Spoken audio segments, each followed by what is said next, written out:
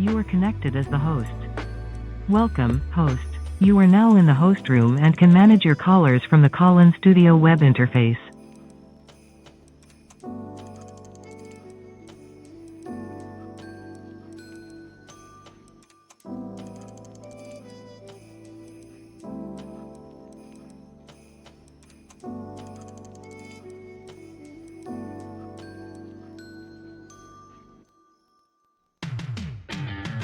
Tune in most days of the week, and he'll be there schooling some ignorant creep, or catch him on a gaming whim. But this ain't a game to him. You could be a Bradley's baddie too. You could be a Bradley's baddie too.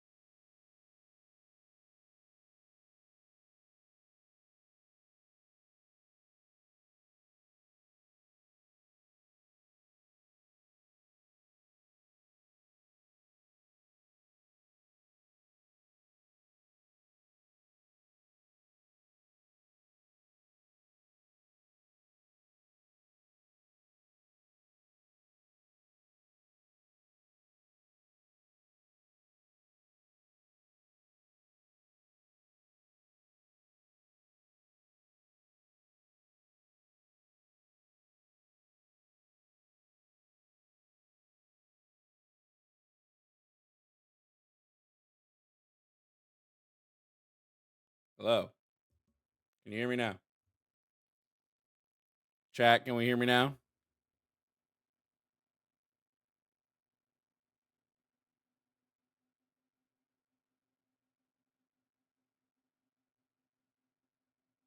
Should be working now. Okay. I don't know what the fuck that was. Hi. I'm not sure what happened. Hello. That was weird, wasn't it?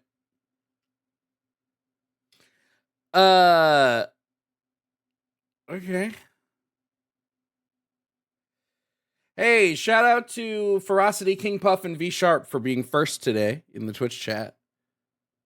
Hey, W, you guys. Yeah. W, you guys being first. That was so weird.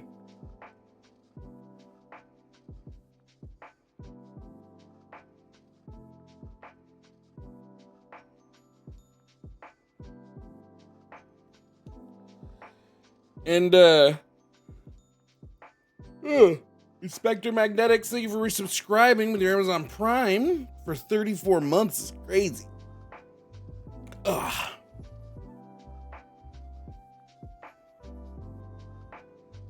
Hey all. Hey everybody.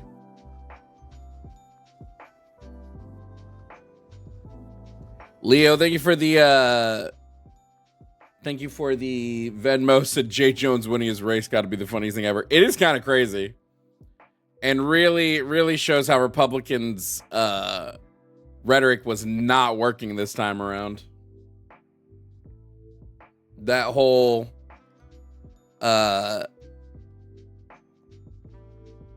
hey, we need to feign that we're so offended by everything the Democrats do. What's today, 7th?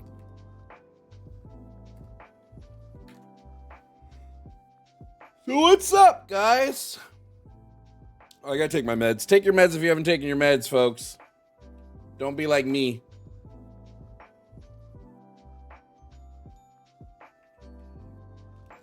Don't be like me and wait until the last possible minute.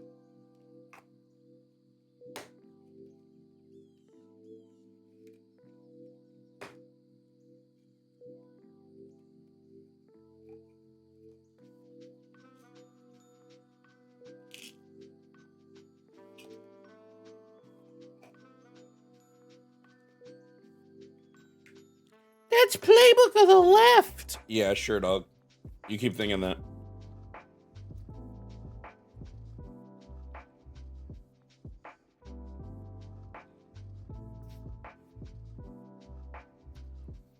How's everybody's weekend? Wait. Week. Today starts the weekend. What the fuck am I on? Everybody weak. Hello from Baguette Land. I want a baguette. Yo, I'd crush a baguette right now.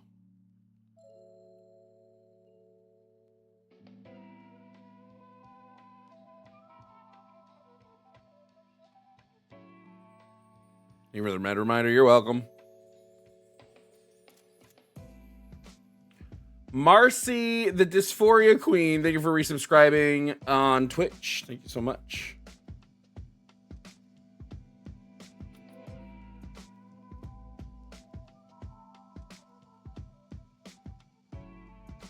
I love me a baguette, bro. Anyway, I was thinking about changing the topic list. I feel like 4 and 1 are super similar. Or 4 and 2. I think I might change 2. But to what? Wish I changed 2. Mr. Pipe Dream, thank you for the 5 gifted subs. Everybody say W, Mr. Pipe Dream.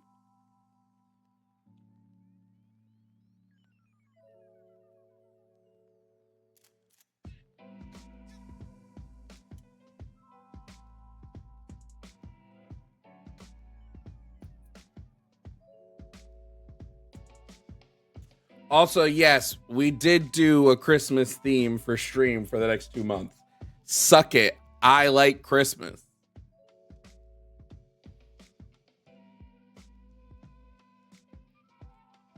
Thank you for the super chats over on YouTube. We will go over all super chats at the end of the show.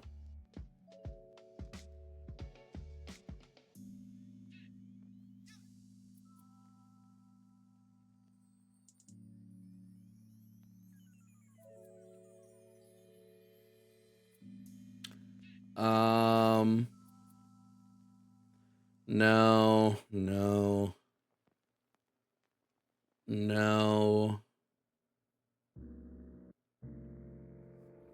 I guess we'll keep it until I see another topic that I like. Oh, the number on Nightbot. Yeah, wait, let me go and do that while I'm sitting right here.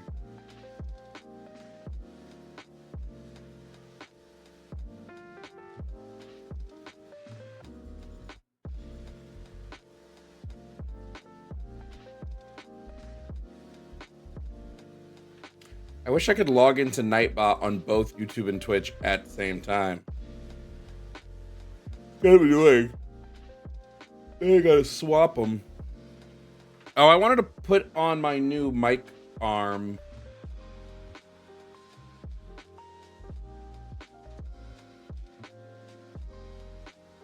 Okay, what's the call-in number?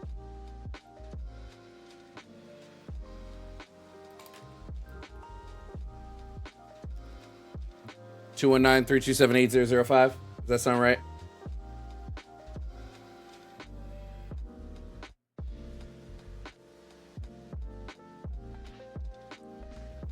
I gotta get a new Christmas tree. Ugh. Ugh.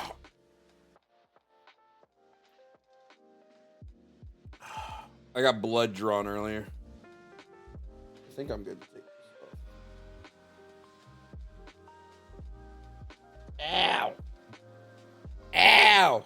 I'm not taking it off now. Ow. We're not taking that off now. I'm gonna wet it and then I'll take it off.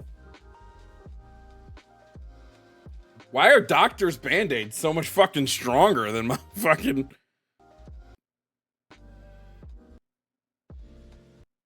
That's 0.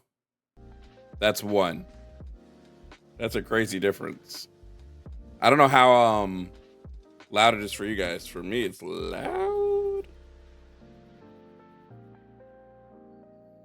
How loud am I? Should I turn myself down for you guys?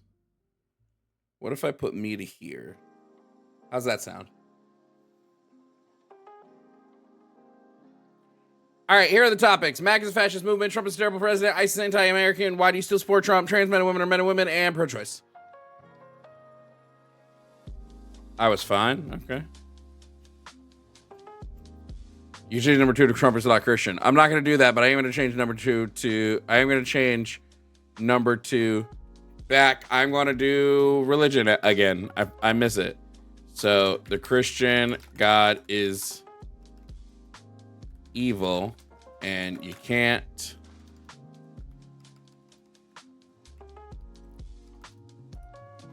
prove he's real. Yeah. I miss it. Yeah. Then we need to...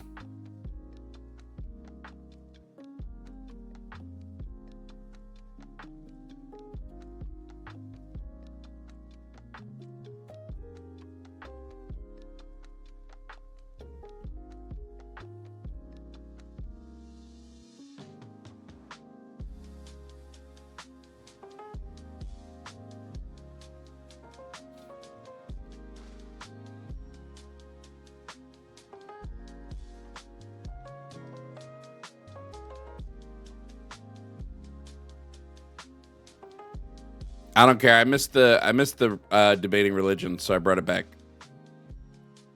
I get some people won't like that, but I like it, so.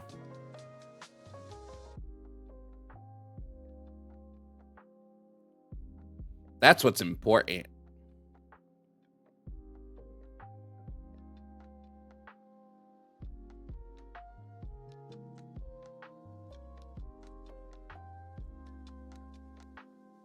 There we go.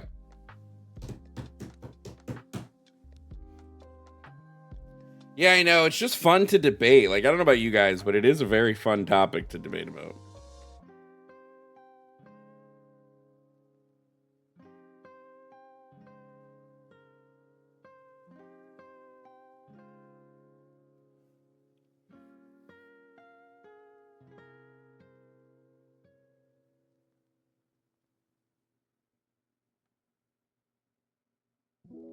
It's hypocritical to be MAGA and Christian. Yeah, but they don't think it is. That's the problem.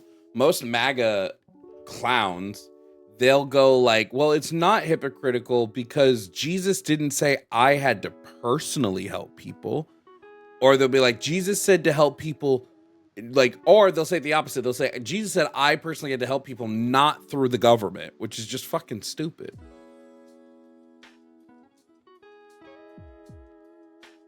I just realized Jovan cut his hair. Yeah, I just got a trim. I still have my hair. It's just I trimmed the sides. My shit is getting longer. Does anybody remember when I first got these done? My locks, and they were fucking like here. Shit is getting long.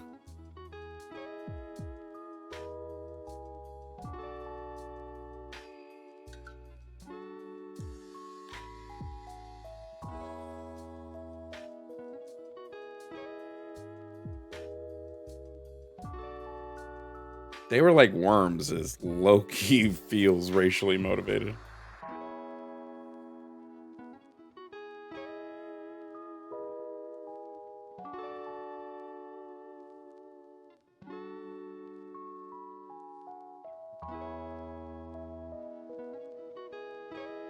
You high-key had a bowl cut for a while? What? I've never had a bowl cut in my life. What are you talking about?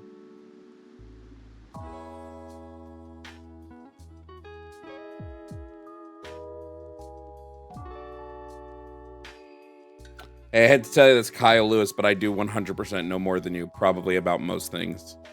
Hate to break it to you. Sorry if that makes you feel inadequate. Get good, I guess.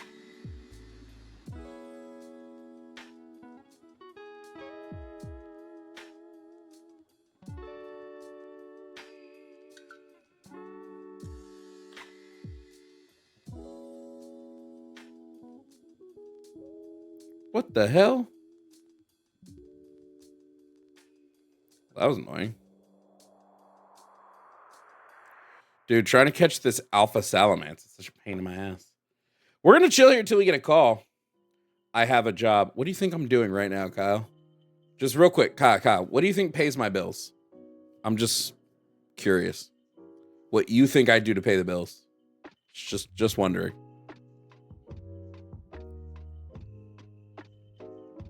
Day trading isn't a job.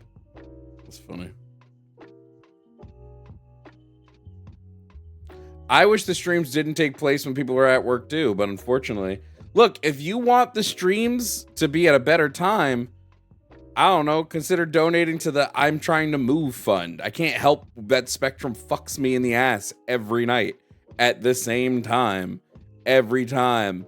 It's so fucking sick, dude. That no matter what I do, Spectrum's like, nah, go fuck yourself. 6 o'clock? Although me and Jimmy are going to start doing some more evening. Ooh, I got the Alpha Salad. That's great. Me and Jimmy are going to start doing some evening stuff.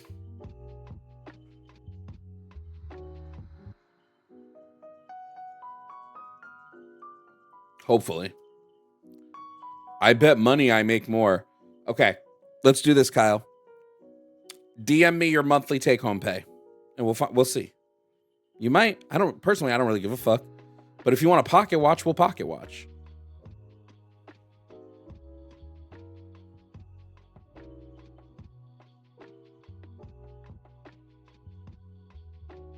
Or you can be a chicken shit. business@jovanbradley.com. Email me your pay stub. Don't be scared. Prove you make more than me. Personally, I don't give a shit. But if you're gonna pocket watch, we'll pocket watch. Like, I don't fucking care, dog. This is how I know this motherfucker doesn't have a job. You know, real people in the world don't care what other people make. Like, a real actual person living on the planet doesn't be like, but I make more than you. No, that's children that do that. People that actually make money don't have to go around talking about how much money they make. They just make their money. Leave me alone, Badoo.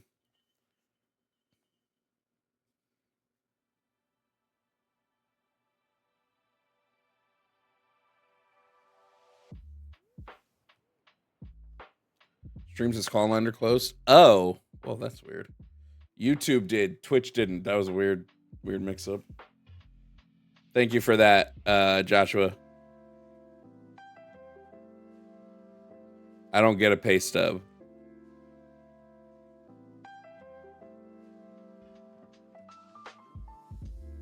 Can y'all think of any job that doesn't provide someone a pay stub?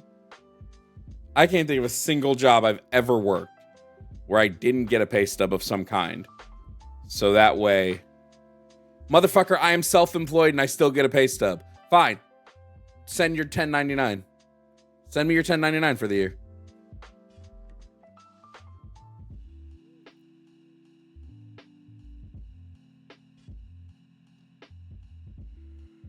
Like, are you contracted to work? Then you would still get a fucking receipt of pay. Chris, thank you so much for the Venmo. Moving funds, thanks for helping me understand these concepts over the last year. No problem, Chris. Thank you so much for tipping the stream. Tips are always appreciated, never required, and they go to keeping the call. All tips, by the way, for those of you who don't know, the tip money, so it used to be, I would just take the cash from Venmo and that, like, whatever. All the tip money, I just funnel back into Call-In Studio. So anytime you tip, I just put it back into Call-In Studio for the call-in line, so that way we can get calls and whatnot.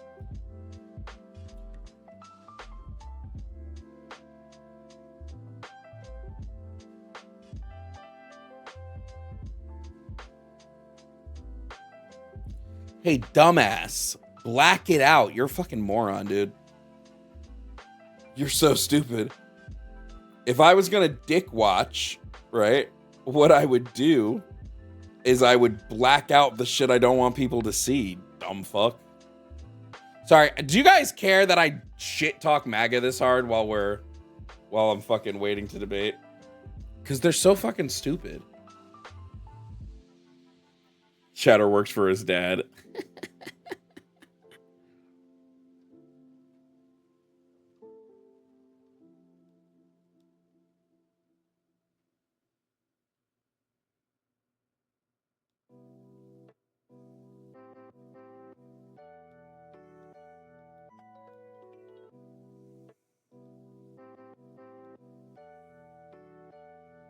Go harder. Oh shit, true.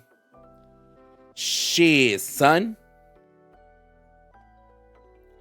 Dude, fucking Frogie runs so fast, bro. Just let me catch you, you fuck. No, that's what I say. They go low. You go low, I'm gonna tell you your kid is ugly. That's how low I'm gonna go. Your ugly ass kids. And let me find out they got somebody in their bio who's dead. I'm mocking them 100% of the time. I'm like, oh, are you upset that your grandfather died? Rest in peace, Albert. Ugly fuck. How? How did he run? He didn't even see me. Dude, he runs so quickly. Fucking hate this game. Because the problem is Frogie is like behind all of the failings, so you have to get past them in order to get to him. And by the time Frogie sees you, by the time you get to him, he's already seen you and he's bounced. Besides Pokemon, what's the last thing you played? I played way too much fucking I played way too much a water park simulator for some reason. Jovan, what would you attribute smart individuals falling into MAGA? What? To what would you attribute smart individuals falling into MAGA? Racism, mostly. I think the problem is most of them believe in like white replacement, or they believe in like assimilationist theory. And so they don't want brown people coming to the country.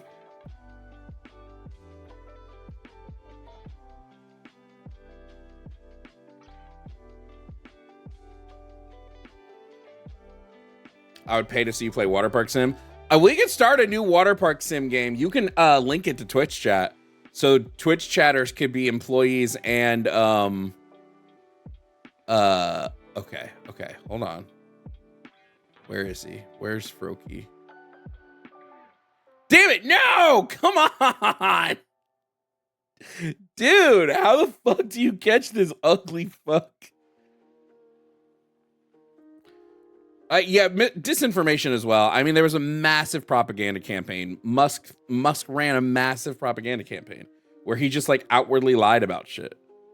Assimilationist theory is the idea that like basically you can boil people down when it comes to race conversation. Oh, that's why he's up there. Oh, that makes so much more sense why he sees me. You fucker.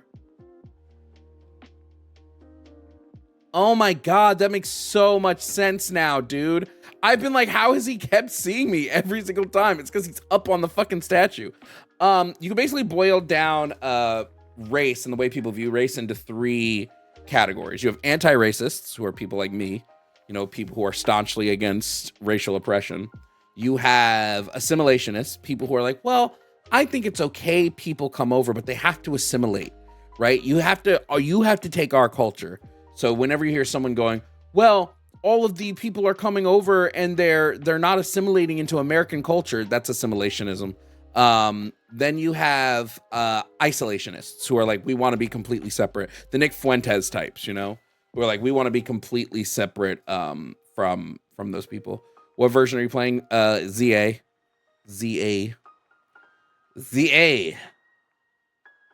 Oh, is that supposed to sound like French? His Pokemon is ZA. Okay, I see why the Froakie's been getting me now. Son of a bitch. Ain't that just the way? Only these phalanx weren't all fucking here. Phalanx? Phalanx? I don't know how to pronounce it. Phalanx? Phalink up, my Negroes.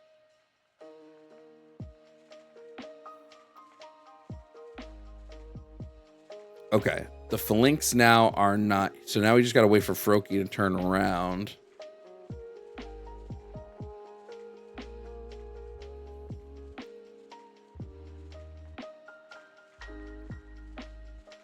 Don't see me, don't see me, don't see me, don't see me, don't see me. What if you believe in assimilation for other countries outside of America, but not really America? Like, I don't think we have enough of a culture, but if I moved, I'd expect to assimilate myself. Assimilationism isn't inherently negative. It depends on how it's used.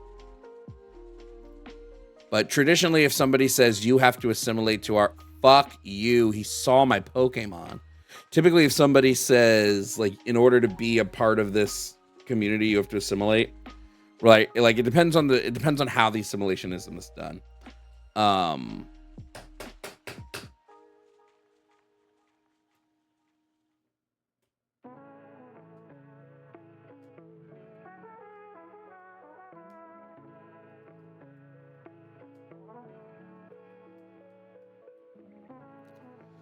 Could you put the game on screen while we debate? Do you guys really want that? I just don't know where I would put it. I don't have a lot of screen space left. I'm gonna try to get him from the other side.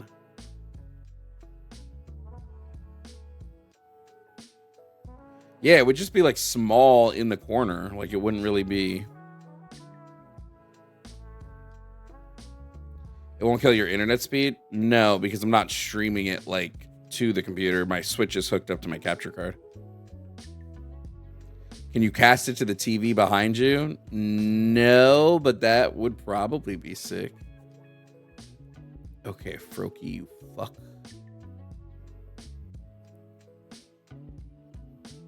They just want to see less of you. On God, bro. Wow, chop.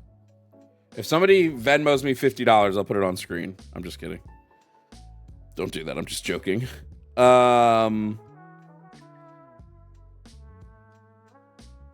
Joey, thank you for the Venmo. Said, who runs faster, Froakie or these MAGA callers? The callers, dude.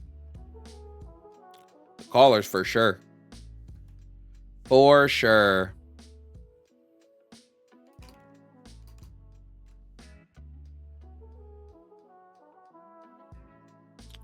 That's not right. That's right.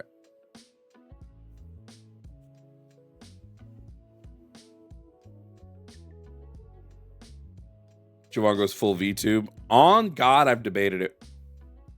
I can't even front with you. Okay. Don't see me, Froky. Don't see me. No! You fucking annoying ass Pokemon, dude. Was it Friday with the one call that kept saying the N-word? Maybe. I mean, if we don't get any debates by 12, we could always just switch to Twitch and do something else. We could do gameplay of some sort. I also am going to start uploading the audio from our debates, my debates, to Spotify. So I don't know if that's something you guys want, but I think I'm going to start uploading the audio to Spotify. Has nobody called in? No, they're pussy shits. Sorry, I know a lot of you don't like when I use that word, but it's fun. Someone designed my little Spider-Man guy as a VTuber, and I will absolutely. Okay, he's turned around. No! Fuck. Dude, how the fuck do you catch this goddamn Froakie? I just need 2 more. I just need 2 of them.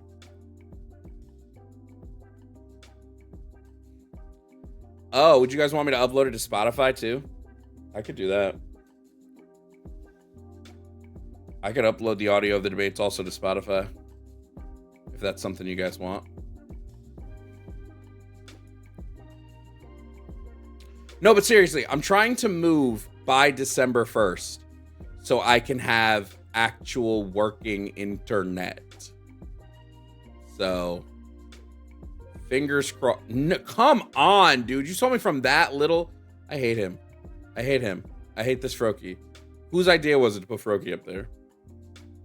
No, you should not call in and pretend to be conservative assholes. You'll get banned from stream. I'm just letting you know. I'll ban you. I'll block your number and then ban you from stream if you do that.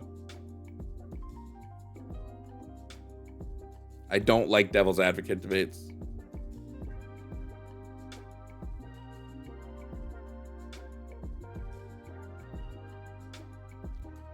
We post the weekly dump news that RNG breakdown. We did post that. Did y'all not see it? Wait, how did that do? I haven't even looked to see how that did. We do post the weekly dump stuff. It's just nobody watches it, so I just assumed y'all don't really want it.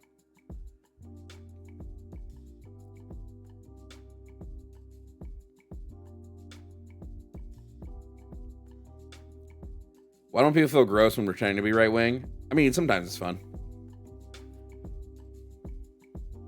Peter Thiel, Spotify, no deadass. Yeah, y'all haven't watched it. 221 views on the Argentina story.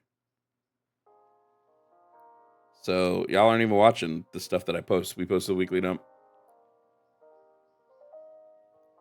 Liberal losers. I mean, we sure won on fucking Tuesday, bro. How's that blue wave? How'd that blue wave feel? Must have burnt, huh?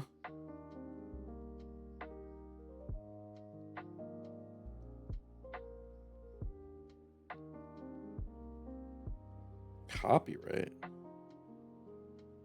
Oh, from fucking, who was that? Fox. That's fine.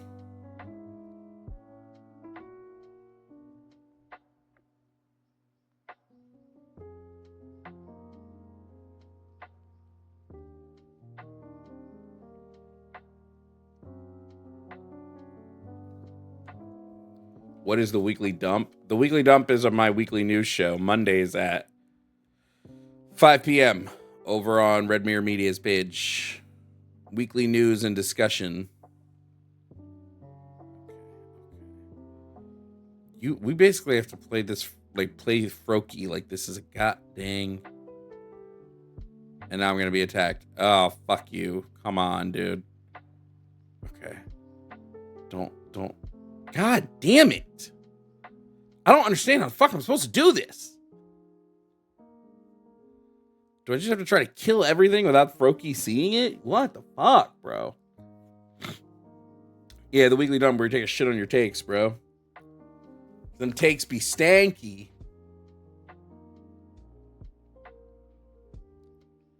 I mean, listen, I don't mind not doing debates today. Like, we could do something else. If MAGA are too scared to fucking... You gotta throw a Pokeball, Froakie. Wow.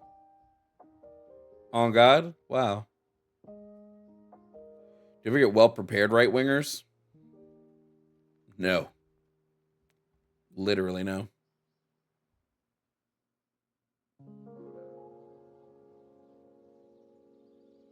Did you guys see that report that Trump, like, flipped the fuck out in the Oval Office about after Mamdani won? Like, he flipped. Like, he was pissed. I love that shit. God damn. That shit is like music to my motherfucking ears. You know what? While I'm just sitting here doing nothing, let's see if I can't get this new mic stand. Our new mic arm. If I can just plug it into the base of my old one, that'll be super fucking easy.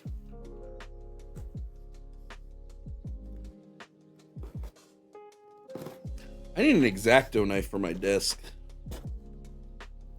That would make life a lot fucking simpler than me just grabbing whatever is in front of me.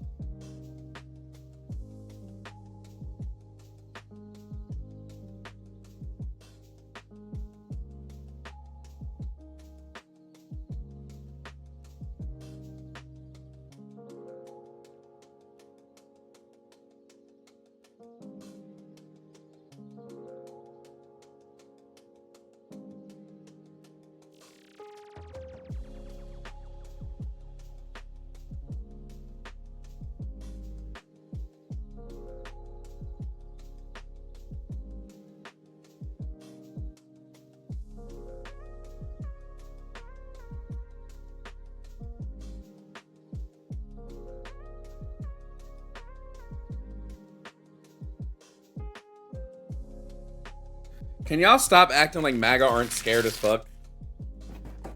The reason they don't call in, you guys, is because they're terrified. Oh, I like the thing, but you have to screw it now. Now, let's look at lengthwise here. Oh, it's like the exact same length. Which I guess isn't terrible. I would have liked it to have been like just a hair longer. The definition of woman I use is adult human whose gender identity aligns with their schema on the female sex. Oh, I think this extends it slightly. Does it?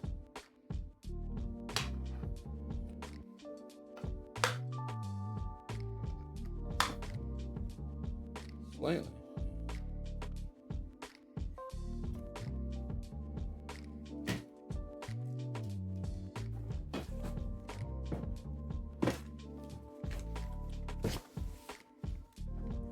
I'm gonna unplug my mic briefly.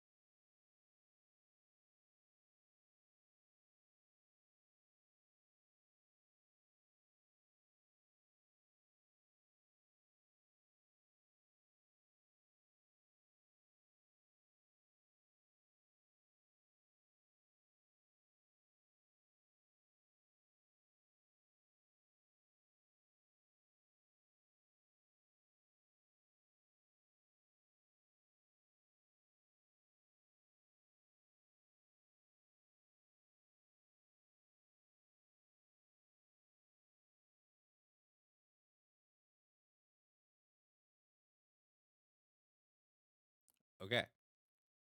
Check. Can you guys hear me? Testing.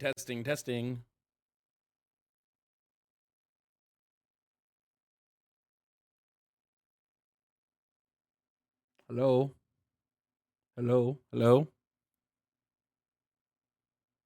Audio's back.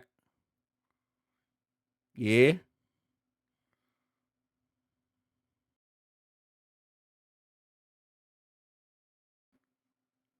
Okay. How do I sound now that I've registered? Everything sound good?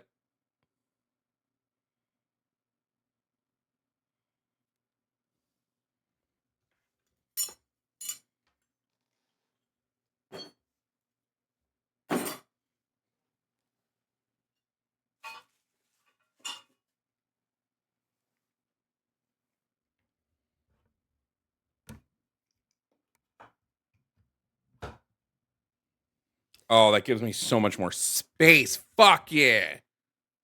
Yeah, I'm with this. I'm with that shit.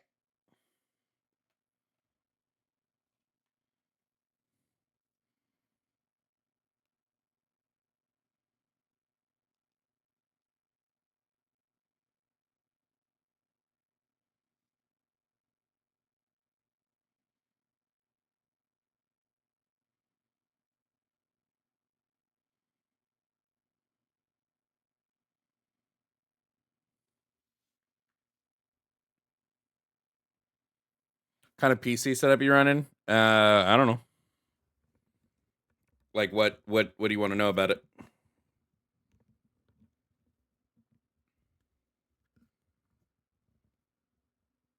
No music. It's there. Is it just too quiet?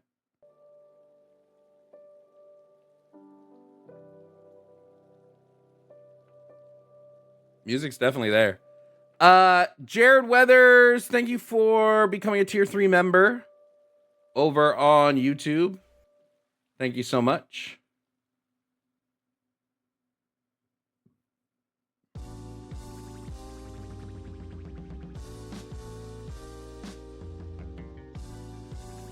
Mother of Cain, thank you for resubscribing on Twitch.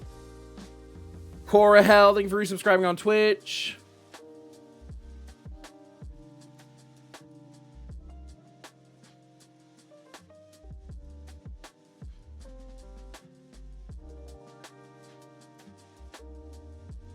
And thank you guys for the super chats. I'll be going over the super chats towards the end. Looks like we do have somebody here to debate, so we're gonna be bringing up Ryan. Ryan is anti-abortion and wants to have the conversation. Ryan, if you could provide me your age and pronouns, please.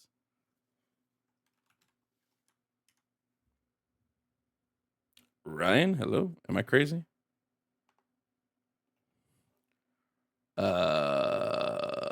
Wait a minute. Is Ryan talking? Ryan, hello.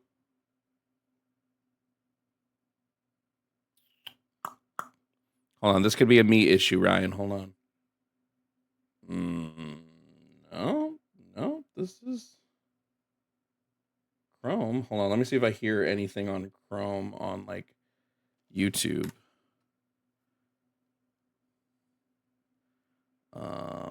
Let's do this. Welcome to the month. Yep, it's not a me issue, it's a you issue. Ryan, are you there? Ryan, hello.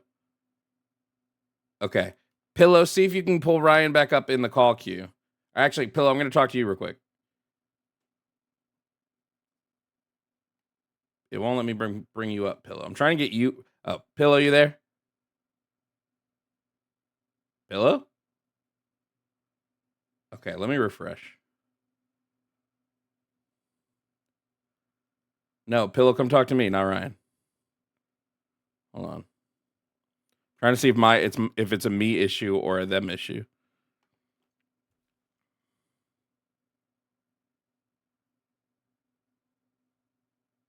Oh no, Winnie's call screening. Sorry, I thought Pillow was screening for some reason. Winnie is screening. Winnie, I'm trying to pull you up so I can see if it's a me issue.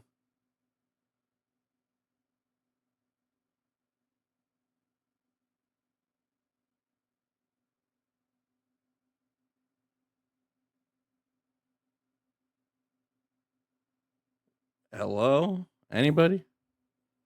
Let me open up Discord real quick so I see what the fuck's going on. Winnie, I'm trying to pull you.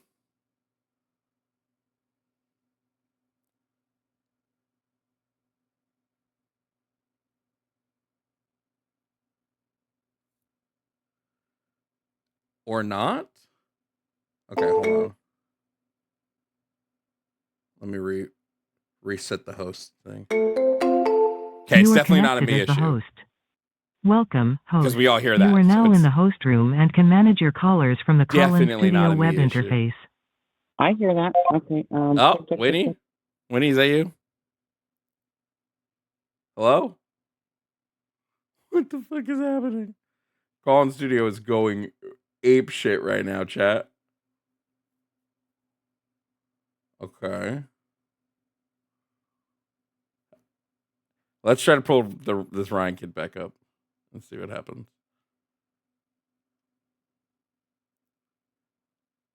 What the fuck? Nope. Duke. Hello, Ryan. Are you there? Yep. Oh, I can hear you finally. What's up, man? Okay, there we go. God damn. All right, I'm going to reset just so that I can fucking do this again. Yeah, you're Okay. fine. We've got up Ryan. Ryan is here to talk about abortion. Ryan is anti-choice, so we're going to find out why. Ryan, can I just get your age and pronouns, please? I am 27, and he, him, I guess, would be it. Okay. If that's how that works. First off, I've had a couple of these with you before, man. Just got to say I appreciate you kind of reaching across the aisle. Not many people do that, so we disagree with a lot of stuff, but I do appreciate what you do. Right. So, I mean, I've picked up a lot of your talking points over. I pick up your debates live every now and again to try to gather your opinion on this. Could you, just for my counter perspective, could you just give me like your short rundown on why you think pro-choice is the pathway to go? Yeah, I think there's no justification for forcing somebody into a pregnancy. And because I view this as having no justification, I would say not allowing people abortions is a rights violation because, like I said, I don't view it, any justification to forcing someone to be pregnant. So it's purely just off of the fact of an individual not having the choice to get out of a pregnancy if they so choose is kind of your baseline?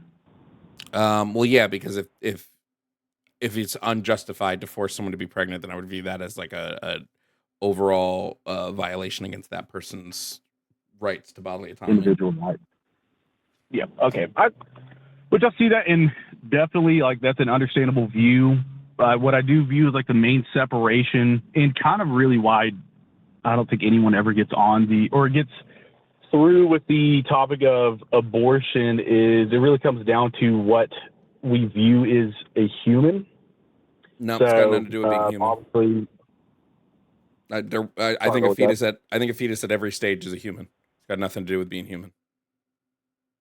okay, I wouldn't let another human, like if there was another type of human that could like live inside of your body without your consent, I also wouldn't want that human inside of you. So it's then a consent issue then, because I mean, to me, all rights violations. If it is deemed a human, or so you're saying it is human at every stage of pregnancy, like you view that as a human entity, that unique, like DNA that is being created.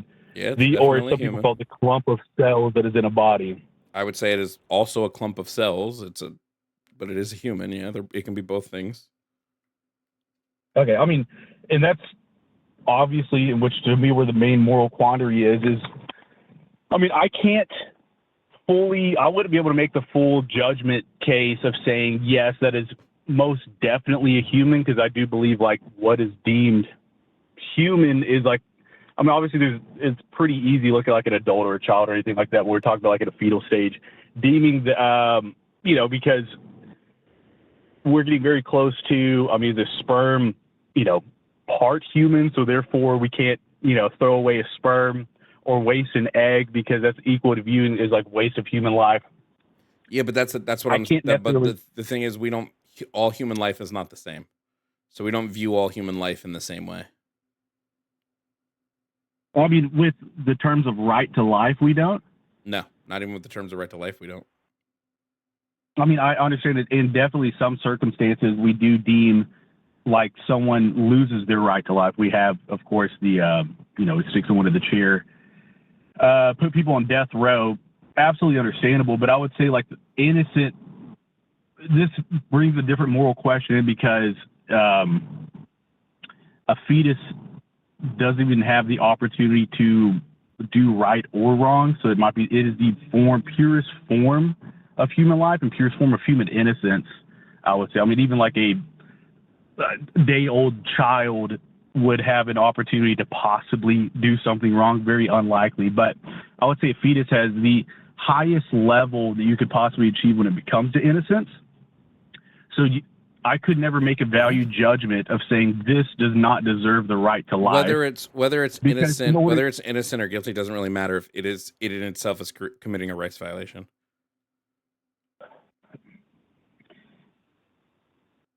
So you're saying just by being present in the body is violating a woman's no, by bodily autonomy. By being inside of a person's body when the person does not want you there. That's what violates the right. The person wants you there, you're not violating your rights. You can't violate the rights of somebody who willingly gives those rights up. Okay. So you're saying just purely from the fact that it is inside a woman's body, that and her bodily autonomy out trumps the right to life of that human that's in her, and that is only deemed off of the fact that she at any point can decide that she no longer wants that human inside of her, even if she made the logical choice. Yes, consent can always be withdrawn. Consent has to always be withdrawn, otherwise it's not consent, it's force. If you can't withdraw the consent, then you're not consenting. So if a woman then retracts consent mid-pregnancy, that human loses their right to life purely off of the level of that is now that woman's choice to bodily autonomy outweighs a human's right to the most innocent form of human's right to life. Yeah. So what you're doing right now is you're trying to do an emotional appeal. That's why you keep adding the like most innocent part, right? I don't worry about emotional. Well, it does appeals, matter right? because how do we deem people? It doesn't, because this isn't a how do we deem people to go on to death row, and how do we deem people say someone invades my home? Ryan, this is Ryan. I would deem that your right to life is Ryan, because I have to make a value judgment. Ryan.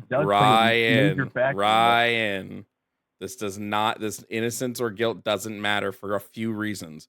One, a fetus does not have the ability to be innocent or guilty. They're amoral actors. So like. Mm-hmm. It doesn't matter that it's innocent. It can't be anything else. Two, when it comes to rights violations, it also doesn't matter if you're innocent of this. You can still be violating a person's rights. Three, when we look at a person being removing consent to pregnancy, what they do is they remove consent to this fetus to be in their body. It just so happens that the only way to take the fetus out will kill it. If there's a way, I mean, I would say that is a pretty major. I mean, we have to build a little moral shelf here on what outweighs what, and I would. Well, yeah, your moral shelf is it's okay for this person's rights. Your bodily autonomy is out trumped by the right to human life 10 times out of 10. Hold on, your Jesus Christ, Ryan, your claim here is that the person whose rights are being violated just has to let that happen. Their rights just have to be violated.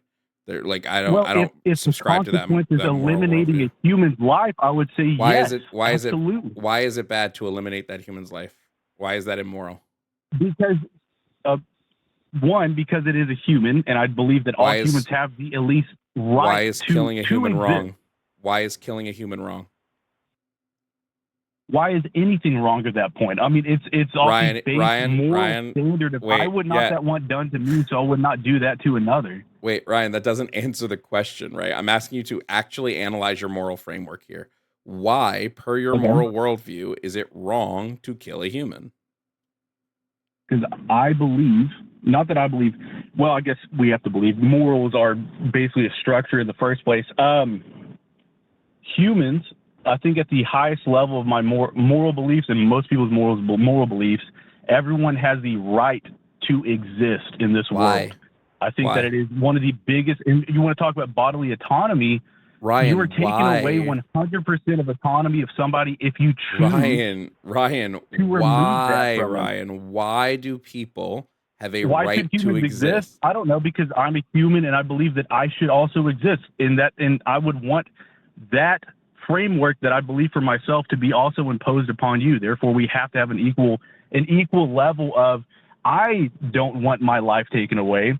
Therefore, I have to also ensure that your life doesn't get taken away either, so you don't take mine. I want an equal moral baseline So for you the don't entire really world. have you don't really have a reason for this. You're just saying, well, I feel like it's just intuition. You're just saying, I feel this intuitively that this should be the case, and so therefore it should be the case. I'm going to reject So is this the in a argument you're few. bringing up saying that humans don't have the right to exist? I think So, I mean, humans does a do woman not. have a I right think to humans. bodily autonomy? Ryan, that's such a false dichotomy. That's not even remotely close. I think that Okay, people. why at your Ryan, moral Ryan, I'm baseline trying does a to woman have the right to explain. bodily Ryan, I'm autonomy? trying to explain it to you, Ryan. Good Lord. So, first and foremost, no, I don't believe humans just inherently have a right to exist because they're humans. What would this be? What would be different from any other creature that we receive a right to exist? There is none, right? If it's the case that like we just get a right to exist just because we're humans, that's just a circular answer. Humans deserve to live because they're humans. I disagree with this fundamentally. Second, if we're looking at pregnancy and we're looking at somebody's whether they're consenting to being pregnant, whether they're not consenting to being pregnant, when it comes to any creature, right? The only reason I would grant that creature any sort of rights is if that creature is sentient. Because at the point of being sentient, it now has experiences and desires. Prior to having experiences and desires, it's not anything. It's not a person, it's a body. And I don't think bodies deserve rights, right? This is why I think it's okay to pull the plug on somebody who's brain dead, right? They're still a human. They're still a human whose body is living, right? They have all the qualities that would be met by your what you think should give someone a right to life or right to live. Doesn't mean I think they deserve it, right? This is why I think it's morally okay for people to pull the plug on on the word I'm looking for again, on brain dead bodies. I think it's totally okay to pull the plug.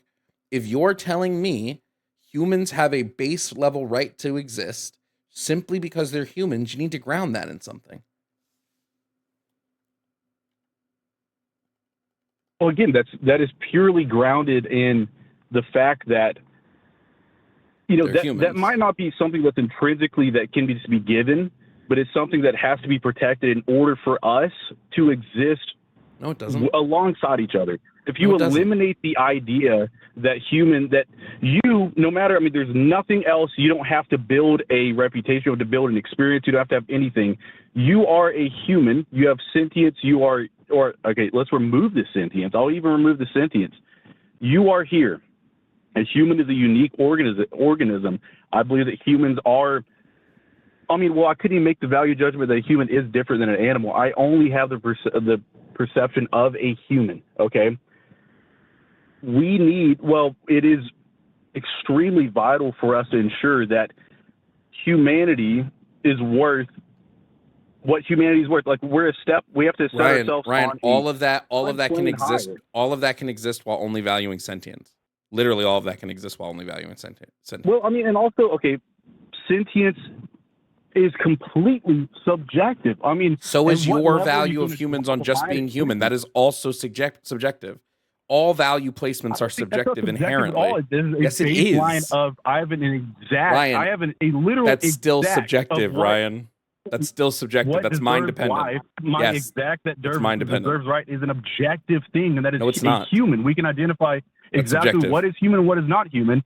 That is an objective baseline that I believe in. Your sentience belief is completely subjective. Ryan, the value placement. Ryan, explain to me how you test sentience. Ryan, I multiple ways. We do brain scans, Ryan. You do brain scans, Ryan. You do a brain scan, Ryan. What are we? We're not. It's not 19. It's not 1920 anymore. Someone who's in a coma has holy brain shit, activity. Ryan. I need you to listen to me here, because you've claimed that you've caught my debates and you were understanding of the concept, but it doesn't seem like you have, and it doesn't seem like you are, because you're trying to steamroll the conversation instead of actually talking about the thing. You placing the value that rights are given simply because of human life is still subjective. That is still subjective. The value placement is subjective 100% of the time. Okay, it might be subjective, but at least I have an exact that I'm identifying. You don't have an Not exact. might Sentience be. is not It is subjective. Not might be. Yep. And you can sit here and go, well, you have an exact. I have an exact too. I have what the metrics required. We require a certain amount of neurons, a certain mass of neurons in your brain. You require a certain maturity level of those neurons, typically on the 8th stage of maturity. You require specific brain waves that are conducive to like positive experience. So, like, right, you require these things we can all test for. You just don't know enough about the science. So you're sitting here going, this is something that we can't find out. Yes, we can. Scientists have been able to figure it out for a long time. But the pro-life side keeps going, we don't know where sentience comes from. Yes, we do. The pure form of sentience is completely provable, is what you're claiming. Like, in the context of human, we know that sentience, when a human loses these things, they stop being sentient. Well, okay, loses. So what does that brain tell activity? us? Is it losing brain activity or sentience? No, Ryan, if you're incapable of understanding this, I don't know what you want me to do here. Like, what are you talking about? You're conflating brain activity with sentience, and I believe sentience is brain more activity is what brain activity is part of what causes causes Ryan. Brain activity is needed to be sentient. It's needed to be. You can't be sentient without brain activity. Exactly, it is needed. It is absolutely okay. It can so be. What are you arguing here, dog? What the fuck are you arguing here? If you recognize. No, sorry. Your neurons and the type of neurons, the maturity of the neurons and the mass of the neurons aren't just brain activity. You listened to one thing I said and you hooked your claws into that. When I said there are multiple factors that have to exist simultaneously for sentience to be able to operate in the human brain. We know what is required of our brains to run to be sentient. We know what is needed. We know at what stage of development these occur. You're, again, just giving a subjective value judgment when you say, hey, what I think values people is the fact that they're people. And then I ask you, why does being a person grant you these rights and you don't have an answer? You go, just because you are. It's a circular answer. There's no reason why. You just think because you're a person, you get these things. But you have to be able to ground that in something. You're not able to ground it. Can you lose brain activity and regain? Can you lose brain activity? It's to the level of I can enter a state where I'm not sentient and then re-enter a state where I would be deemed sentient. Is that possible? If you go under like anesthesia, that's about it. So we can kill those people on the spot. Nope, because they went under consensually with the idea that they'd be brought back. So you'd still be violating their consent by ending. They're not sentient. They don't deserve the right to life. Ryan, when I talk about sentience in regards to the right to life, okay, it is in relationship to another person's rights.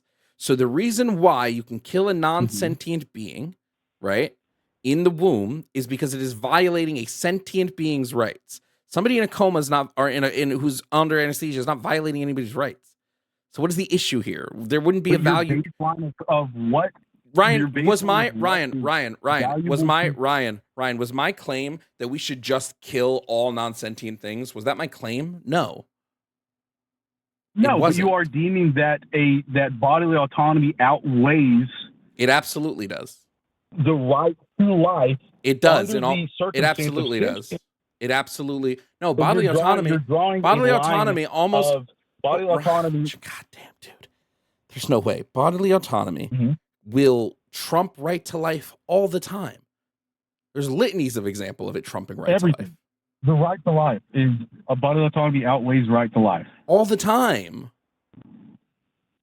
100% of the time. No, I just said all the time, not 100% of the time. There's going to be instances where we deem it as unreasonable, but there are going to be plenty of instances where we don't deem it unreasonable. Okay, then where's that line? Where's that exact moral line? This is exactly what I'm getting at. The exact moral line that we have to draw of, because we're not talking about just I mean, bodily autonomy is one thing. Absolutely, it is extremely important. We take Ryan, away what are people's rights? bodily autonomy 24/7. We deem Ryan. it completely justifiable to take away people's bodily autonomy. Ryan, But what are rights? I would say removing someone that exists from this planet is a no one 10,000 exists. times heavier moral Nobody exists. quandary. Nobody exists. You're not removing somebody that exists. There is nobody there. You're removing a body, Ryan. There's no person there. There's no person in the body. It's just a body. There's no person whenever they're under anesthesia. Is that what you're claiming? That thing that has had experiences, your baseline of what deems as human and human is purely sentience is. Yes. It has to go Sentience one is level, what, at least a level deeper Ryan, than you don't just even know, sentience. Ryan, holy shit, dude. You don't even understand these concepts. When we're talking about rights, we specifically talk about personhood. Like, personhood is really important, right? There's a reason why we don't grant brain dead people the same rights as non-brain dead people, because we recognize the person isn't there anymore, right? If I took my brain out of my body and put it in a robot and you killed my body, I'm not going to give a fuck because I'm not in there anymore. The me is in the robot. The me is not in the body. The body is a flesh suit. Okay? So when we look at this, Okay, then and why we does look it deserve autonomy? Ryan, that's the dumbest thing you've said all. There's no way you just said that. I want to be respectful, but there's no way you just said that. There's no way you just said that. You just asked that question. Well, obviously, there's the no body way. has a higher weight in your mind. It has There's some weight no in your mind. way. Like, I mean, if it's No, if it's the just your person. experiences No, and your Ryan. mental- The person has weight, and the person is in the body. If the person is no longer in the body, I don't give a fuck what happens to the body after that. There's nobody in it.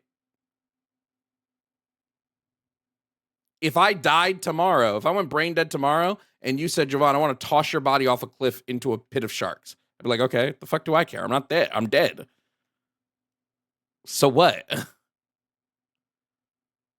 You have no baseline on potential to life does not matter at all until life becomes sentient. Potential does not matter. The only thing that matters is capacity. Potential doesn't mean shit. So Capacity is everything. A woman that is well along in pregnancy, that child in her body, that potential to life does not hold any weight when it comes to actual rights as even similar to a human. No, like the only thing that matters, right. the only thing that matters is the value that pregnant person places on that pregnancy. It's the only thing that matters. That is absolutely crazy to me. I mean, I don't care if it's crazy. Give a counter argument. Just saying it's crazy isn't anything. Genuinely for me, whenever it comes down to deeming what is worthy of life and what is not, that is a game that I can't necessarily easily claim and play. I can't easily put value purely just on sentience. One, because I do believe sentience is subjective to a point, and sentience can be removed. When does sentience actually happen? That's why when we're placing an exact line. Yes, 24 to 26 weeks. That's why when we're placing any sort of human right to life, we typically do it at the capacity. So as long as you have the capacity for sentience, we're going to say you're granted some level of rights until that capacity is permanently ceased, just as precautionary principles. Then what about people who are severely mentally damaged or ill? This is why I don't know what you're talking. I guess you don't know what sentience means, because all of those people would be sentient. Maybe you just don't know what sentient means. If that's the case, can you prove that they is it okay? What are you saying that the definition of sentience is? Sentience is the ability to experience. It's subjective experience. If you have the ability to experience, then you are sentient. There's not a single human. And there's not a single person. How do you prove that an animal does not have the ability to experience? Animals are sentient, Ryan. Animals are sentient. Okay. So, do you view that no animals should die ever? We should not kill sentient beings just because. So, yeah, we probably shouldn't kill animals. It is probably wrong for us to do that. I mean, you're placing all animals on the equal level as humans. Yes, we probably should not kill animals unless there's a justified reason to do so. Now, some people will claim that justified reason is for sustenance, right? I'm not necessarily going to argue that point, right? Some people will claim self-defense So is a justified. can we kill humans for that exact same reason? Ryan, Jesus Christ, dude. You don't understand the points I'm making. No, the reason I don't think we should kill humans is not doesn't like eat humans has nothing to do with sentience. It's because it's like harmful to the greater like societal framework if we start eating each other while we're eating each other sentiently. And then there's also the fact that like it's really dangerous to eat human flesh. Like I don't know if you know this, but as a human, it's really dangerous to eat human brain that's prions. You can eat the flesh all you want. It's all in the brain.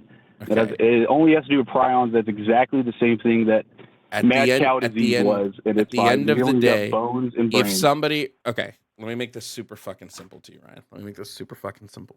If someone died of natural causes and they said, hey, you can eat my leg, I don't think it's immoral if somebody eats that person's leg. Because they've consensually given. I do think it is, like, as a concept, most people are against that, but I do believe purely, why put that body to waste? There's situations where maybe we could. That's understandable. So what if we set aside a lot of humans for consumption? Is it okay for them to be harvested and consumed? Nope. Like it's not damaging society at all. They're completely separate from society. They are bred and integrated. They're a pure cattle feedlot farm. Is it okay for us to do that? No, they're sentient. Okay, so it's okay for us to do that with cattle? And we're on the exact same equal playing field. Yeah, I've already said we probably shouldn't kill animals.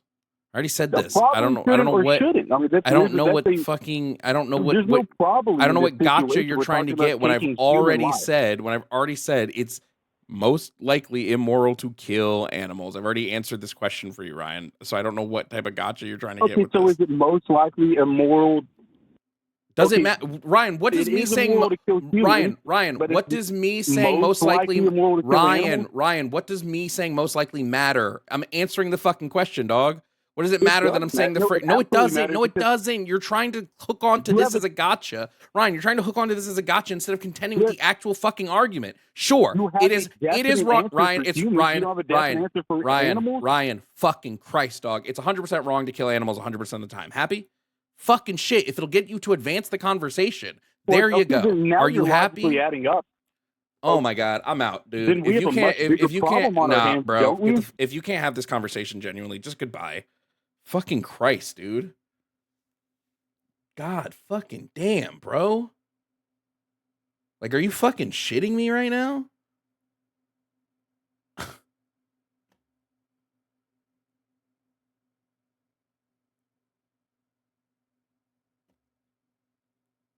Literally zero to do with the argument, bro.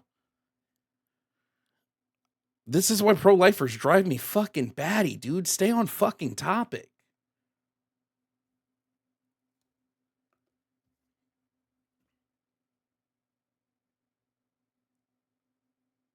God damn, bro. I'm sorry. That shit is just so annoying.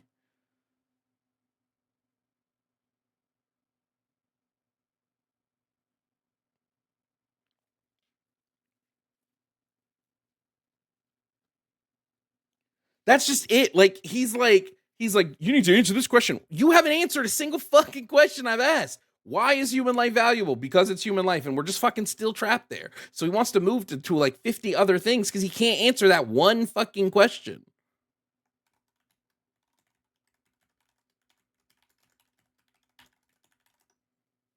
My God. Yeah, it's probably wrong to kill animals. Sorry, I don't have a fucking guarantee on that. It's because I haven't really decided if I think fucking hunting is okay yet.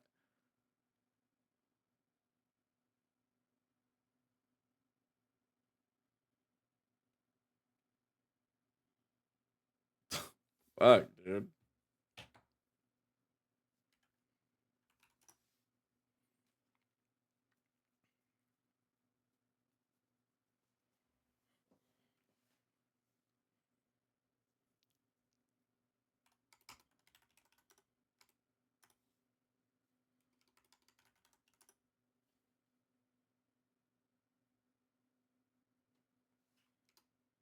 Anyway.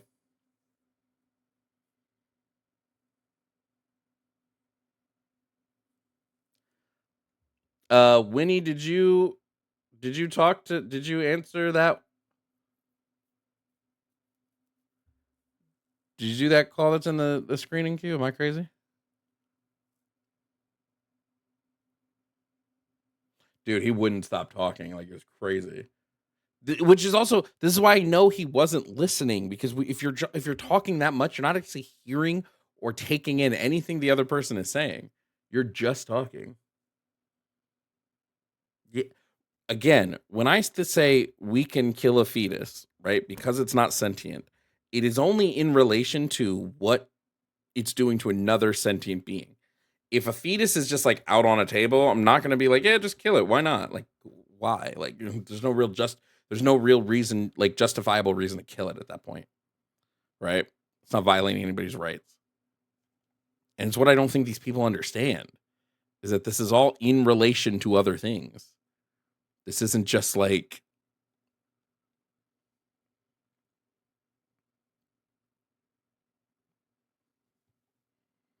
I don't know, maybe it's just me.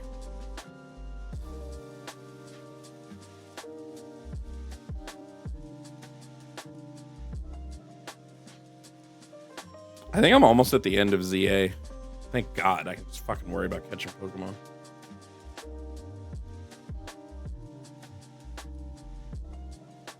But this is it. And I think it's because he didn't want to say it. But I guarantee if you boil his actual why down, it's going to boil down. Like, what is the justifiable reason why we shouldn't kill a human? I've only ever heard 3 answers from pro-lifers. One is religion. They say, I don't think you should kill a human because my morals are based on God saying don't do this. 2 is flow. They'll use flow, where they say, because this thing has a future like ours, I don't believe it should be killed because you'd be taking it of its future. I actually hate flow as an argument, because flow isn't telling us why abortion's not justified. It's just telling us why human life has value, right? So, like, I believe human life has value at sentience, but I would still say that, like, a sentient creature inside of somebody's womb, that they don't want it to be there, you can still take it out in whatever way is necessary to take it out. And flow sort of does the same thing. If you ever hear someone arguing flow in an abortion debate, you just need to ask them how flow, because they believe in flow. People still believe in self-defense. So my question is just like, where's the justification then for abortion? All you're doing is giving me, But yeah, it's basically just religion. And at that point, it's like, well, what are we fucking arguing here? But you just don't want to admit that you're arguing from a religious standpoint.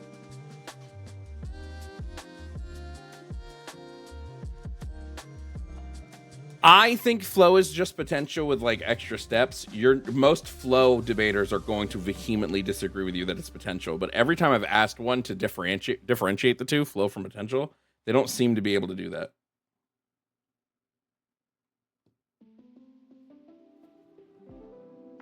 Again, thank you guys for the super chats. We'll read them all at the end of stream. Cryptid Architect, thank you for resubscribing for 7 months on Twitch. TT Grand Gan, thank you for resubscribing with your Amazon Prime over on Twitch.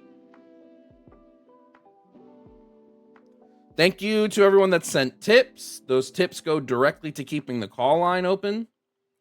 So if you want to help keep the call line open, Cash App and Venmo are in bio.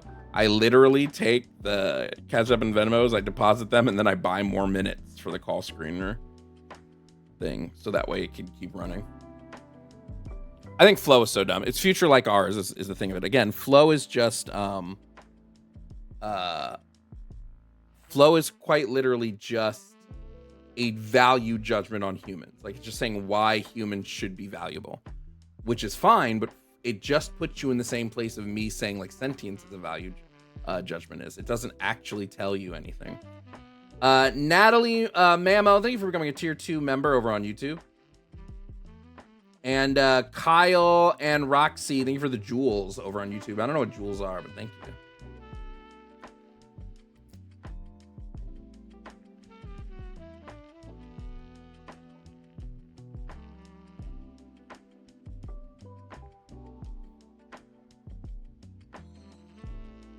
No, I think flow is literally just putting potential into different terms. Yeah.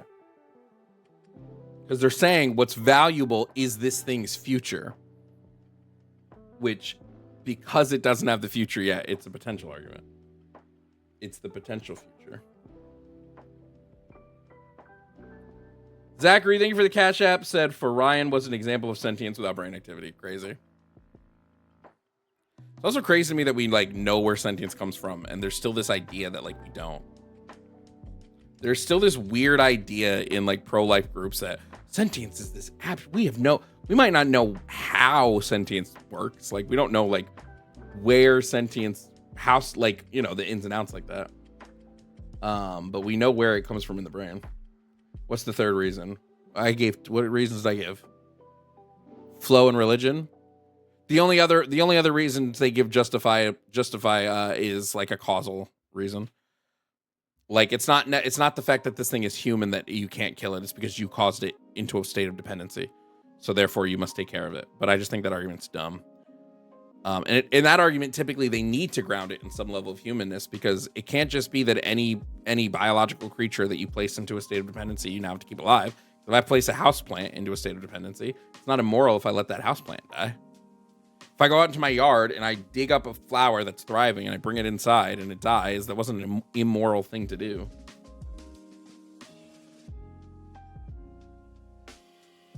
You know? Causal obligation is just them trying to say like accountability, but it's just kind of dumb. Like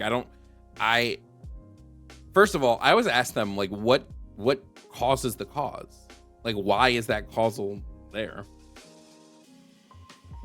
You're a serial plant killer? Oh my God, for real, true. She, son, true. Would they say it's immoral to put a human in a state of dependency? You see, causal obligation, it has to be like a guarantee. Like I've talked about like, okay, well, if you're dependent on a job and a job fires you, were you placed into a state of dependency based on that job? And they don't view it that way. They view it very specifically that if something is in a state that it can die and you placed it in that state, that's the thing.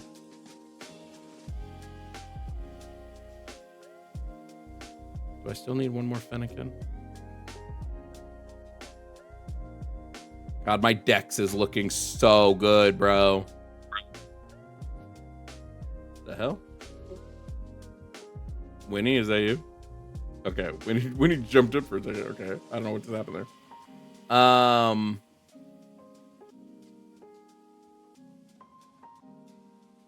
Okay. Let's bring up the next person. Next up, we have Kyle. Kyle is going to tell us that MAGA is not a fascist movement. So we're going to bring Kyle up here. Kyle, hello. Can you provide me your age and pronouns, please?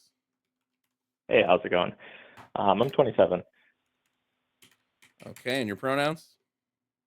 I guess in a respectful manner. I don't really have pronouns, but I guess it would be he, him to respect you. Well, if you don't have pronouns, then you wouldn't go by he, him, right? Well, no, I'm just being respectful is all. I don't really believe in the pronoun thing. I respect LGBTQ. I'm just not a big supporter of pronouns personally, but I just want to be supportive and respectful is all too as well. So I'm just confused. I obviously respect you. Sure. I don't have pronouns personally, or I don't follow them like on a day-to-day basis. I don't go around saying like, "Hey, I'm a he, him," or Yeah, but I'm not asking. But Kyle, I'm not asking you to go around saying that. I was just asking what pronouns you prefer to be called if somebody is going to refer to you in the third person.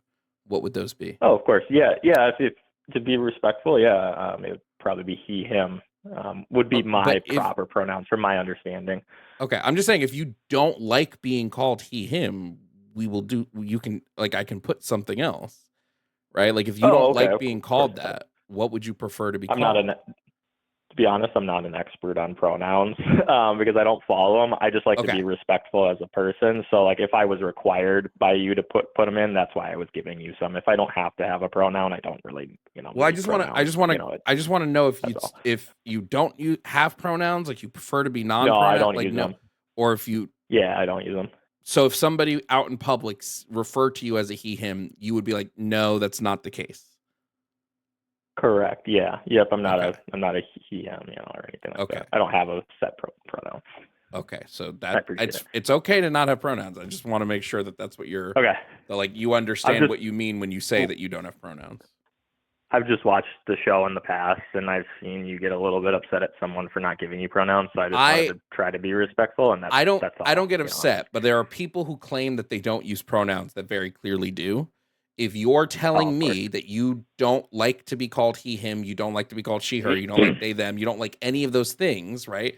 That's a different case. Yeah. That's you not liking. That's you not having set of pronouns. Not these people that do have pronouns, but just don't like answering the question because they're anti-LGBTQ. Of course. Yeah, that makes sense. Okay. Yeah, there's a lot to it. So then, Kyle, you don't think MAGA is a fascist movement, correct? Yeah, I mean, I'm more of I explained to the person ahead of time, I'm more of a moderate. I lean more conservative. I would say more on the right. No moderates completely in the middle, obviously, but I don't agree with everything on the right. I don't agree with everything on the left. But to my point, I don't agree any one party in the United States meets the criteria to be completely fascist. I think they have certain aspects that would meet that criteria in a sense of there's certain definitions. If you look up what defines a fascist, on the left, the left will meet some of them, the right will meet some of them, but as a whole, the movement as a whole doesn't meet that criteria. I'm not going to say there's not individuals that are, I'm sure there are some people that are part of MAGA that are fascists. Sure. What criteria do they have to meet in order to be considered fascist in your eyes? Well, I mean, one of the big ones, and I mean, this is a big debate, obviously, between historians and people that study politics. But one of the big ones that we don't have quite yet that is pretty much mandatory is seizure of state power, which I have not yet seen from the MAGA movement or the Republicans.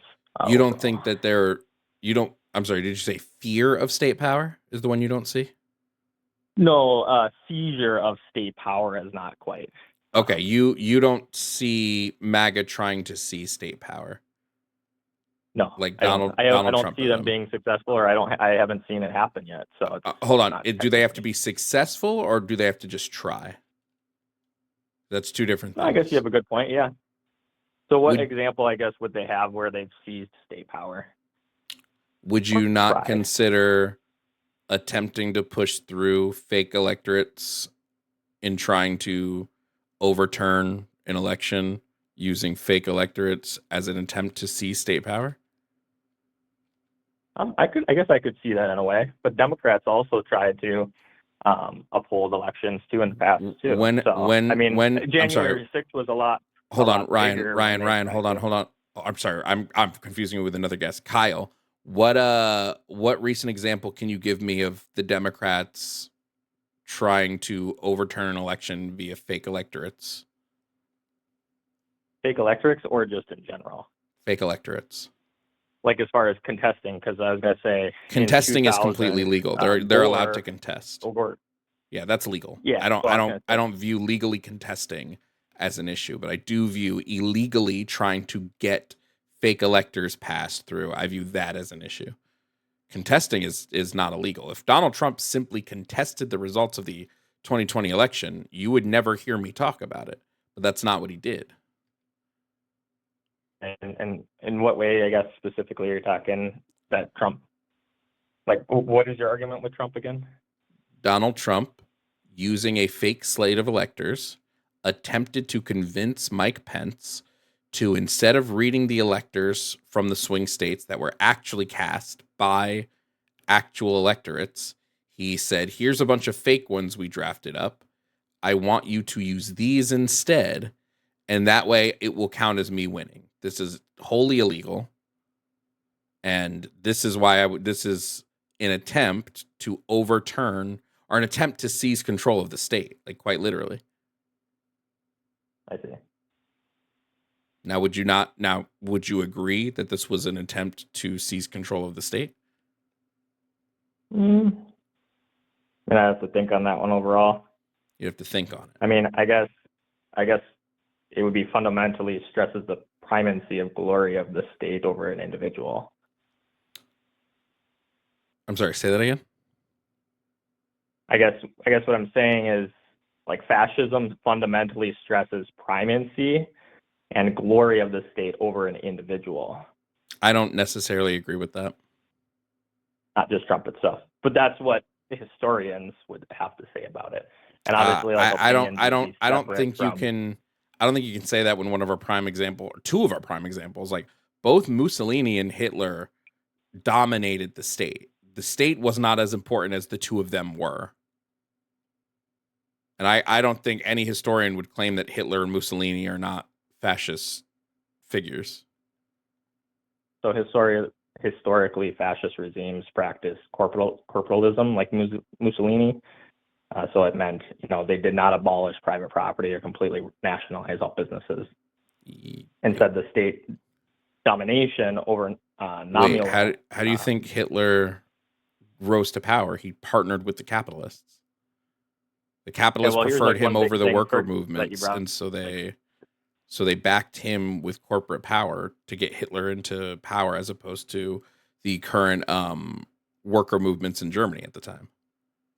So I have a good question for you, and maybe you can shed some light on it. And again, I'm here for a cordial debate.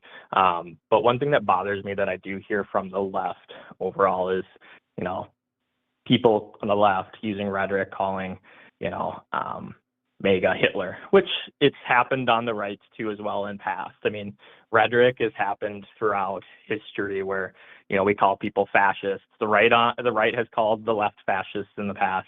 The left is now called rights fascist. It's been back and forth. I don't understand what this. It's not a new term. I don't understand what this point is, because I've not called Trump Hitler. I've simply called him fascist. Yes. My point would be, like, why do you think the left, if you vote for Trump, right, a lot of the people on the left will call people Hitler? Why do you think they do that? Can you name me one predominant? Can you name me one predominant figure on the left that has called Trump Hitler? I'm talking about any individual. I'm pretty sure people that have voted what do I like? Yeah, what do I give a shit? What do I give a shit if? Dog, I don't care if somebody like. Hitler. Yeah, I don't care if like some citizen calls another citizen Hitler. Right? That doesn't mean anything to me. Okay, but that's my point. They're saying that the right is Hitler just because you voted for Trump. You're apparently Hitler. My point being is, if anybody's close to being Hitler, it would be the people on the left that raise points of anti-Semitism on colleges. The whole point of Hitler was hate of the Jews. That was the biggest thing that he's known for, right? Wait. You think the right doesn't raise anti-Semitic talking points?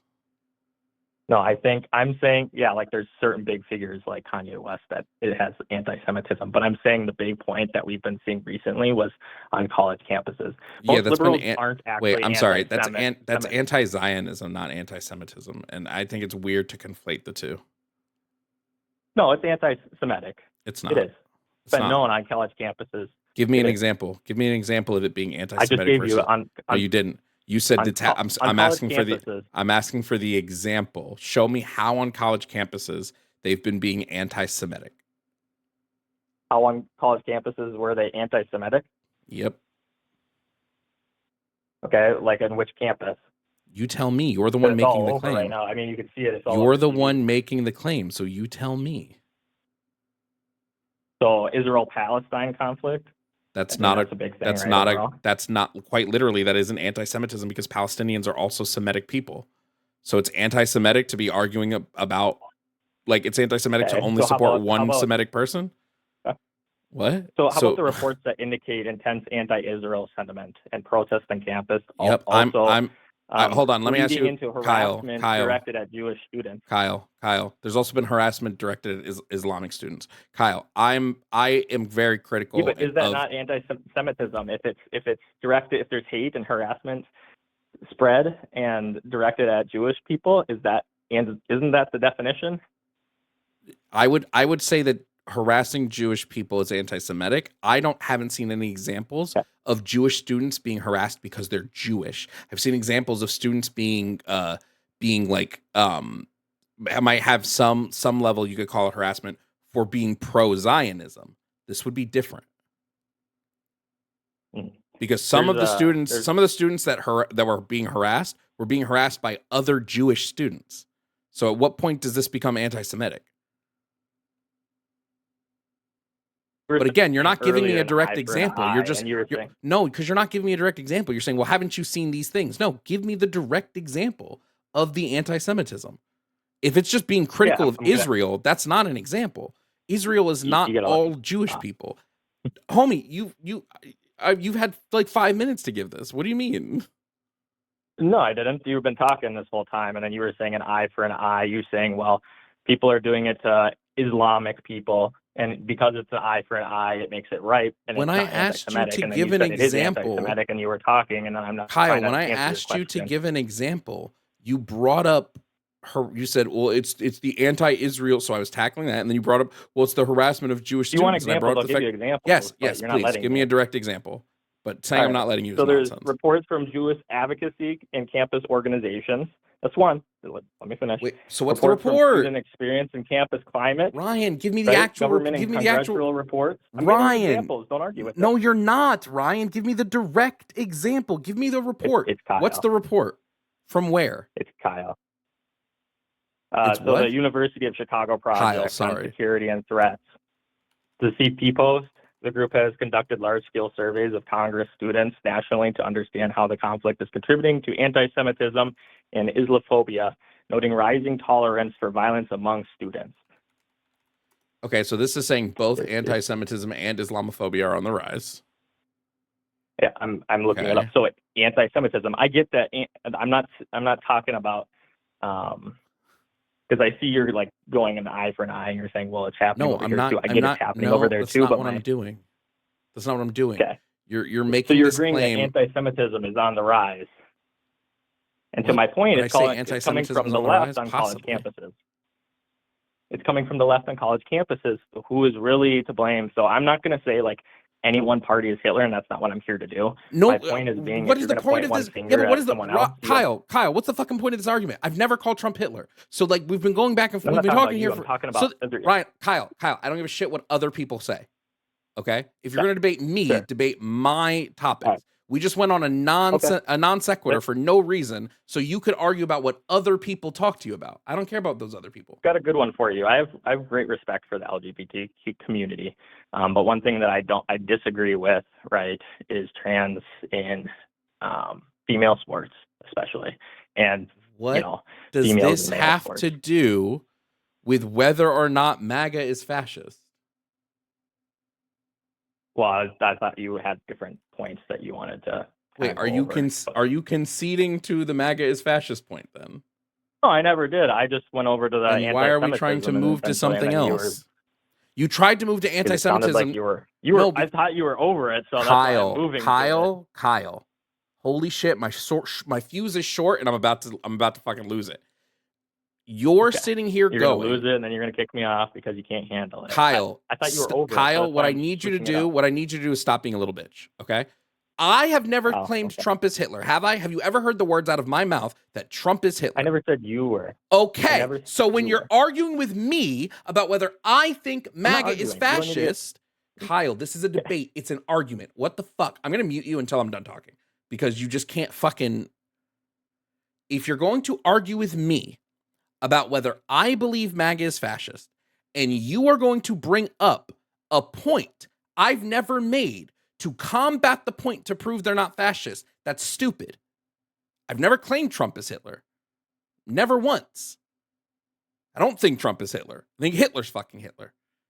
I think Trump and Hitler share similarities in the way they operate and the type of propaganda they put out, but I've never claimed Trump is Hitler. You have not been able to contend with any of the reasons I think MAGA is fascist. So you went on to a different talking point because you realized, holy shit, I actually can't contend with what he's saying. Shit, there was a way for them to try to consolidate state power. Shit, he was right. Fascists actually do care about person over state. It happens all the time. Shit. So now you went to a thing that I wasn't even claiming as a fucking non sequitur, And then when I say I'm tired of this non sequitur, can we get back to the point? You want to jump topics. So can you prove to me that MAGA is not fascist? Yes or no? Now you may speak. Okay, I may speak. I just wanted to make a point. Like, there's no need to call names. There's no need to be rude. That's stop being a baby. what's like important with Please, like right and left. Please stop being a baby. But I thought you were over it. That's why I was trying to switch points. Please stop So being a my baby and just apologies answer the question, please. Whoa. Like, Goddamn. you're for the left movement's sake, like this makes the left look bad. I don't give right? a fuck if it makes the left. Kyle, I don't give a fuck if it makes the left look bad. I don't care. Okay, sure. That's on you. Fuck, okay, this isn't I'll give you my point. this so isn't a classic space of fascism fucking, demanded state corporatism. Great, state corporatism. So basically what Donald Trump is doing when he partners with Peter Thiel and Palantir and he gives that corporation massive control over our AI systems, over our government contracts. Can I explain my point? Because you muted me and I didn't get to talk this whole fucking time. You just made a point and I countered. If you want to be rude, let me talk. Sorry, you just made a point. MAGA is deeply intertwined with free market and anti-regulation, low tax policies, a form of hyper-capitalism. What are you talking about, kid? No, they aren't. Yes, they are. No, they're not. Okay, so what? Because you said no, they're not. They're not. Okay, how are they not? They're not anti-regulation. So, what are you talking about? Again, hold on. Again, the left is for more government control. Jesus fuck. To govern in the dictionary means to control. Hey, quick question. Is it free market to say that TikTok can only operate in the United States if they sell to a United States company? Is that free market? Yes or no? How is it? How are they not anti-regulation? Answer my question. Is it free market? No, you answer my question. I'm literally answering your question with a direct example, you fucking joke of a person. You're a joke. I'm answering your question with a direct example, you fucking moron. Is it a free market? Is it saying we want complete free market and deregulations to say, actually, this part of this company, we're going to regulate this company so much that if they don't sell us their company, and sell us their algorithm, we're going to ban their company from the country. That's not free market.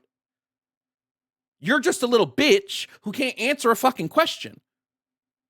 Is it free market when they then give control of that company to Oracle, who's literally been like, hey, if you don't fucking support Israel, get fucking shafted, you can't work here? And them going, we're going to try and do everything we can to embed Israeli propaganda into American life. Is that free market? No. You don't know what the fuck the free market even is. God damn, dude. Now you may speak. You can't answer. I just answered you. Are no, you fucking dumb? I asked you. I just answered you. It is not free. Okay, I'm going to mute you again. It's not anti-regulation to regulate one of the largest media companies in the globe to either sell to you or get banned. That's not free market. That is inherently regulation. Do you agree that that's regulation? Do you agree that they're regulating TikTok? About? Okay, bye. You're a bitch. See ya. Fucking stupid. What am I talking about? Eat my ass. That's what I'm talking about. Eat my ass. That's what I'm talking about. Are you fucking stupid? What is today? Why is everybody I talk to today a fucking moron?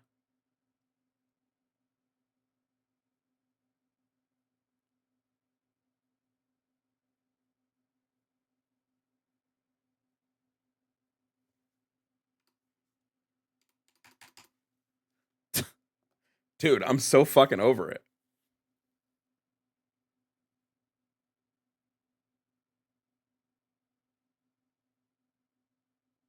Let me ask chat. Hey, chat. Is it free market capitalism to say, hey, TikTok, either sell to us, the government, give us control of you, or we're banning you? Is that free market capitalism, guys? Just want you guys, just want to know. Can anybody answer that question? Is that free market capitalism? No. Yeah, I didn't think so.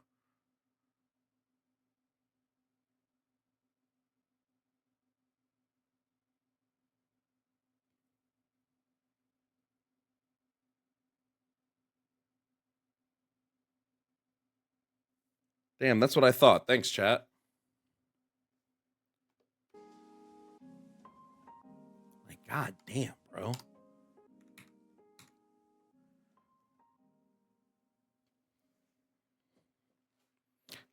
Tariffs are also not free market. Fuck, you're so correct there, Jess. That's such a good point. Tariffs are also literally not free market.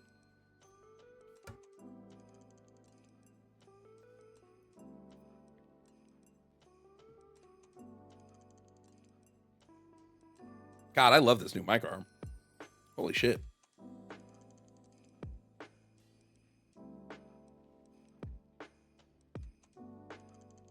Yes, I've heard of ByteDance. That's what we're talking about.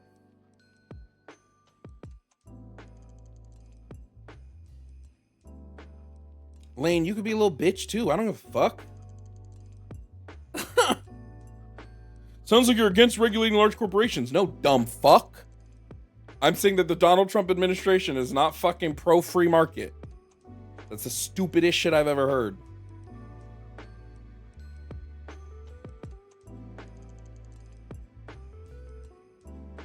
I didn't claim Biden was pro-free market either, stupid.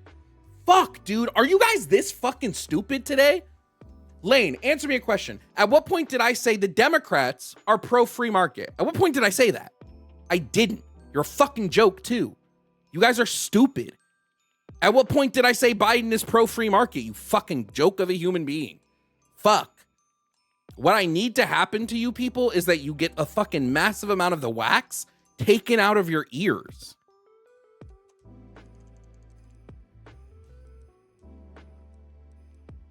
Don't monopolies also go against the free market idea? No, monopolies are what happens when you make a free market.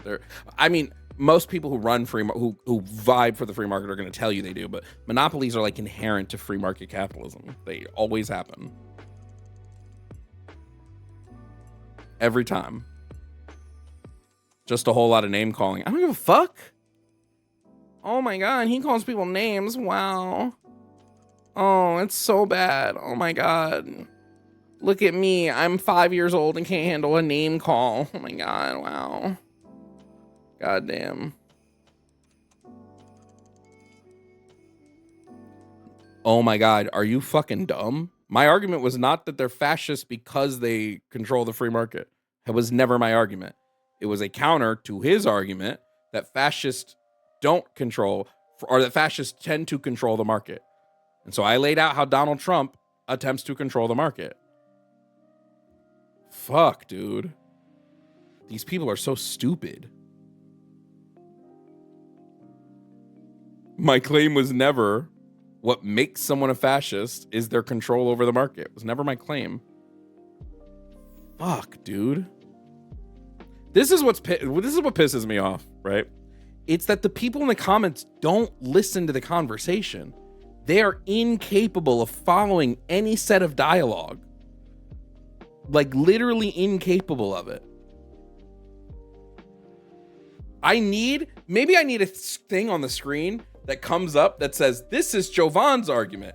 This is a counter argument. God damn.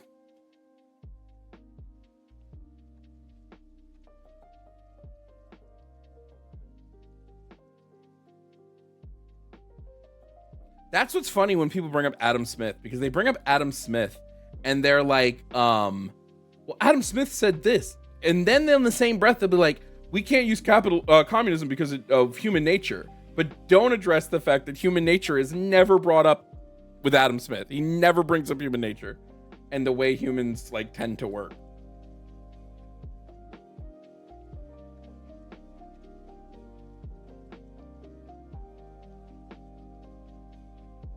Anyway, let's bring up the next person. The next dumbass. I'm just kidding. They might not be a dumbass.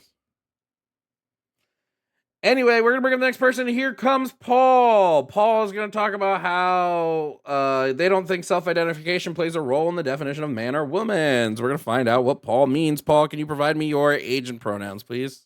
Hi, can you hear me? Yep. I'm 33, he, him. Okay. Now, Paul, sort of describe what it is you want to talk about to me. I don't think that. Yeah, I mean, I don't think that self-identification does matter, even, especially for social constructs. You don't think self-identification matters for social constructs? For many, it doesn't. For For many, it example, doesn't. let's like beauty. Sure, I for would agree. example. I would agree that there are many.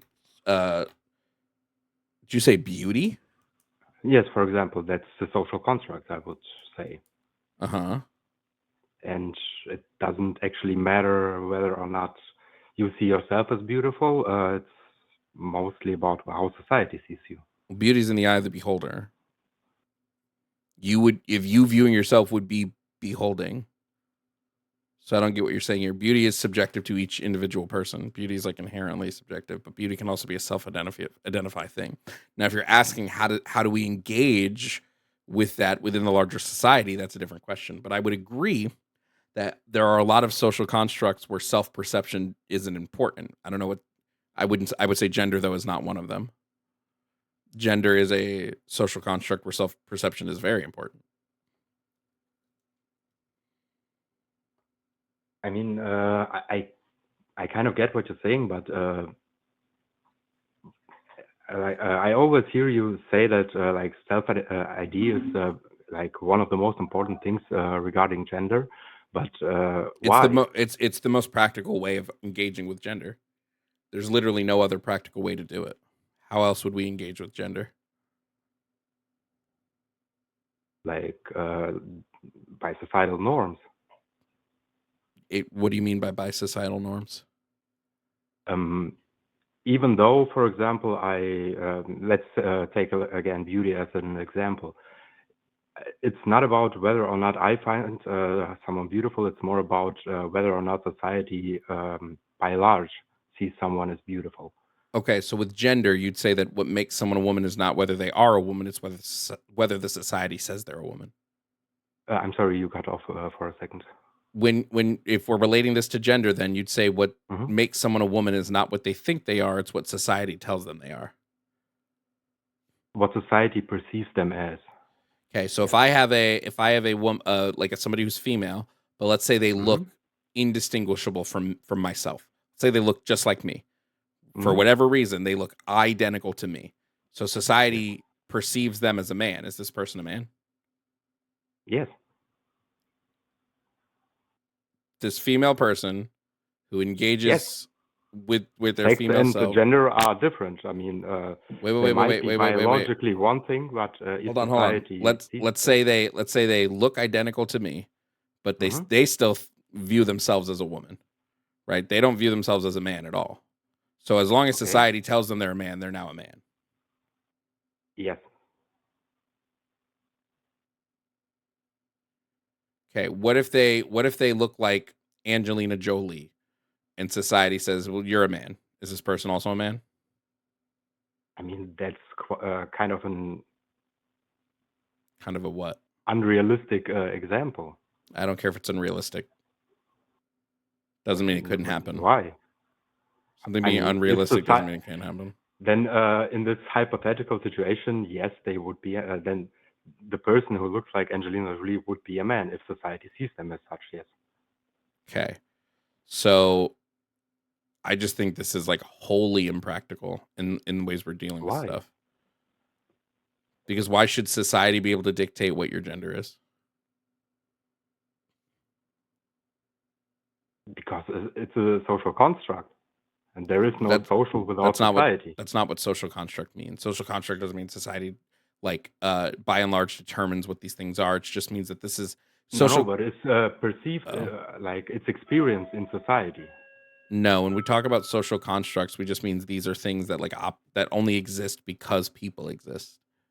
Right? I agree. Gender only exists because people exist. But that doesn't tell me why society gets to dictate. Does the larger society as a whole get to dictate like the value of money? Or is that dictated by other market forces?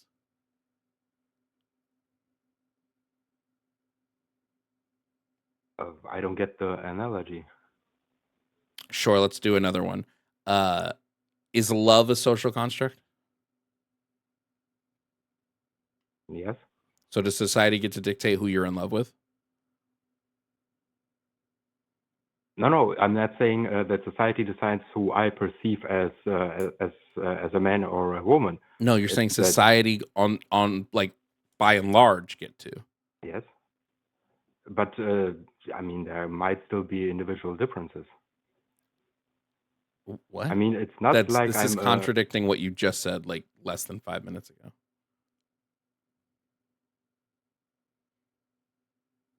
Who dictates? Let's say we have somebody that exists on the planet. Who dictates whether that person is a man or a woman? Who makes that decision? like society as a whole. Okay. So, and why does society get to make that choice?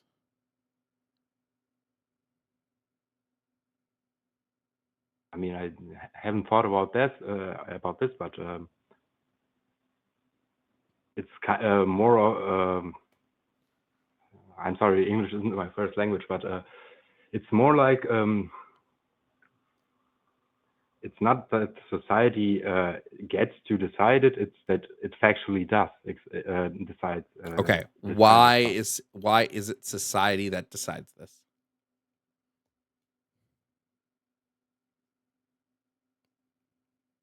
Because without society, there wouldn't be any sense in saying you're a man or a woman. Oh, what? Like if you're alone and there is Uh-huh. literally no society, there isn't actually a point in gender. Okay, if I'm alone and there's no society, is there a point in like love? Like not really. I mean, Okay, so then does society get to dictate who again, I love? not, but what love is. Wait. So society doesn't get to dictate who I love. They just dictate what love is. Yes, just like society gets to dictate what a man or a woman is, but not what I perceive it. Okay, Like what is love? I mean, that's a very hard question. I can't define it. I'm sorry. Okay, It's but kind of a you're feeling saying, thing. You're saying okay, but this is what I'm saying. You're saying society determines what love is, but you don't know what love is. Not exactly, yes. Okay.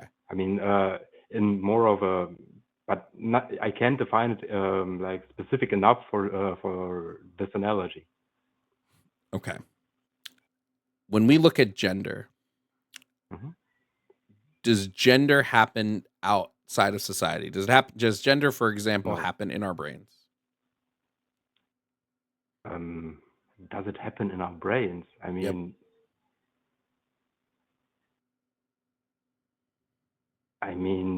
it does, but the question would be more in this case, without society, would it still be there, or is it conditioned by society? Well, that doesn't matter, right? If we know that our brains subjectively perceive gender, just because society is telling us, hey, gender, because I agree, gender as a concept probably wouldn't exist without society, right? But that doesn't mean that our brains don't conceptualize gender on an individual level. This is why gender tends to be viewed as a neurosocial concept.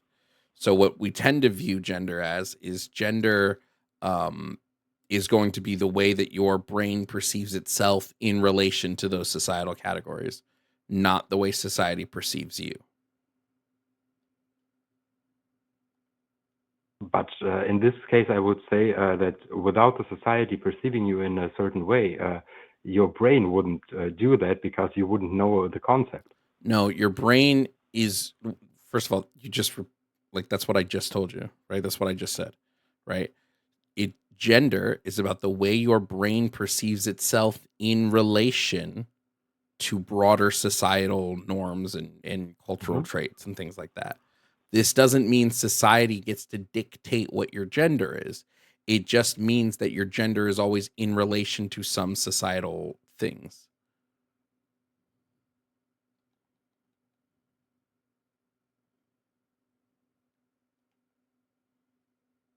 Can you please repeat it? I couldn't follow you. Sorry.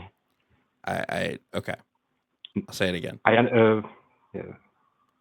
When it comes to gender is about the way your brain subconsciously perceives itself in relation to societal categories, right?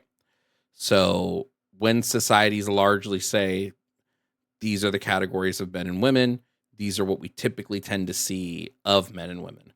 And how does your brain perceive itself in relation to those things? That's going to tell us what your gender is. Society doesn't when it comes to society determining these things, it can have some shape over those categories, right? Like society on large is pretty responsible for like viewing women as like people with long hair, people who tend to wear makeup, things like that.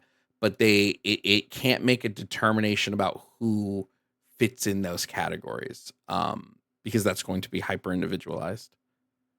Just like it can't say that a person who is born female and has lived as a woman their whole life is now all of a sudden a man simply because of the way they look.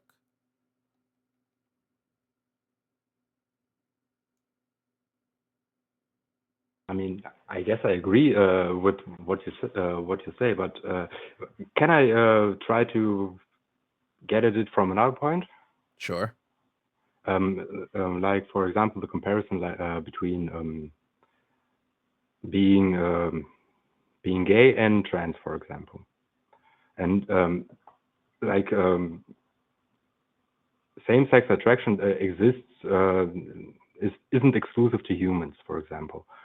And this was kind of the easiest way out of homophobia for me, is realizing that it isn't exclusive to humans, so it isn't actually anything that's kind of important, I would say. But do you know of any examples of like trans animals beside humans? Well, and as far as we know, and no other species on the planet engages with gender, to our knowledge. We're the only one. So there wouldn't be trans animals because they don't engage in gender in the way that we do.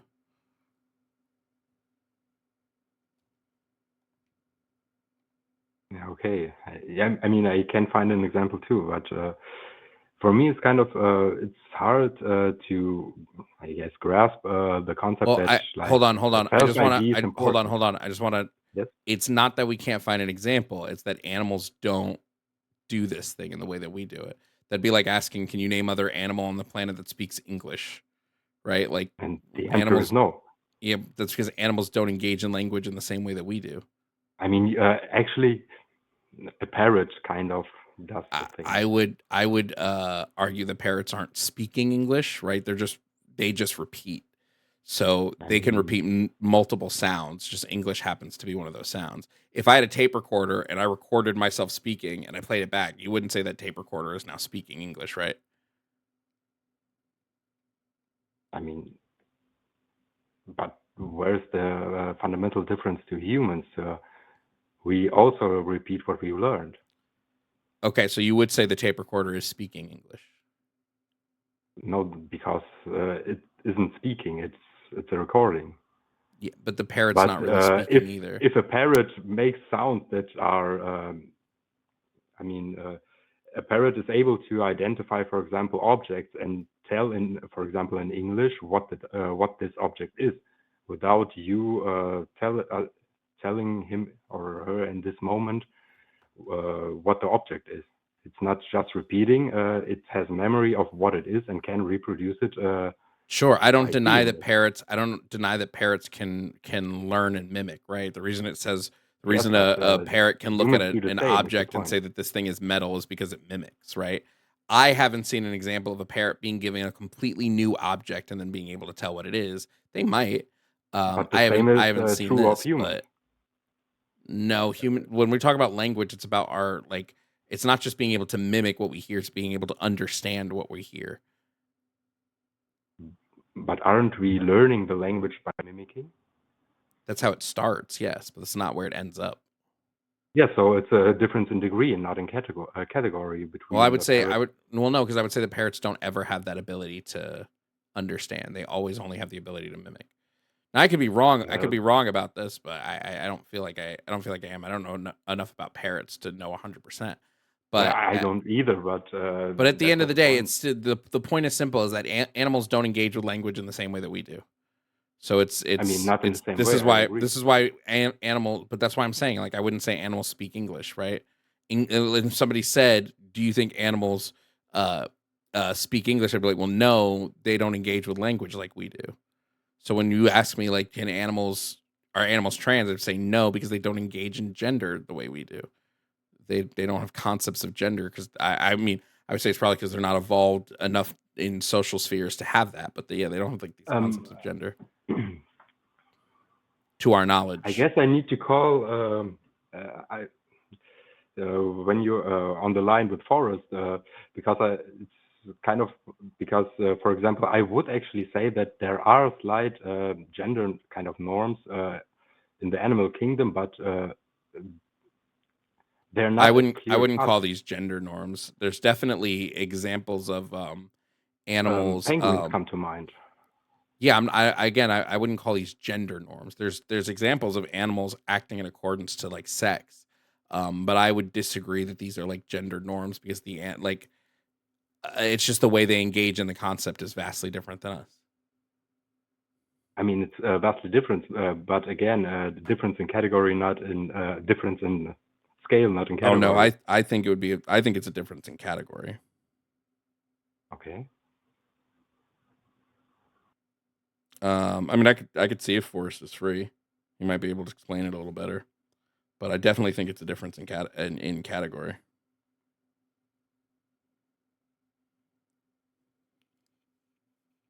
I don't know, but I just want to get rid of the transphobia that I'm left with. But I don't know. It's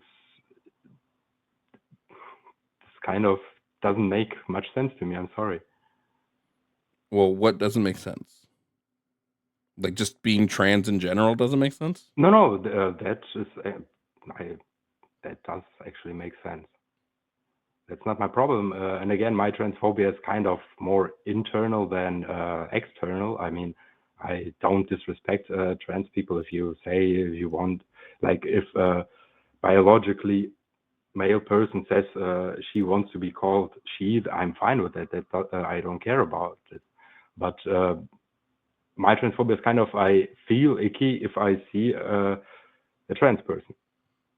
Okay, it's just that if you see a trans person, you feel icky.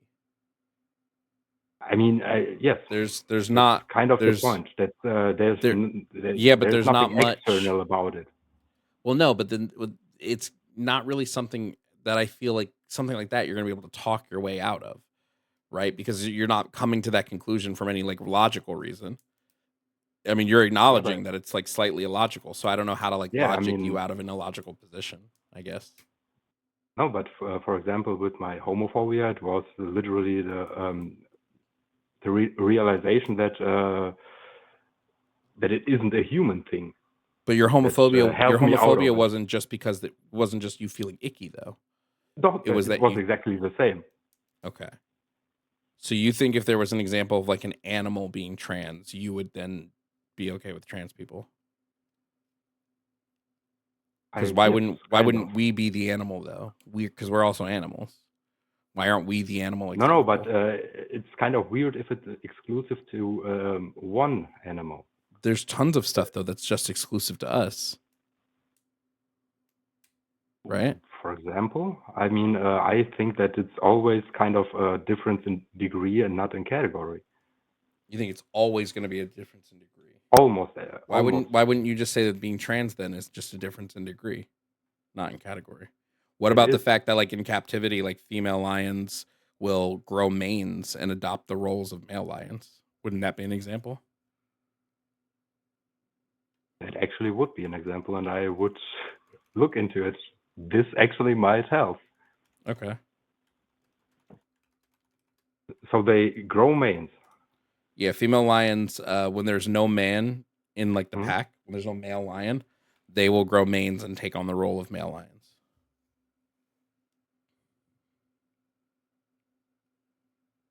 I really need to look into that. This could actually help. Thanks. Yeah, sure. I guess I don't have any more to say. Thank you. Okay. No problem.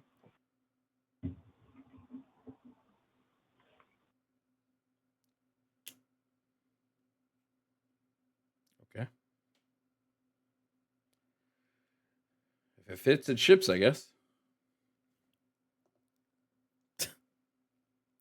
I don't know. And for me, I guess I don't need that example because I know that we engage with gender vastly different than any other species on the planet. So it's not ever been, I've not needed that, I guess.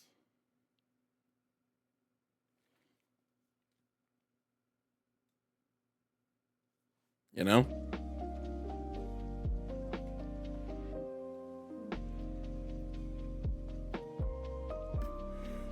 I don't even like typically talking about the female lion thing because I don't necessarily think they're doing it as like a gender thing, right?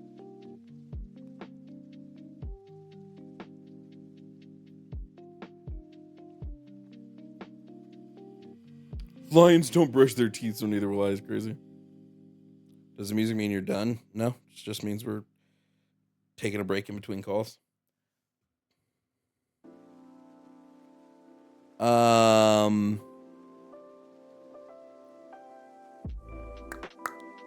Shout out to Bathamir for resubscribing over on Twitch with your Amazon Prime. Shout out to Dr. Casius for subscribing with Amazon Prime. Shout out to Fanta, our Fit Gamer, for sending 1,000 bits. Thank you so much. And Golden Game Eagle, thank you for resubscribing with your Amazon Prime for your 12th month. Data Diaz, thank you for the jewels over on YouTube. Taylor Nelson, thank you for becoming a channel member over on YouTube. Wait, I've had this free chat the whole time. I'm still in abolish prison stand as a debate topic, but people are so uneducated about it. Yeah, the reason I don't do abolish police and prisons is not even because people aren't educated. It's just because they were agreeing too much. Like, I would literally give my opening spiel and they'd be like, oh, I agree. I'm like, oh, okay. All right. Fair enough. Oh, yeah. Holiday toy drive reminder. I'm actually going to film a little video about the holiday toy drive to post on YouTube to like sometime this week. But holiday toy drive reminder, if you want to support the gift drive, Pillow will drop the link in the chat to buy presents for the kids. You still have like a month left to buy presents for the children.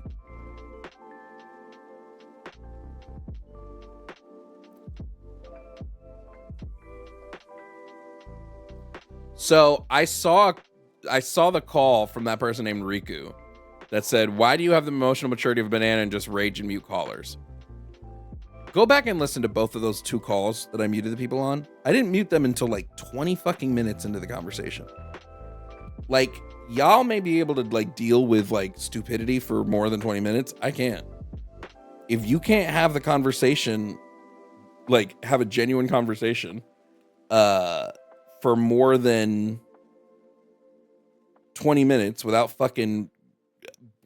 turning massively disingenuous, I'm going to call you on your shit and I'm going to mute you, especially if you're not listening to the points I'm making and you're just trying to steamroll the conversation. If you're trying to steamroll the conversation, yeah, I'm absolutely going to mute you. Fuck you think this is? Fuck, I give a fuck. God, you don't like it? There are tons of other debaters you can go watch. I don't give a shit.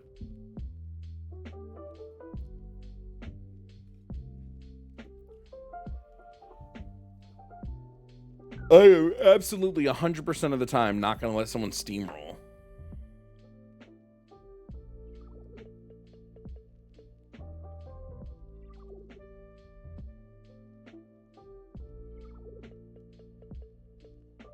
I don't know, fuck y'all think this is.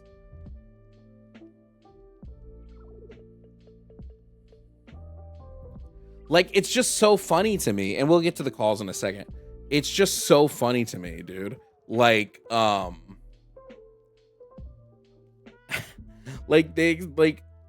can you listen to the conversation I had with like Kyle, for example, who went on a tangent about people calling Trump Hitler, which was a non sequitur. It had nothing to do with what we were talking about. Only for me to go, I'm tired of talking about this thing that has nothing to do with the conversation. And then him try to move to something else, but I'm the problem. Yeah, okay.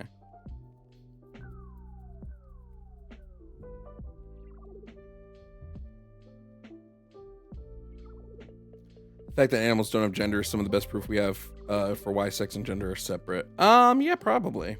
That means decent proof.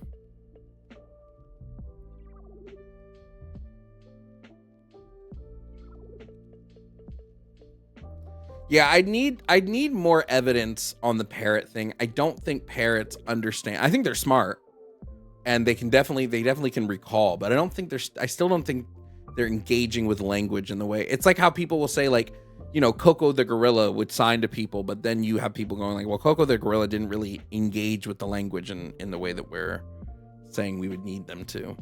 You can't have a conversation with a parrot, you know?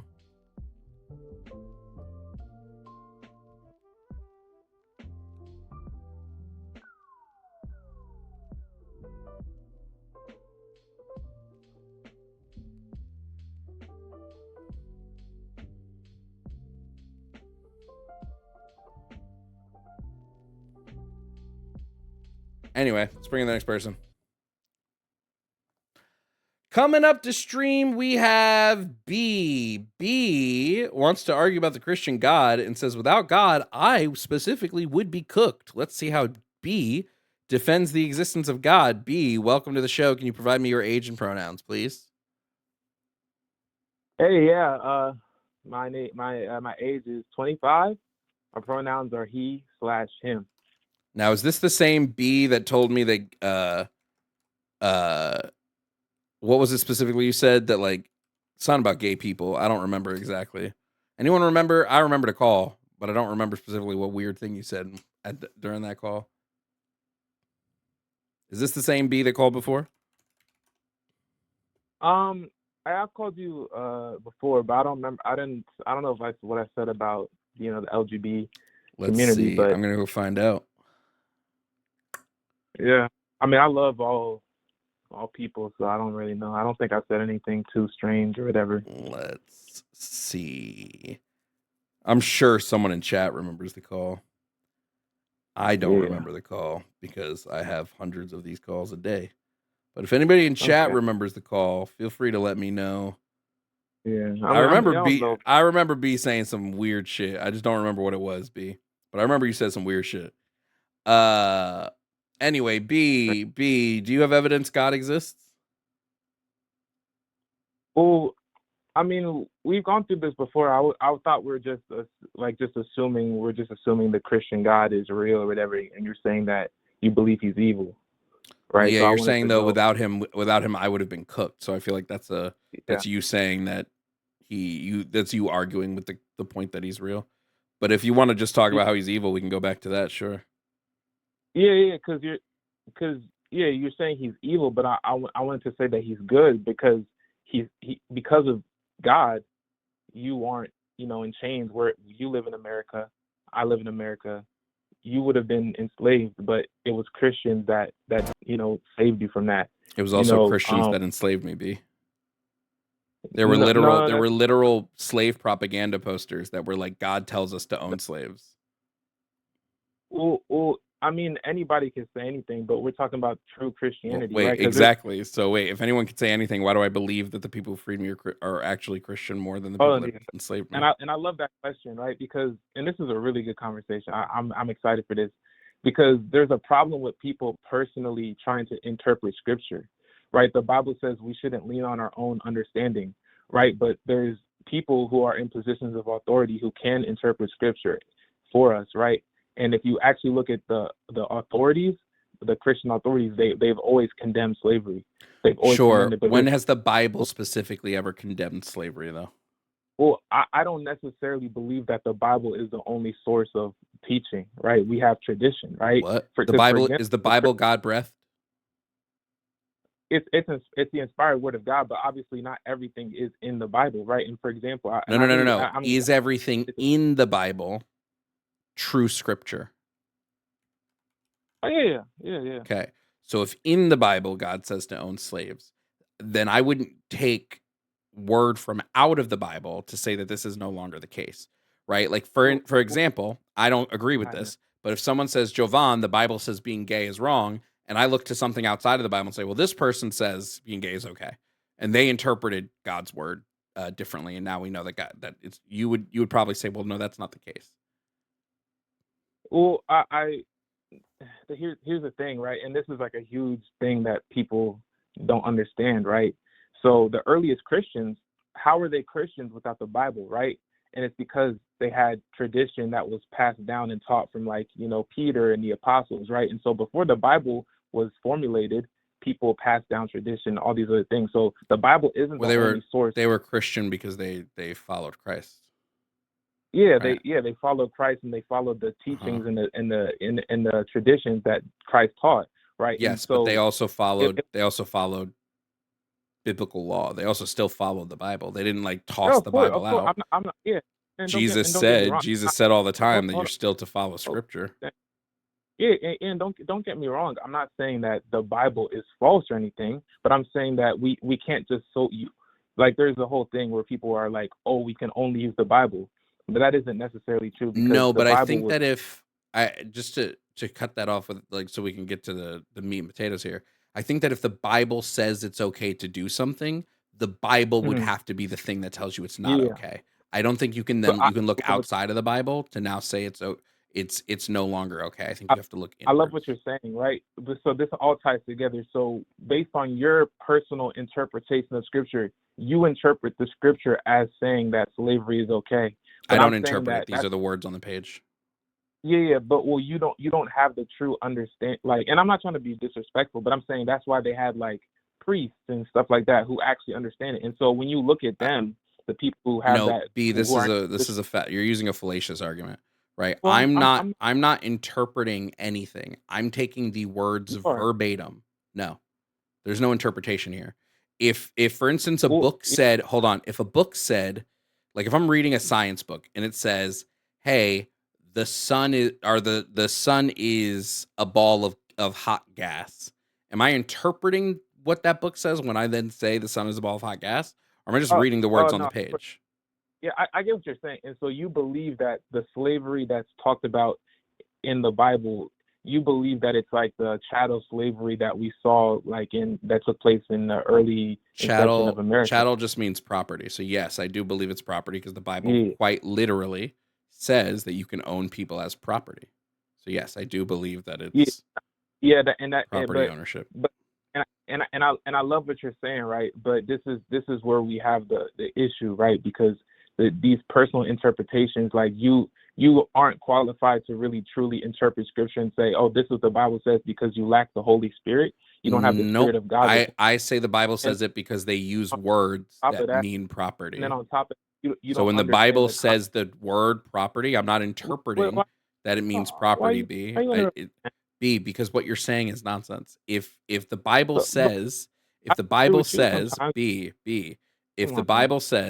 you may own someone as your property, and I say the Bible says you may own someone as your property, that's not me interpreting anything. I am, again, just reading the words on the page. Yeah, I know. It seems like, oh, I'm just reading words, right? But you don't understand the context in which it was written. You don't have the Holy Spirit. What is the context that makes being able to beat someone with a rod okay? What context is that? Whoa.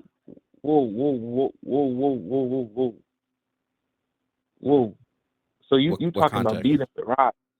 Yes, the Bible specifically says if you beat a slave with a rod and they die, you are to be punished. Unless they don't die, then you can't be punished because they're your property, so you're allowed to do this.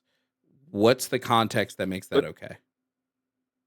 Well, so, and you say what makes that okay, and this is presupposing, and that's the kind of the confusing thing, because I guess you have your own morality. You're saying the Christian God is evil, so who's good? And I wanted to ask you this because please answer me. Please answer the question I asked you.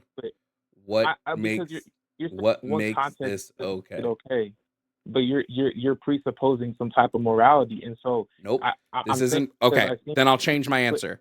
I'll change my question. Is it okay to own someone and beat them with a rod as long as they don't die? Is that okay? No, I don't think so. Okay, the Bible says it is. Well, that's how you interpret Scripture, but you're okay. So tell me how I should. I'm going to read you the chapter, and you tell me how I should interpret this.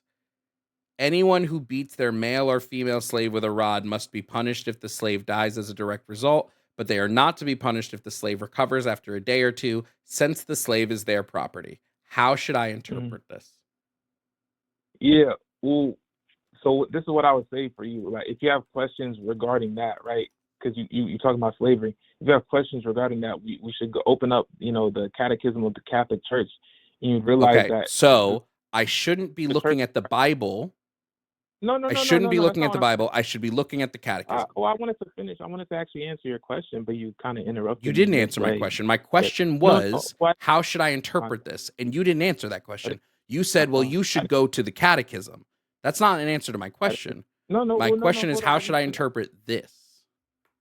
Yeah. That's what I'm trying to say, man.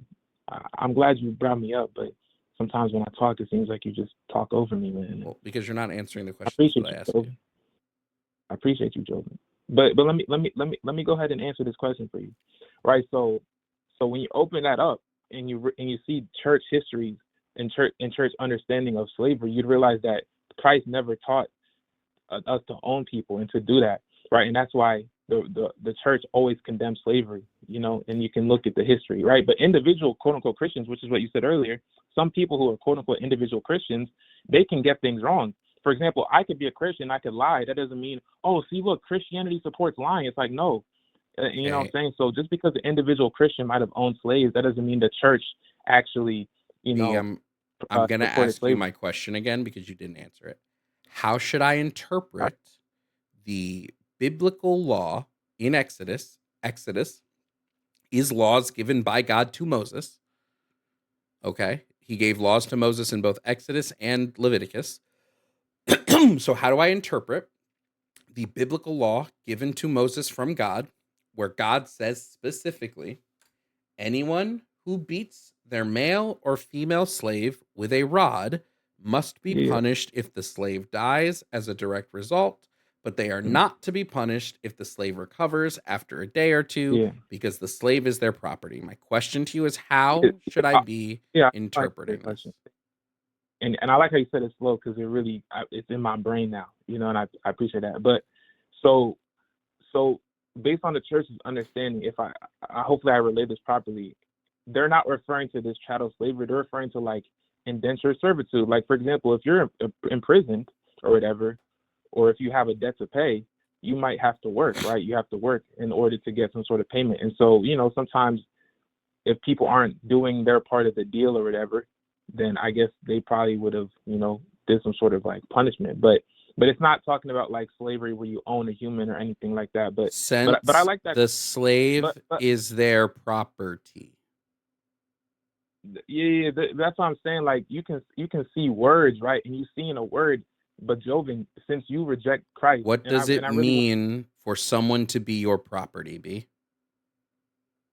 Well, that's what I'm saying. You're seeing the word property, but I'm saying you lack the Holy Spirit and you lack the position. Please answer the question, B. Please answer the question. What does the word property mean?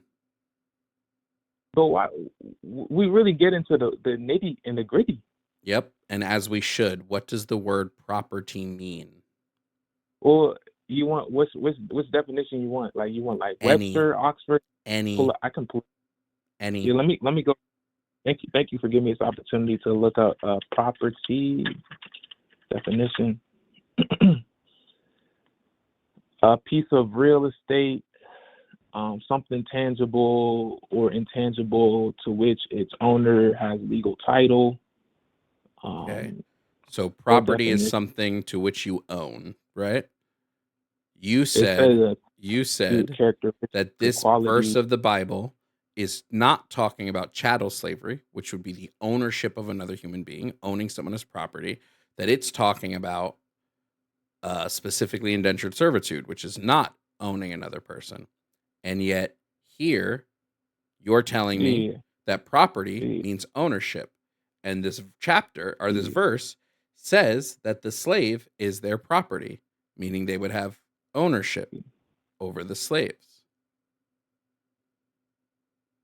Yeah. Oh, yeah. And I know I understand that that's what you're seeing and stuff. And just for the sake of the conversation, because I know this is like a huge point or whatever, and I'm trying to explain stuff, and maybe the way I say it, it's not, I guess it doesn't make you content. You're not getting contentment from what I'm saying, and so we could just agree to disagree on that part. But I really do want to address this because a part where you said, "Oh, it's not okay." So you were kind of presupposing some form of morality, like what makes this okay? This is wrong. And I Is wanted it to ask you, 'cause okay? I, Let me just I let me seen a just clip let of me let me hold on. Is it okay? Because I won't presuppose anything. I'll ask you. thank Is it okay to beat someone that you own as long as they don't die? I mean, I wouldn't do that, me personally. But let me say this: I I wouldn't didn't do this ask home. B. My question was not would you do it? My question is this okay?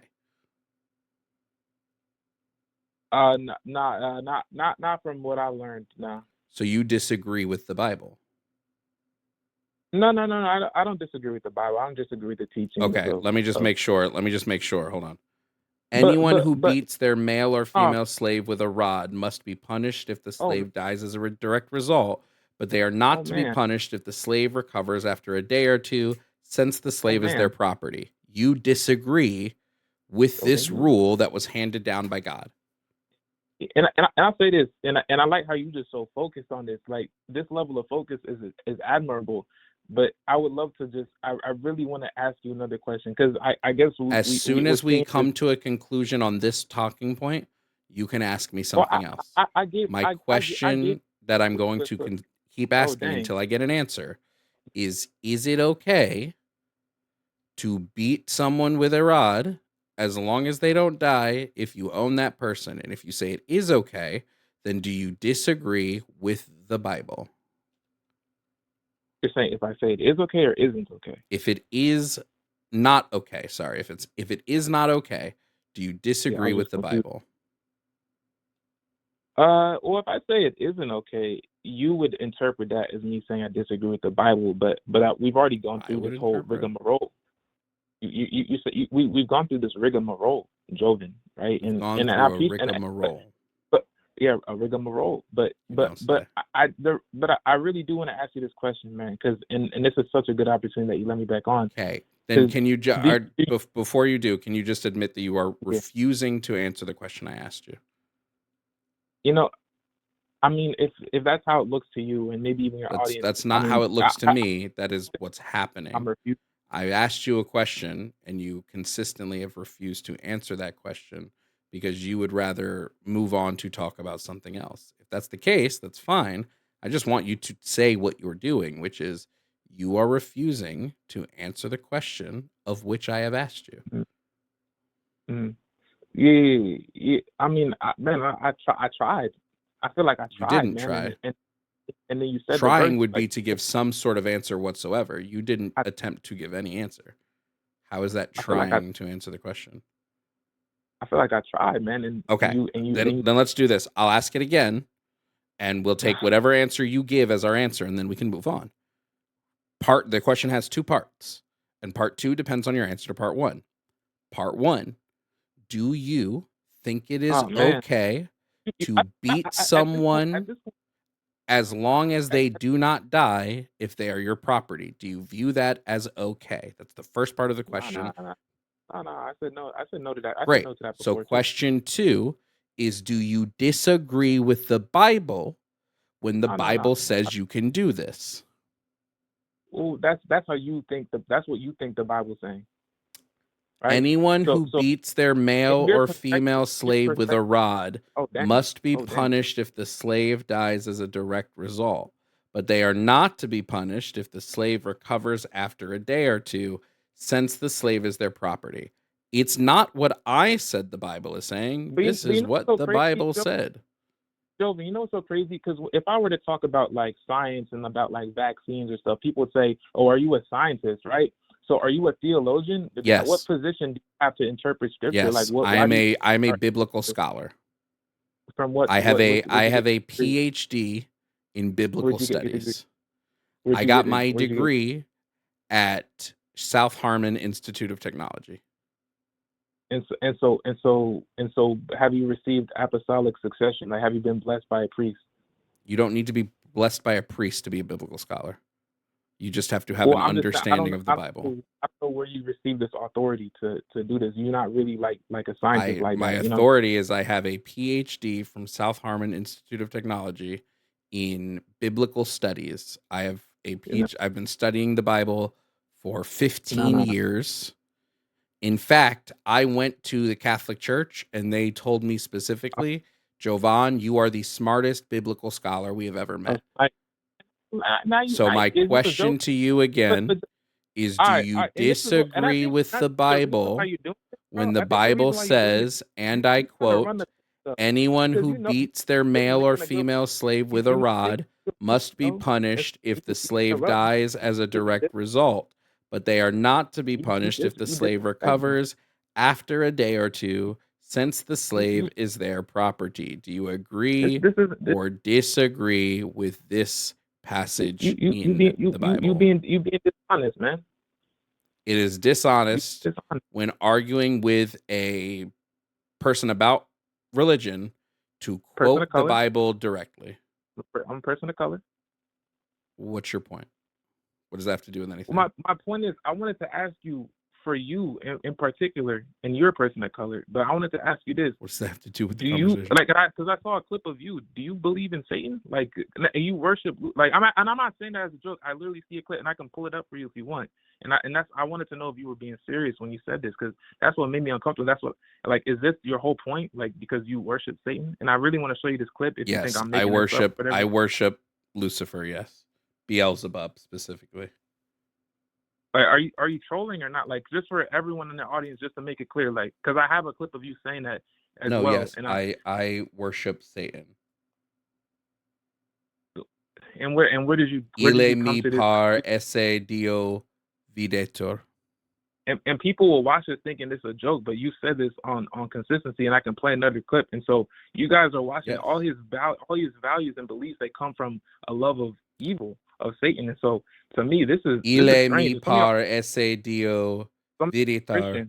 Ile si facest superare divos, que sidens adversus identim ti spectet et adult.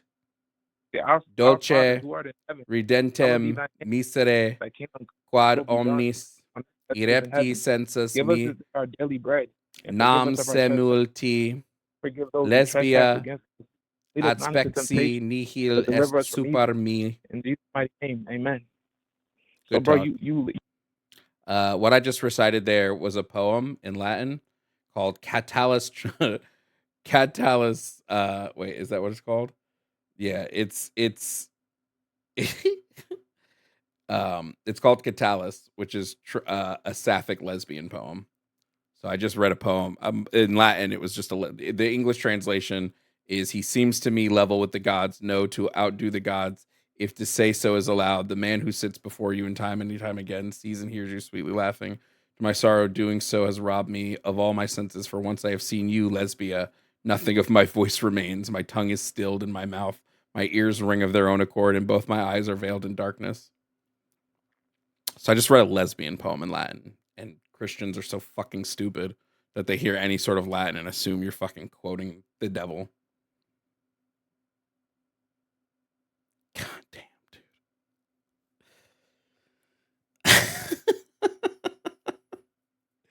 If ever anyone was watching and they're like, I want to tip Jovan, I think I should get tipped for fucking reading a Latin sapphic poem to that stupid idiot.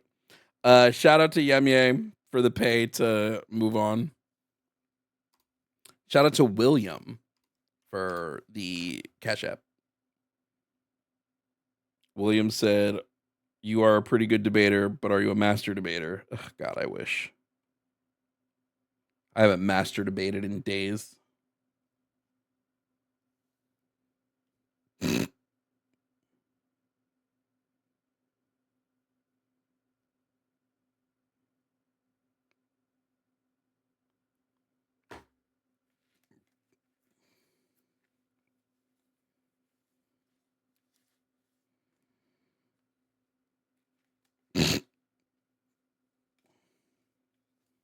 Dude, it's so stupid. I can't handle the dumb.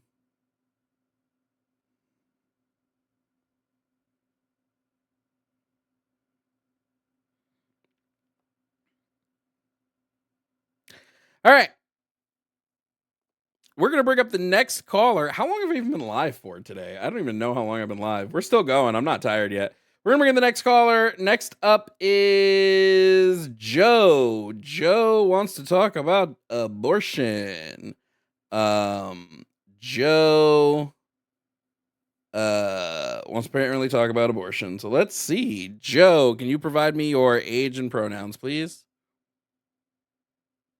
Nope. Hold on. Let's see if we can't get him up. For some reason, Calling Studio is giving me fucking issues. Oh, come on. Get him up here. Lee, baby, thank you so much for the Cash App. Said for read more Latin lesbian poetry, please. You got it. Sure, I'll do that at some point. And Taylor, thank you for the Venmo. Said next time do a Christian chant in Latin like the one in Monty Python and the Holy Grail. Oh shit, W. Good idea. It's not letting me let up Joe. Let's see if we can't get it this time. Now it's actually spinning. There we go. Joe, hello. Can you provide me your age and pronouns, please? Hey, my name is Joe. I'm 24. My pronouns are she, her. Okay. Joe, you wanted to talk about pro-choice. Is that correct? Correct. Okay, what about it? So I personally believe that in the exception for life of the mother, incest, rape, that we should be a lot more restrictive. We shouldn't completely get rid of it, but it shouldn't be such a lightly done thing like the numbers we have now. Okay, can you justify why we should restrict abortion at all? I personally, like after my mom considered doing with me, I think all life we should protect like that and not just get rid of it for no reason. You think we should protect all life, and the reason we should protect all life is because your mom was going to abort you? Whoa, Is that not what you said? No, I think we should give people human rights. You know, Why should all life be protected?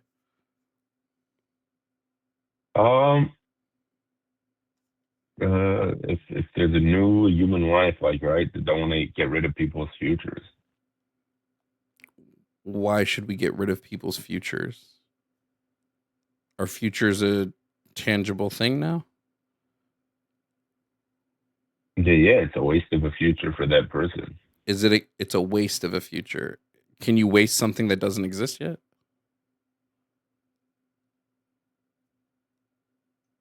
And if so, how? How do I waste something that doesn't exist? That's how do I waste something that does not yet exist? If you're taking it away, I guess. Is that a better How can I take away something that does not yet exist? You're talking specifically on future? Well, that's what you said, right? So like, how do I future doesn't exist yet? That's the whole point of it being future. Yeah, so but how do I waste something that doesn't exist? On the theory of time, there's obviously going to be a future, and according to the way that human biology but goes, thing's future, right? This thing's future does not yet exist. It has not happened yet. But no one's future exists. Okay, so then my question becomes, how do I waste something that does not exist? You agree, no one's future exists. I agree with this. Right? Future is not something that can exist. It is a theoretical thing, right? We don't have time. It's not like we can go to the future, right? So if futures, that would be something like theoretical, right? Futures don't exist. Technically, the present is the only thing that exists. Even the past doesn't technically exist. Like as soon as something becomes the past, it doesn't exist anymore. So my question is, how do I get rid of something that does not exist? An unstable individual would say something like that. An unstable individual would say the past doesn't exist. Like obviously that's the joke. Past, present, and future exist. Obviously. Where is the past? Like you could be based. I know where the present is. The present is my current reality. That's the present. Where's the past? The past is what has passed. The time on the time. Okay, frame so it does not. We're on a line. So it does not exist. because it's past. It's gone. It doesn't No, exist. we're on a road. There's stuff behind us on the road. There's stuff ahead of us on the road. Can we go We're backwards on the road? The road exists. Currently, in our current state of technology, no. Do you think anything will ever be able to go backwards on the road? Maybe. Maybe. Okay, It's an idea. Why not? But the future, you believe future does exist? The future does exist, yes. Okay. How do you justify that? How do I justify that the future exists? Mm-hmm. I mean, after seeing it for so long, like that's how basically all of science works. You've never seen the future. Test things out. You have only ever seen the present. You've never seen the future. Nobody has ever seen the future. I don't know if I'm getting trolled now or no, though. But, no, nobody has ever. Actually, now, right? You know what I will say? I will say the past definitely exists. We can't actually see the past now that I think about it. How do you know if the past existed? Well, because if we look through telescopes and we look at stars millions of light years away, those stars have already died out, but we're seeing them in their state because of the way light travels. So the past exists. We can demonstrate this. We can see this. I just explained how I know. How could you see that? You know how light works? How do we know how light works?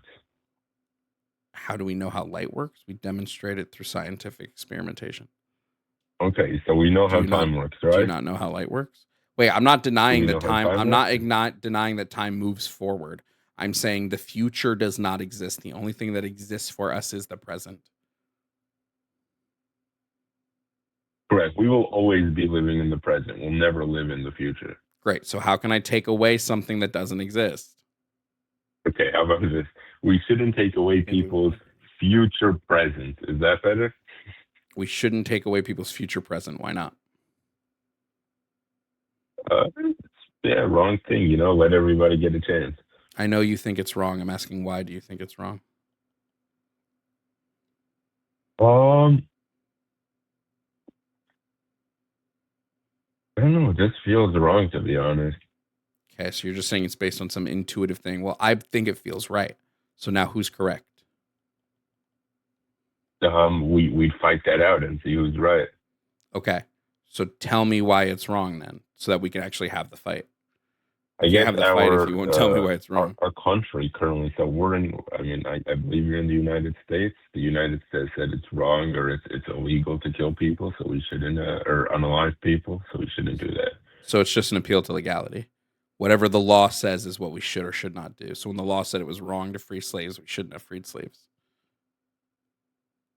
When the law said it was. Yeah, when the law said it was wrong to free slaves, you agree that. You agree that we shouldn't have done that. that. Yeah. So it was. So Harriet Tubman was she was morally wrong. Morally, what are morals? What?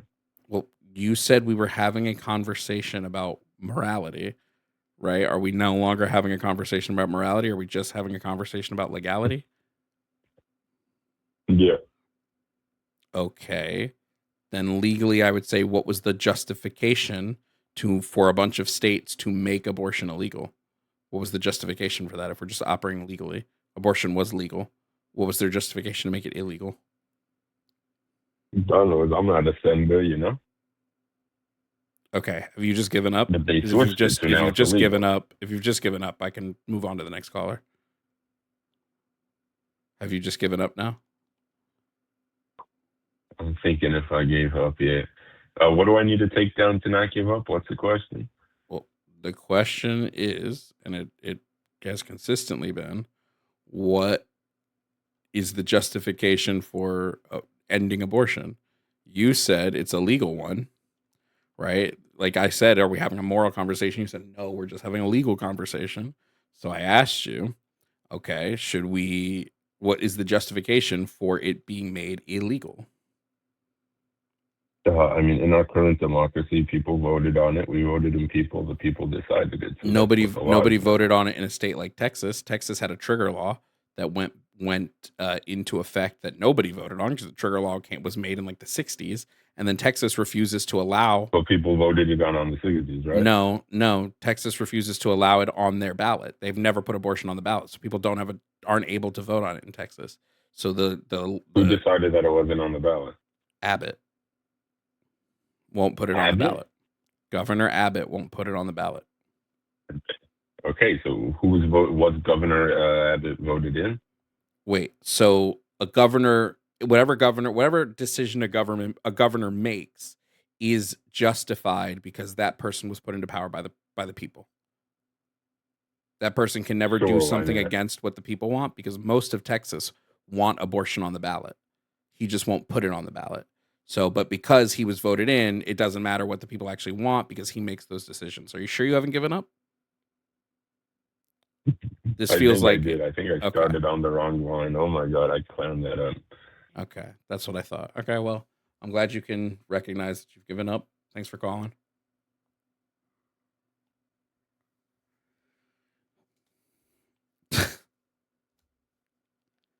I fully am on that. The future doesn't exist train. Yeah. I think maybe the future can exist once we can see into the future. But because we can't do that, the future does not currently exist. The only thing that exists is the present. And I ain't getting you a gift today.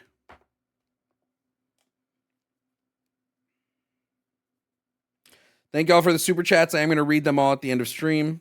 So don't worry. I'm going to read through all those super chats at the end of stream. It looks like YouTube also won a giveaway, so we'll probably do a giveaway for YouTube towards the end of stream.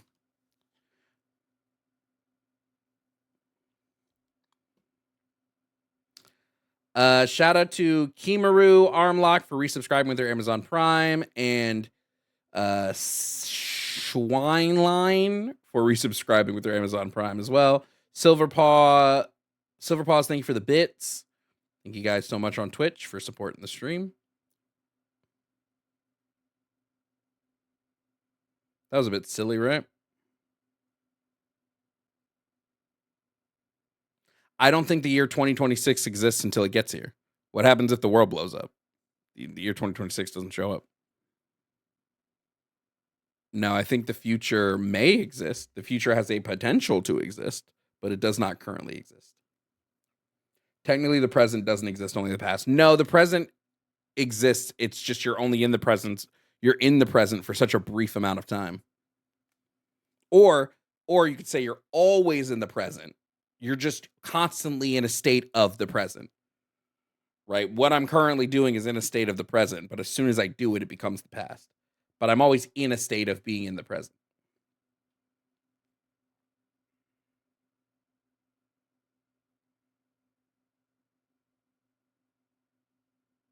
Get them super chats in, guys. I want to read a bunch of them at the end of stream. I want to be here for like 20 minutes reading super chats. Time is a social construct, going to be 2026 even more right now. Sure, but we just talk about it. When we talk about time is relative. So we just talk about it in relation to where we are currently. The future exists in a superposition. I could fuck with that as an answer. Yeah.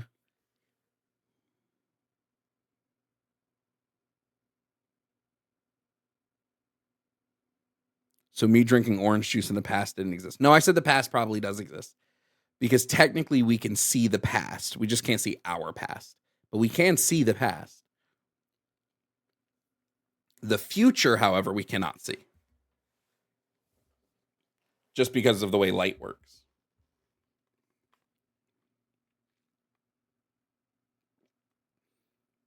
If I picture myself doing something in a moment and then do it the exact same way I pictured it, is that me seeing the future? No.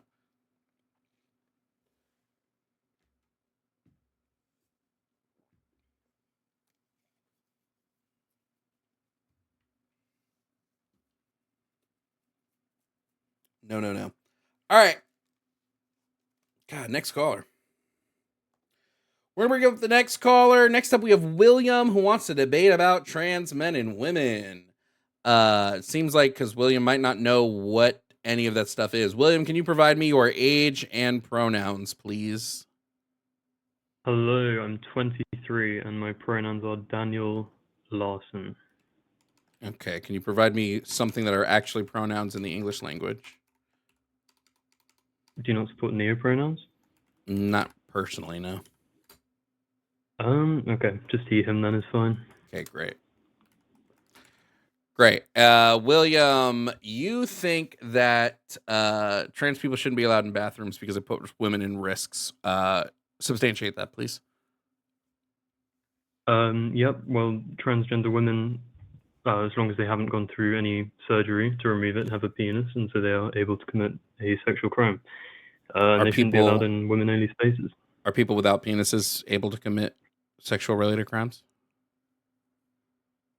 Yeah, but Okay. if it's a woman that commits a crime in that space, that's unavoidable. Why is that unavoidable?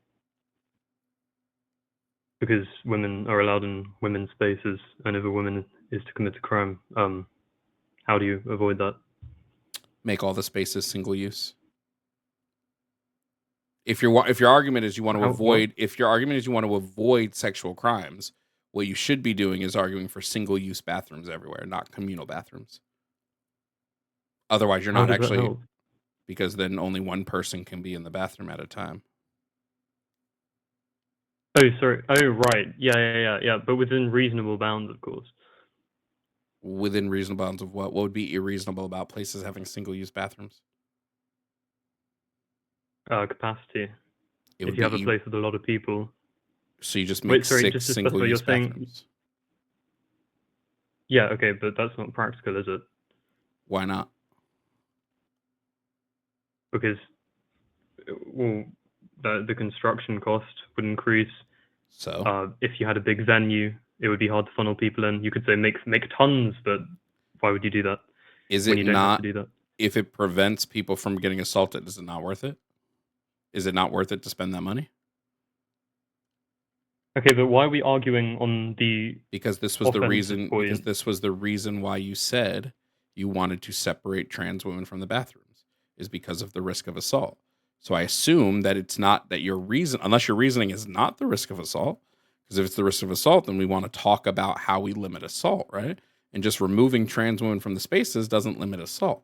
So especially when we look at like the statistical significance of the amount of trans women that commit assault is low as fuck. And I would be hard pressed to see it being a higher number than that of cisgender women who assault other cisgender women. So my question is, if it's about assault, why are you not pushing for the thing that will actually end the assault? Or is there a different reason why you want to separate trans women from the space? No, that is the reason. But we have the status quo, and we have men's bathrooms and women's bathrooms, and that is how it is. It's enforced by the Supreme Court of both my country and yours, I believe. It's not supported by the Supreme Court. And so it would be my mistake then. It's supported by mine. And it would be, obviously, as you know, it would be impractical, what you're saying. Wait, something being impractical or being hard to do does not mean it shouldn't be done if it's the cure to a epidemic, right? Okay, but is it impractical to remove transgender women from women's spaces? Is it impractical to do? I think by placing that you harm both trans women and cis women, yes. I think the harm that does outweighs the benefit. How do you harm cis women? Because there are cis women who are going to be targeted because people believe that they're trans, and it has already happened. And we've seen cis women be assaulted in bathrooms because people think that they're trans when they're not. You're just saying really ugly women have been. I mean, what do you want me to do? I'm sorry. About that, if you want to be disingenuous, that's fine, William. But I want to stick to the debate here. I want to stick to the actual thing. It's not just about women that are ugly, right? I don't know where like ugly plays into it. That's just you being an asshole. So let's talk about the actual conversation. Are there cis women that have been assaulted in bathrooms because people believe them to be trans? The answer is yes. I believe this harm outweighs the benefit of you saying that we're going to limit assaults that are currently not actually happening or happen so infrequently that there's no statistical significance to them in the broader conversation. Well, that just kind of gridlocks us because the same could be said for a sexual assault committed by a cis woman. I'm sorry, it doesn't gridlock us. I don't know what you're talking about. No, I mean, we have the status quo, right? And things are how they are, and they're how they are for a reason. I don't care about the status quo. Right, but they're how they are for a reason. We're not having a conversation about what is. We're having a conversation about what ought be. You're saying it ought be that trans people not be allowed in the bathroom. So the status quo doesn't matter in a conversation about oughts. So are we having the same conversation together, or are we having two different conversations? If you're saying just this is what is, this is the status quo, then I go, cool, let's just change the status quo. Now what's your problem? The status quo has been changed. Now you have no issues here because it's no longer an is. Okay, well, yes, of course, the status quo doesn't mean it's always the right way, but it has evolved over Right. time. So my main point still stands here, right? What is the actual reason for removing trans people from the spaces? And if it's going to be because of the rate of assault, then if you want to hold firm to this rate of assault, you'd also need to remove cisgender women from the spaces. Otherwise, you don't actually care about the rate of assault. It's also about principle, and it's about women obviously feel uncomfortable. The vast majority of women would feel uncomfortable if a transgender woman were to walk into their women's only space. What evidence do you have that the majority of women feel uncomfortable? That is just how it is. I mean, like, I know that sounds ridiculous, but you saying the majority do not is also ridiculous. I can tell you from personal experience and just common sense that the majority of people would feel uncomfortable. Okay, they do not expect that to happen, and if that happens, okay, that is uncomfortable. I'm sorry, you didn't substantiate. My question was, where's the evidence that the majority of women feel uncomfortable by this? I would need the evidence for that. Where's the evidence that the majority of women don't? And to be honest, I didn't make even a if there claim. isn't a majority, You're asking me to prove a negative. No, you made the claim. So, like, prove your claim. I don't have to disprove your claim. You have to prove your claim. Me making my claim implies that you think the opposite. Nope. And okay, even if we take the stance that the majority of women are comfortable with it, it's still a women's only space, and it's about principle, and it should be upheld. Okay, well then this is a different conversation. I guess you want to have the conversation: are trans women women? Because I would say trans women are women, therefore they're allowed in the women's space. We can have that. We can do that briefly if you wish. If that's the conversation you prefer to have, great. What's the necessary condition someone must possess to be a woman? Have XX chromosomes. Have XX chromosomes. That's the necessary condition? Yep, and you're probably going to say there are people with different ones, and those are edge cases. And in that doesn't case, matter. Does necessary means it is required. So I asked you the necessary condition to be a woman. This would mean there can be no exceptions to this condition. All women must possess this with zero exceptions. You said XX chromosomes. Is this what you want to stick with, or would you like to change your answer? No, I'd like to stick with that. And I will make the point briefly that if there is someone with deviating chromosomes, that can, I suppose they are no longer a biological woman. No. Okay, so what are they then? What's their gender? Here's somebody who has XY, pure 46 XY karyotyping. So they have XY chromosomes. They were pregnant and they gave birth. What is this person? That person would be considered by society to be a woman, yes. Okay, so so they're a woman, but you said women must have XX chromosomes. Do you want to change your answer then? No, a biological woman has XX chromosomes. Okay, again, you said this person is a woman. Those things aren't antithetical. 46 XY karyotyping. So they have pure. If we break it down, XY. So what are they? Okay, and I guess I could layer on top of that and say a woman has a vagina, yes. Okay, so all women. So wait, which condition is necessary? I asked you the necessary condition, not the sufficient condition. So which one is necessary? The primary condition is XX chromosomes, and if you have an edge case, okay, no, that's not how necessary works. Necessary doesn't work where when you have an edge case, you can pull back. That means it's not necessary to begin with. That means if it was, that's like me saying, hey, here's a road. Red cars can drive on this road, except sometimes I let yellow cars on. That means red cars were never, it was not necessary for the car to be red to drive on the road. So my question is going to hold firm here until you lock me in with a necessary condition on what a woman is. What is that thing that is necessary, meaning there are zero exceptions? What is the thing that is necessary to be a woman? Right, but in real life, there are exceptions. You know this. We all know this. Nope. Yes. Actually, incorrect. Yep.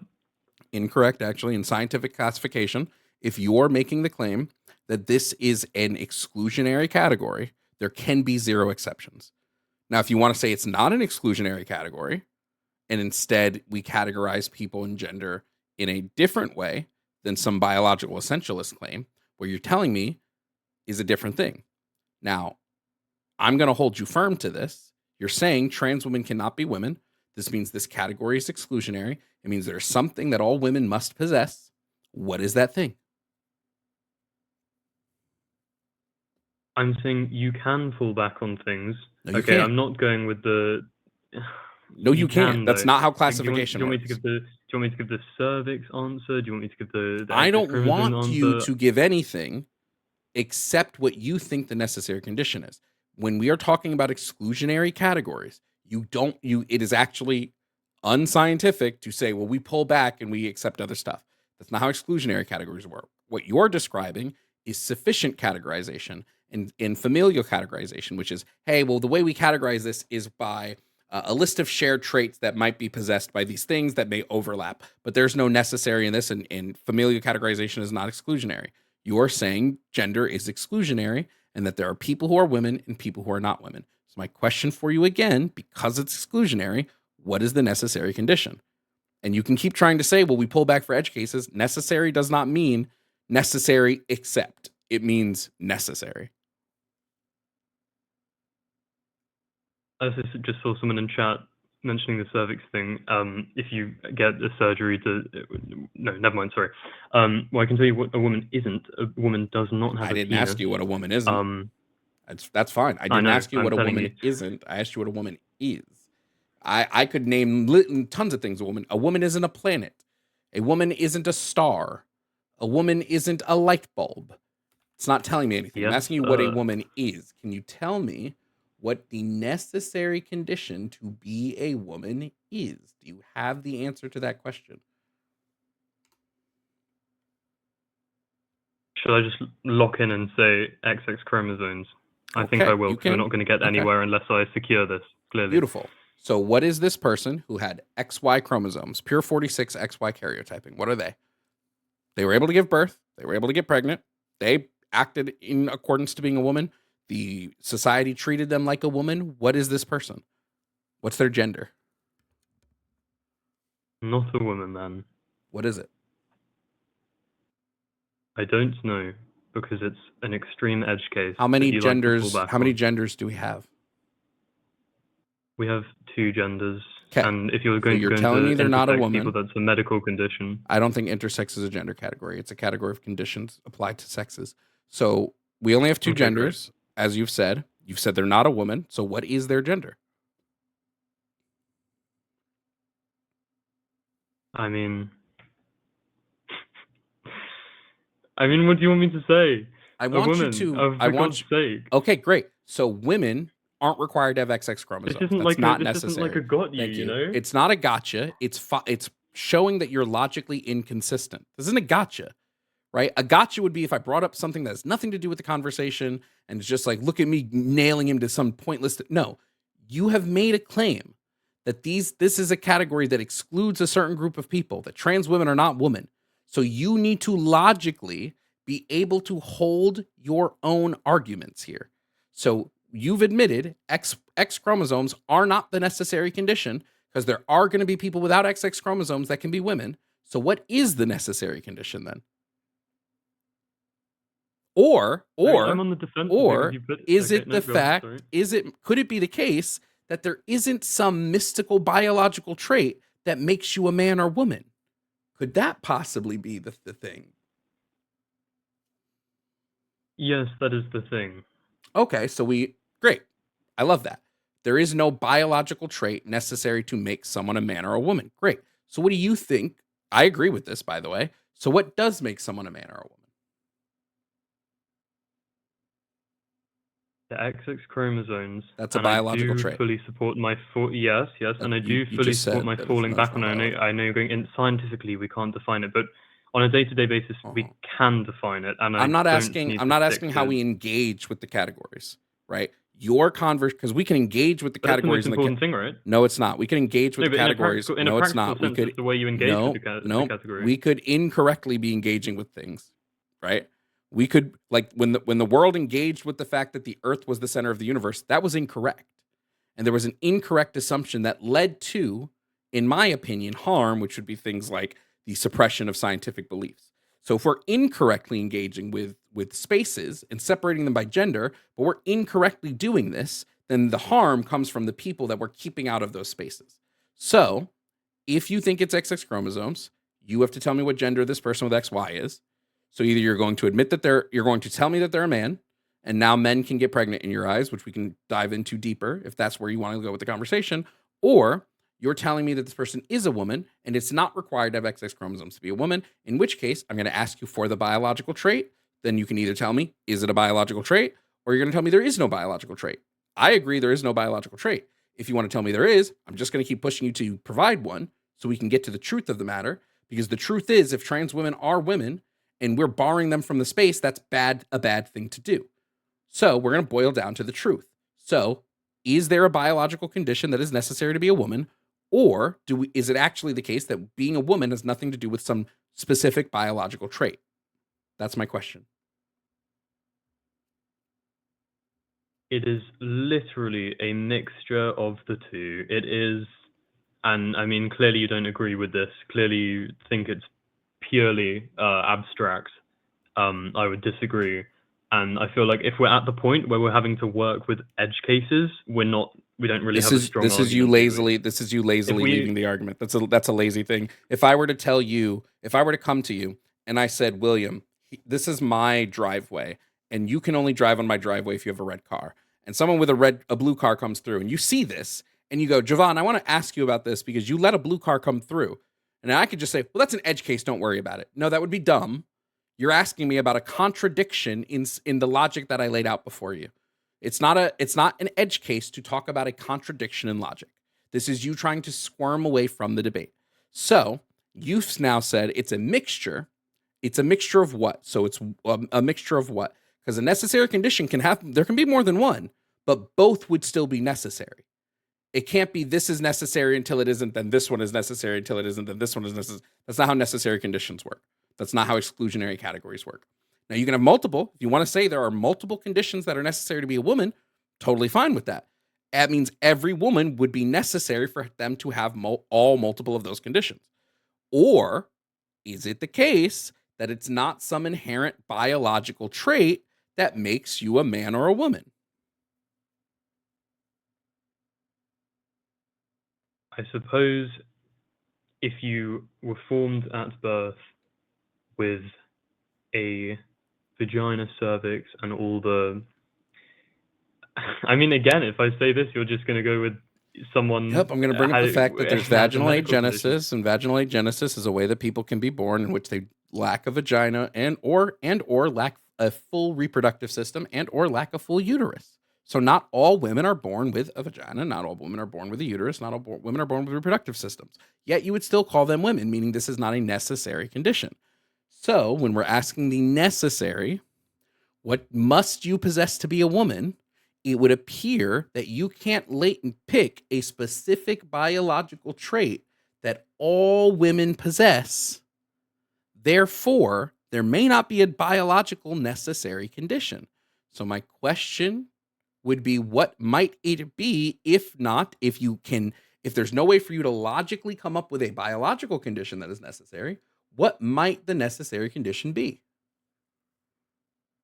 Because I agree that I actually think there is a necessary condition to be a woman. I disagree that it's let me actually rephrase, because I actually do think it's partly biological, because it's neurological, but I disagree that there's some biological trait assigned to reproduction that makes someone a woman. If you think there is, which I assume you do because you think female means woman, then you would need to provide that trait, or you can say, oh shit, I'm wrong, and we can talk about what the non-reproductive biological trait is. I'm wrong in the sense that if someone had those previously described chromosomes, they wouldn't be described on a day-to-day basis as a woman. Yes, I'm wrong on that front. But I'm not asking how they'd be described. I'm asking, are they a woman or not? I can describe a non-woman as a woman all day. I can describe a non-man as a man all day. That doesn't matter what they're described as. Are they these things? Because again, if a woman is this thing, right, whether she's described that way or not, she should be allowed into the woman space because she is this thing on an objective level. Look, if it means we can progress, and you want to speak solely on edge cases, I will give in. Again, this is William. I don't allow lazy arguments here, right? This isn't so not we a can lazy argument. William, this is very lazy, and I know that you're better than this. Okay. Again, I will admit I'm better on the attacking front in debates, but yeah, no. Yeah, go you on. need to Yeah. be able to defend as well. Otherwise, you're just you don't have a solid stance. You just have a solid counter stance, or I wouldn't even say a solid counter stance, right? Because while I'm countering what you're saying, I'm also explaining partially what my stance is as a response to your counter. Now, when we're talking about what makes someone a man or a woman, which is a very important conversation that we have to have when your premise is only women should be allowed in women's spaces, right? It's not disingenuous, or it's not talking about edge cases to try to get you to logically tell me what a woman is. And if you're saying a woman is someone who must have XX chromosomes, remember, must have is very important here. That means there can be no women who don't have that. And because we know that there are women without XX chromosomes, whether they have XY chromosomes, XO chromosomes, and things like that, because we know this exists, that can't be a necessary condition. Now, I can just give you what it actually is. Gender, in the way gender is related to humans, is a neurosocial concept. Gender exists in our neurology, it exists in our brains, as well as existing in like society as a whole. And so what makes someone a woman is a complex list of the neurological way your brain operates and thinks versus the way that it interprets itself against societal structures and roles and concepts. Now, that's a complex way of saying it because I want to make sure that I have like the full breadth of it down. Now, under this purview, trans women would be women. And under this purview, there is no man or trans man, like cis man or trans man, that would fit into the category of woman. The only people that would fit into the category of women are trans women and cis women. So if you have a contention with that, you can label it, or if you want to still agree, or not agree, you want to still claim that there is a biological reproductive trait for sex, then you got to give that.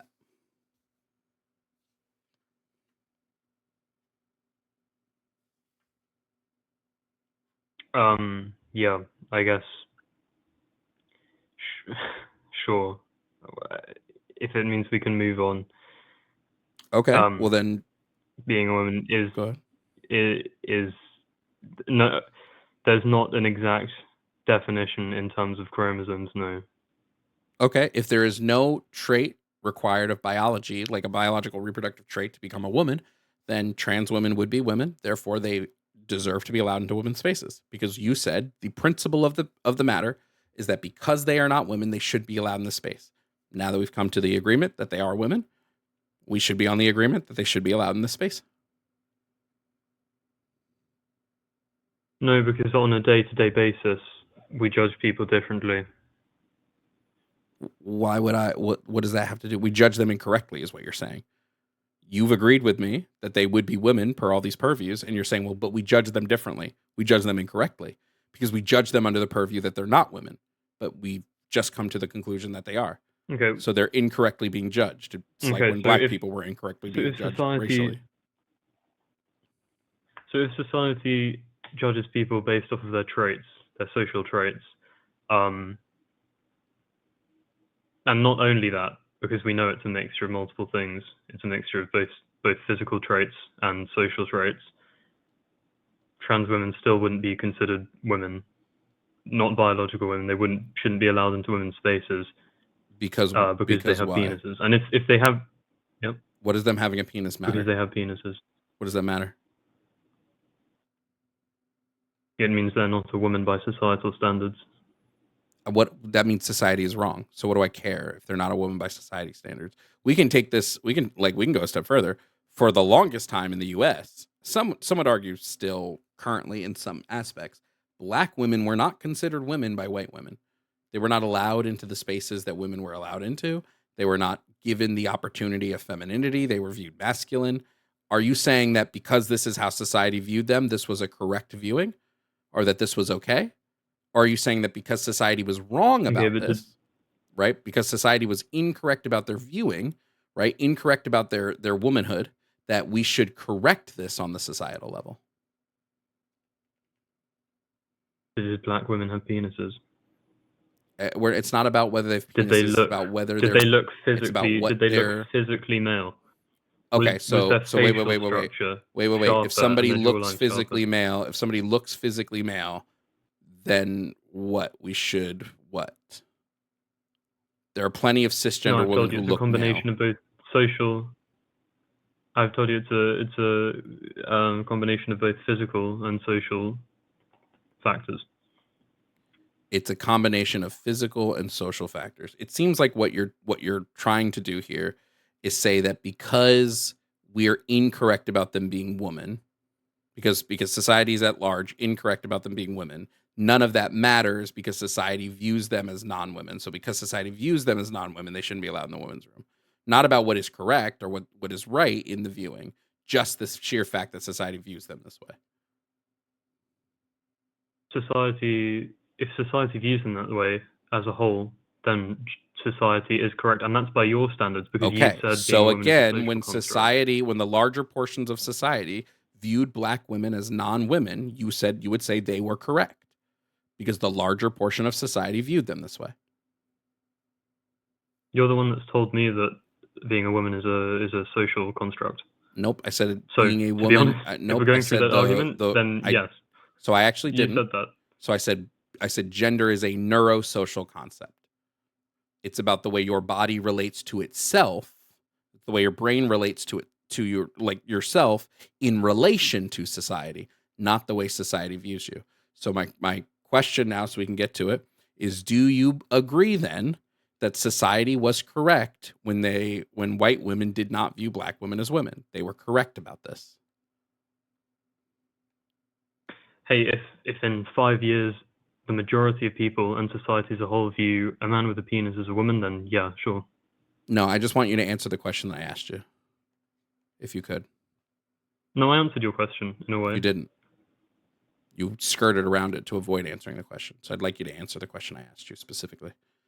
When society, largely as a whole, viewed black women as non-women, were they correct?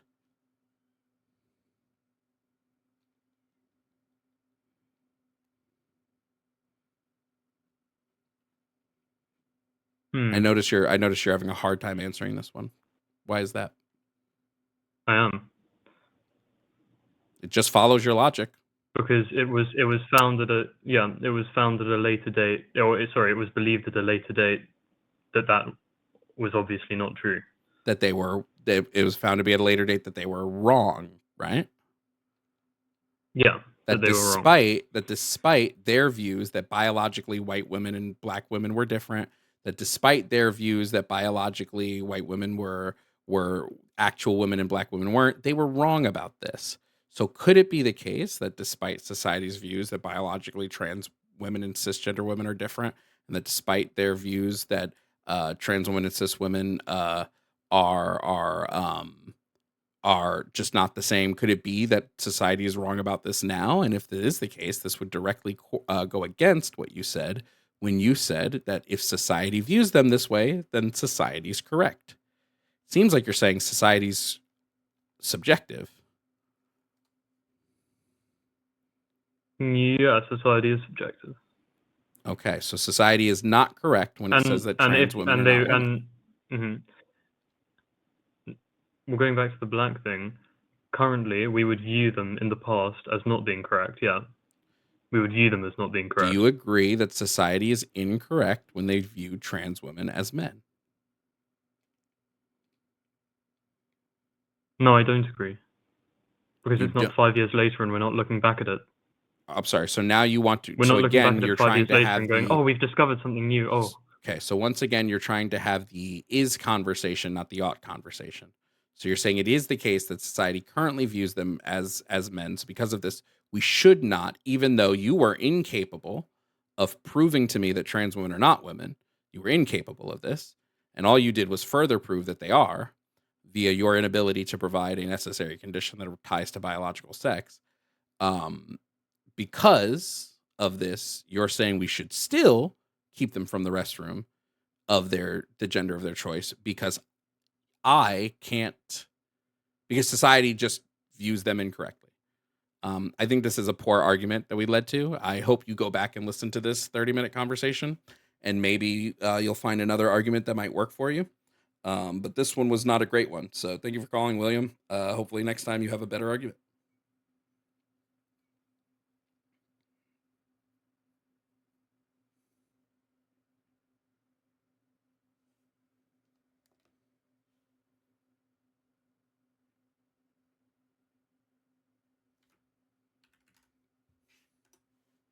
Felt like I did good on that one.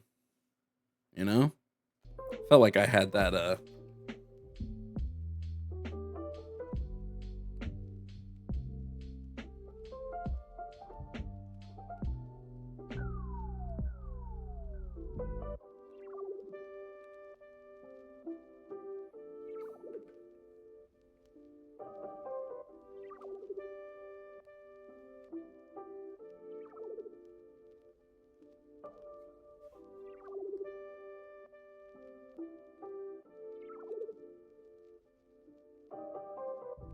one of the things when it comes to debating, you need to be able to contend with your side as much as you deconstruct the other side. Like, you just have to.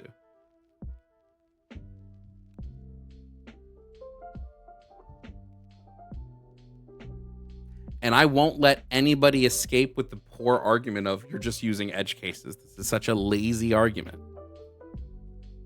And it doesn't address the core of the argument that's being made.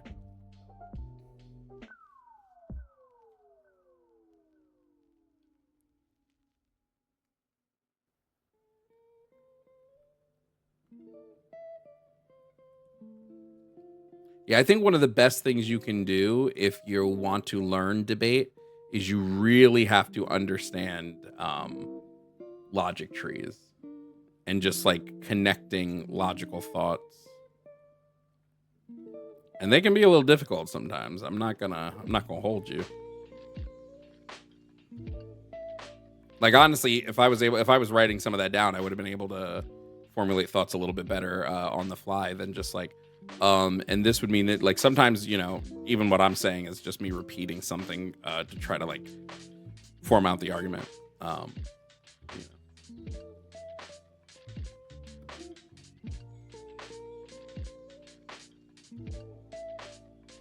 Jovan doesn't like to see other people edging. No, I have to be the only person edging.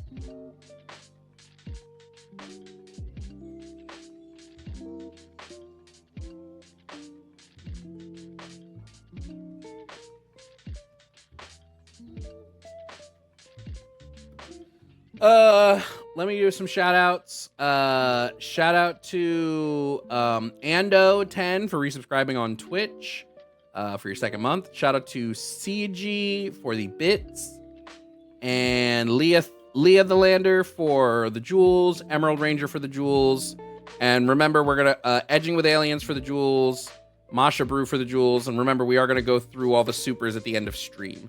So if you want to tell me anything, pop it in a super chat, and we'll talk about them at the end of stream. We'll go through all our supers.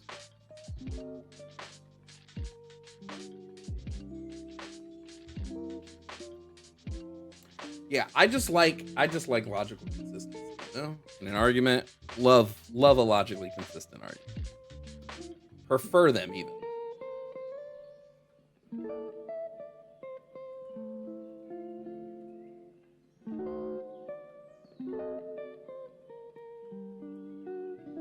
Okay, let's bring up the next person. Next up, we have KJ. KJ believes Trump is good for the economy. Oh, wait, hold on. I got to do that again for the YouTube.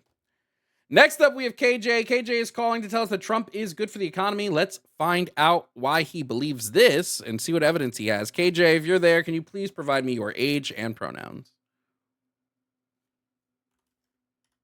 My age is 36, and I would be referred to as a he, him.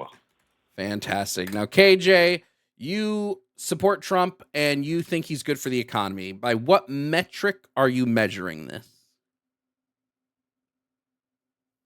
Well, really, I only have one particular metric. I was trying to think of some others, but I was getting wrapped up in those those other calls. So I appreciate you trying to educate them on how to, have more logical consistency. But the main thing is press, social media, social influencing. You have a lot of people that are making their bag, either hating on him, or you have the opposite side where you have people making content in favor of him. So right there, you have countless people, and then the businesses that are connected, all the news outlets, Instagram, TikTok, Facebook, wherever people are making content, the content creators are capitalizing with, either positive or negative content or comments about him. Okay. And then those companies are also profiting. Okay. If That's why I think if a small portion is benefiting, does this mean that the economy as a whole is benefiting?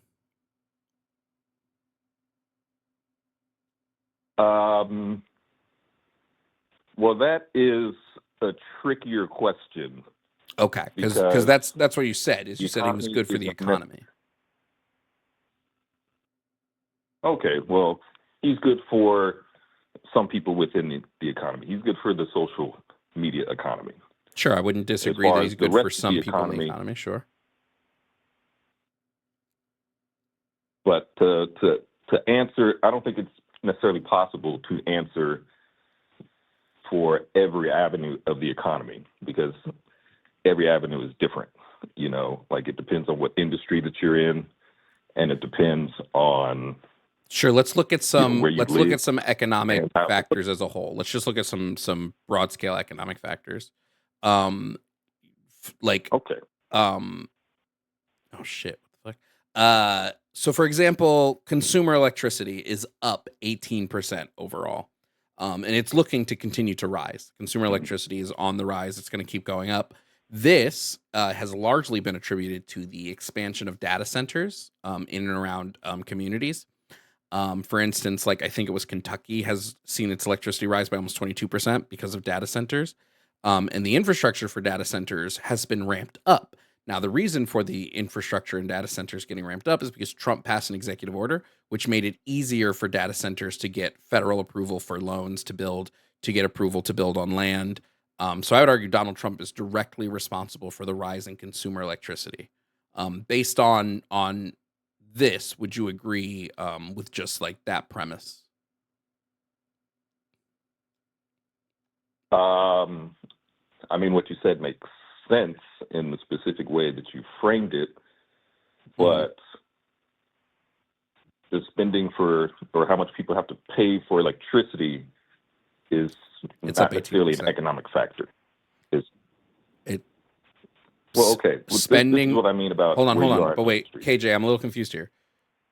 People having to spend more for something isn't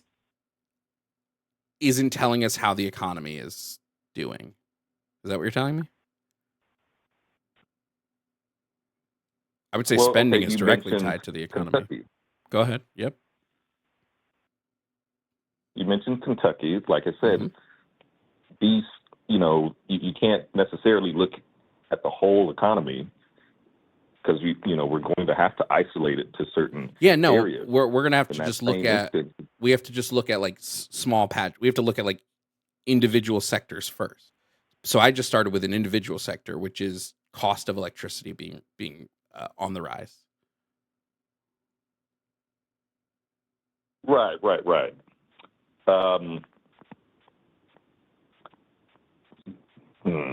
How would I phrase this? Because I would go back to what I was saying about where your place in it, because building those data centers, what's the purpose of building the data centers? They're obviously for AI. That's facilitating. Okay, so it's facilitating something that we all use within our economy, even if it makes their electricity prices go up. That's probably hundreds of jobs.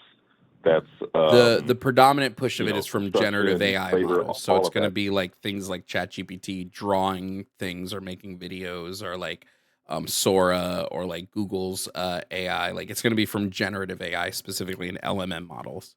Do you view generative AI as a good thing overall? Because I would argue it's a massively bad thing that leads to that is actually going to lead to worse economic outcomes, because you're going to have, well, we can get into that, but do you believe, let me just start with the question. Do you believe generative AI to be a good thing? Well, no, I want to hear the rest of what you were saying. What's the bad thing's going to lead to? Because I can't answer, because I don't know what that is. I don't know what. Sure. If So it's going to lead to something that I can. You ever been evaluate. online and you see a video that someone's trying to claim to be true, but it's like very clearly AI, and like they're just spreading it around as like misinformation, and like, oh shit, this isn't true at all. Yeah. Okay, that's generative AI that's doing I don't that. think that's okay. That stuff has been out for decades. No. Or maybe No, at least a decade. not in the way, nowhere near in the way it is currently. No. Well, yeah, true. But I can remember this was like right before. I don't think it was specific to Trump at the time, but it was like 2015 Facebook. I saw some video where they were talking about what the deep fakes. You've heard of that, right? Yes, Where, deep fakes are going to slightly be different. Deep fakes aren't fully generative AI, but yes, deep fakes are a thing. But deep fakes are getting better now.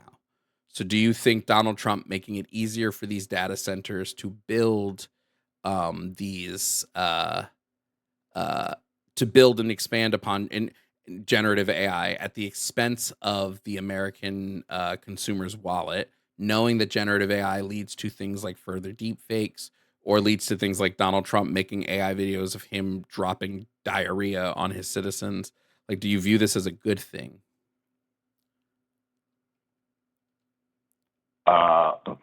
I see the good in it.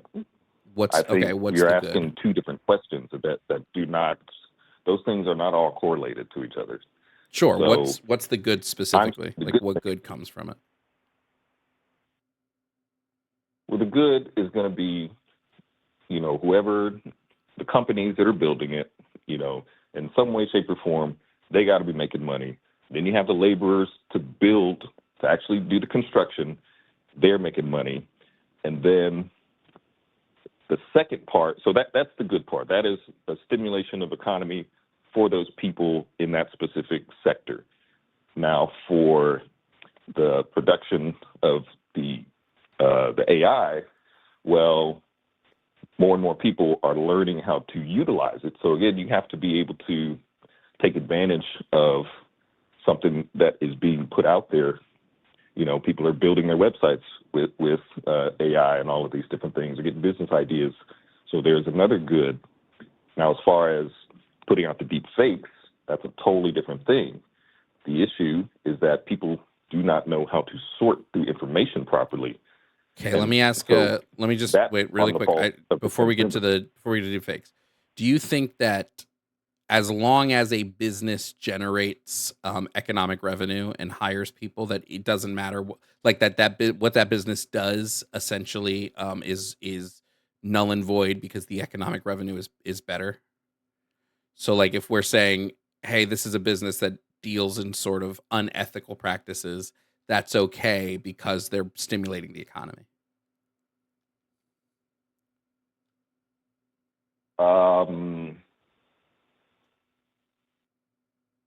Not necessarily.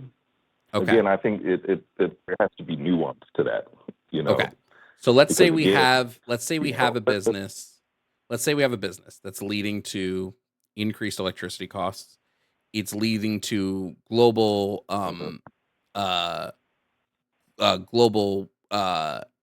issues in the environment, like global environmental issues, right? It's using up a ton of water, right? And in doing so, in that communities are literally going thirsty because they don't have access to the same water, to the water that they used to have, right? It's also stealing from the people. Mm-hmm. So, like, let's say this business is going to it's going online, it's going to different artists' page online, and it's literally taking their art and reproducing their art without their agreement and stuff like that. Would this business, if it was generating economic revenue, would you say this is a good business to keep around, or would you say, hey, we should probably regulate this business out of existence, essentially? I wouldn't look at it as being black and white like that. No, what Like, would be the let me give you a positives to come from example this? from my hometown. Well, I outlined the positives, but everything else, it's I tell people this anytime it comes up. I live in a city that rapidly grew, like, very, very, very quickly. I'm talking like 10, 15 years. Now all of a sudden, we were kind of a small town, blew up, and we really don't have the infrastructure designed to be a large city. So there's been a lot of problems. We've had a lot of, local businesses up and go. We have people moving in that had higher bankrolls from different states, and they're buying up all the property, and they're making it really difficult for the locals to be able to stay here and run their businesses. Now, some people could look at that as being bad because, on one hand, a lot of things are more expensive because of it. Most people in my city can no longer afford to buy a home. And, like I said, a lot of the popular businesses and clubs and stuff like that, they've had to shut down. And so the locals see that negative side of it. And, we don't want that. But then the positive side is that there's also more opportunity. There's more places to work. They're taking up a lot of resources too. It's just like any place that grows and expands. A city basically. Okay, is let me just wait. just to get this away. There are zero positives, in my opinion, that outweigh the negatives of generative AI. Generative AI is destroying the planet. It's destroying communities. It is stealing art. It is bankrupting smaller mom and pop businesses because people are saying, well, I'll just start up an AI business like this, remove my like, for instance, like somebody could come in and be like, well, I'm going to start an AI an AI copywriting business, and they can come in and undercut on prices because they don't have the overhead, and then deliver a worse product. I don't see any positives from AI. Trump is fully endorsing this and pushing this through at the expense of the people. So if you can name me a specific positive, but I don't think those positives of it hires people outweigh the negatives that I've laid out to you here. Okay, I hear your point. I understand what you're saying.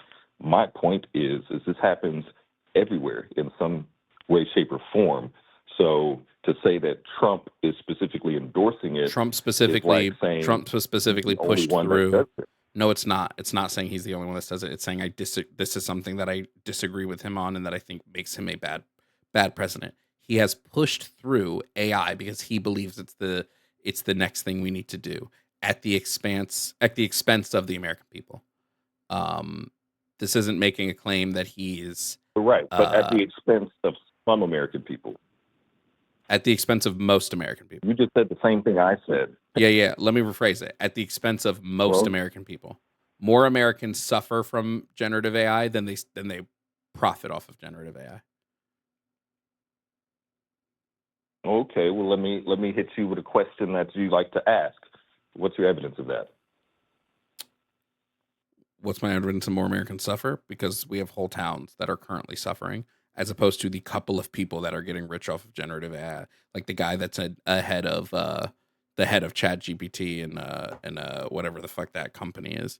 Those people are suffering way more than those people that are succeeding. And then my other thing is, like, at what point do we say this suffering is worth it? How many towns need to go thirsty for us to be like, I don't think it's worth it anymore? Right? I would say one town suffering because an AI data center is misusing water. I think that's one too many. Okay, well, I can agree to that, but to prove your point, you said most people, and you only referred to one town, which does not make up most people. No, a bunch of in towns. the United States. I can pull up a list of towns if you want. That would be great. But even then, I don't think you're going to get to the threshold of it equaling most people in the United States. Okay, what amount of people is worth it? What amount of people in the U.S. is worth it to force to suffer? Well, for one, we have to verify the suffering. You know, you're telling me that these people are suffering. I don't know that. And I don't know if it's some article that was made that suggests that, you know, just again, citing that electricity is up 18% is not really evidence of the people suffering. You know, that's like one I think metric. you claiming, I have an something issue that with you people have to claiming pay that it's, every day.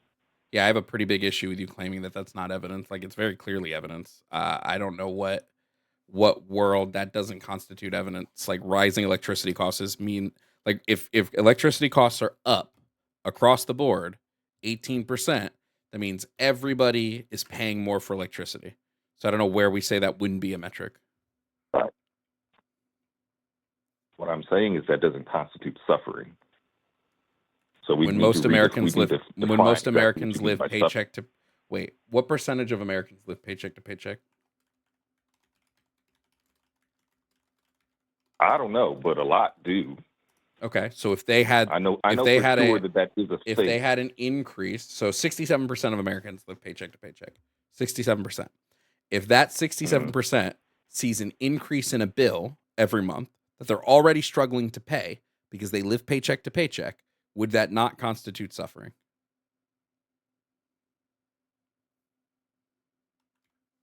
Okay, my issue with using the word suffering is that is a subjective term with how people feel. That's not What does a that term matter? related to what it matters is we're talking about money being spent. We're not talking about Okay, the emotional then take state the of word people. suffering out of it. Let's just look at the material conditions of this. If 67% of Right. people who struggle to pay bills now has one of their bills cost more, is this bad? Yes, I would Great. agree with that. Now couple that with also the fact that groceries are more expensive. Would this now go to further exacerbate these people's spending? Of course. Okay. Now, knowing that Donald Trump has directly contributed to a rise in grocery prices as well as a rise in electricity prices, would it be fair to say that Donald Trump has done something bad by increasing the burden on 67% of Americans who live paycheck to paycheck?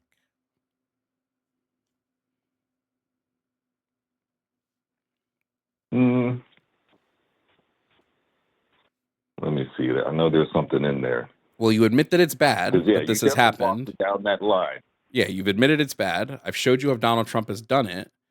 And so I don't know why it would be hard to say, yes, Donald Trump did something bad by exacerbating Americans' affordability for Americans who live paycheck to paycheck, which is 67% of them.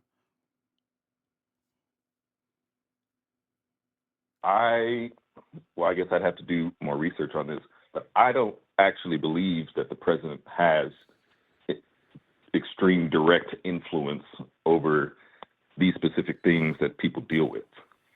Like the president is operating at such a high level of in his position. There are countless jurisdictions that lead down to where the people are, like all the way down to the local level. And then, of course, if you're talking about 67% of Americans living paycheck to paycheck, well, that's not Donald Trump's fault. I've not claimed. Been in office less than a year. I've not. Well, he was in office 4 years before that. I've not claimed that people living paycheck to paycheck is Donald Trump's fault. I've said that the exacerbation of that paycheck to paycheck check is his fault. When he enacts policies that directly lead to people having to pay more, that is his fault. That literally can be nobody else's fault but his. Unless you're claiming Donald Trump just isn't like the actual person in charge, then that's a different conversation. I don't think I'm prepared for that one. I understand the point you're making, and you definitely walked me down that line and got me stuck. But like I said, I don't think it's that black and white, and that's why I can't just freely say, "Oh, it's bad." Like nothing is that simple. Okay, then what you will need to do, I think what you would need to do is you'd need to go do a bit more research then, because it seems like you're making that claim or that statement that I don't think it's bad without fully knowing the breadth of what is happening. Well, you gave one example of him greenlighting them building these data centers. Yep, he has made it easier for data centers to be built. He has an AI first policy where he believes AI is a good thing. We can talk about his attacks on U.S. farms. His direct policy has led to an increase in farm bankruptcies of 55%. Specifically, we can look at how he has sent beef manufacturing to Argentina. He's upped the beef purchase from Argentina to, what was it? I think he upped it by 100 cubic tons, if I'm not mistaken. We can look at how that's directly due to his tariff policies. Same with the soy. Argentina taking control of soybean production throughout the world when it used to be us. We used to be like one of the number one providers in the globe for soybean production. It is now Argentina because he started a trade war with China. So China tariffed our soybeans and stopped purchasing from them. From us, they went and instead purchased from Argentina. This led to the U.S. having to bail out American farms in his first term by, I think it was $300 billion, was how much we had to pay in farmer bailouts because he ruined farms. This is also leading to an increase in grocery prices, again, on beef and products that contain soy. We can also look at how his attack on undocumented immigrants has led to farms becoming understaffed and throwing away more food instead of collecting the food and shipping it out. There have been some farms who have literally had to let people in their community just come and just eat whatever they wanted off the farm because they didn't have the staff to pick it. Both documented and undocumented workers have shown a decrease in showing up to agricultural sites out of fear of deportation. Even people who are legally here still fear deportation.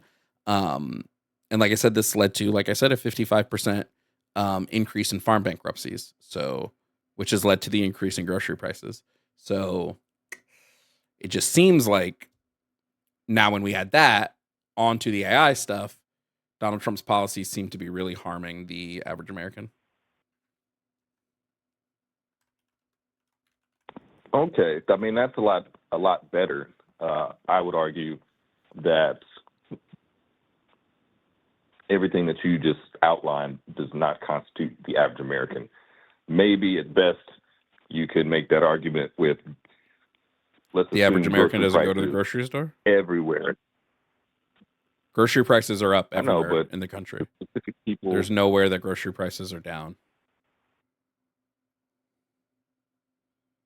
Okay, I mean that's a normal thing in every economy.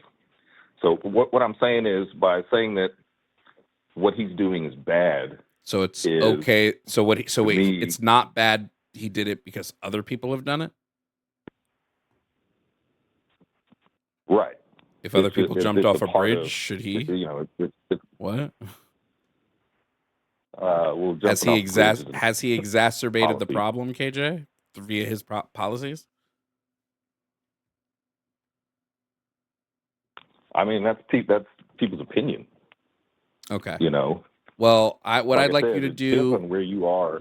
Sure. What I'd like you to do, KJ, we've been talking for 25 minutes. I'd like you to go research this a little bit and then call back next week after you've read up on this a little bit, and then we can have the conversation post that, because we're really just going to keep going in circles if the conversation leads to, hey, I know Trump did it, but other people did it, therefore it's not bad that Trump did it. So thank you for calling, KJ. Hope to hear from you next week with possible new information to tackle those topics.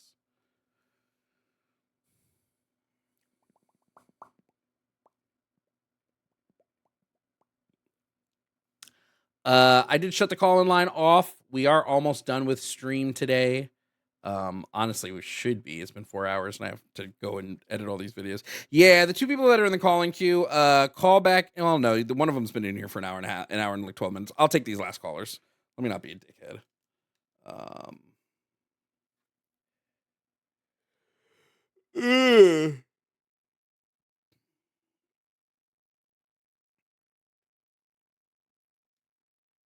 Boy, I'm tired.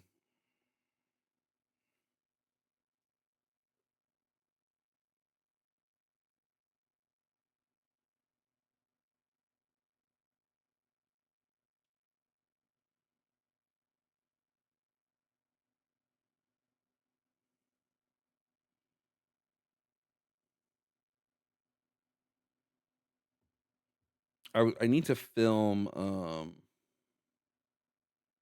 I need to film some stuff.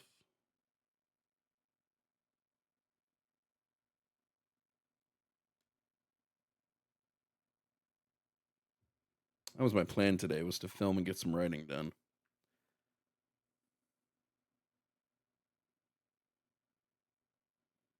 So I would love you to post about trans men being men because it's always about trans women not being women. Can people defend the latter?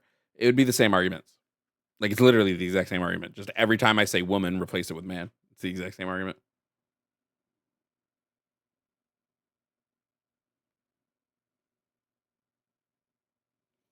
Bradley, thank you for the Cash App. Said you've been killing it today. I've been trying. Oh, and I guess we do have to do a giveaway on YouTube, huh? YouTube earned a giveaway. I guess we would need to do that before we ended stream today.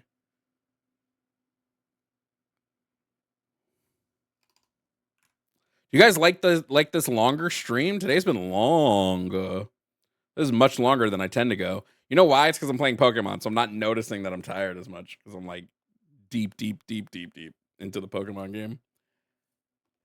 All right, coming up to stream next, we have Sean. Now, Sean wants to talk about God being evil. Sean, can you provide your age and pronouns, please? Yes, my age is 21, and my pronouns he, him. Now, Sean, do you believe in God? I do believe in God. Okay, which one? I believe in the Christian God, and Okay, that's why I'm chosen that. Yeah. No problem. You believe in the Christian God. No problem. Do you believe, Sean, that all the events that happen in the Bible are accurate, or do you believe the Bible is just a collection of fables or stories?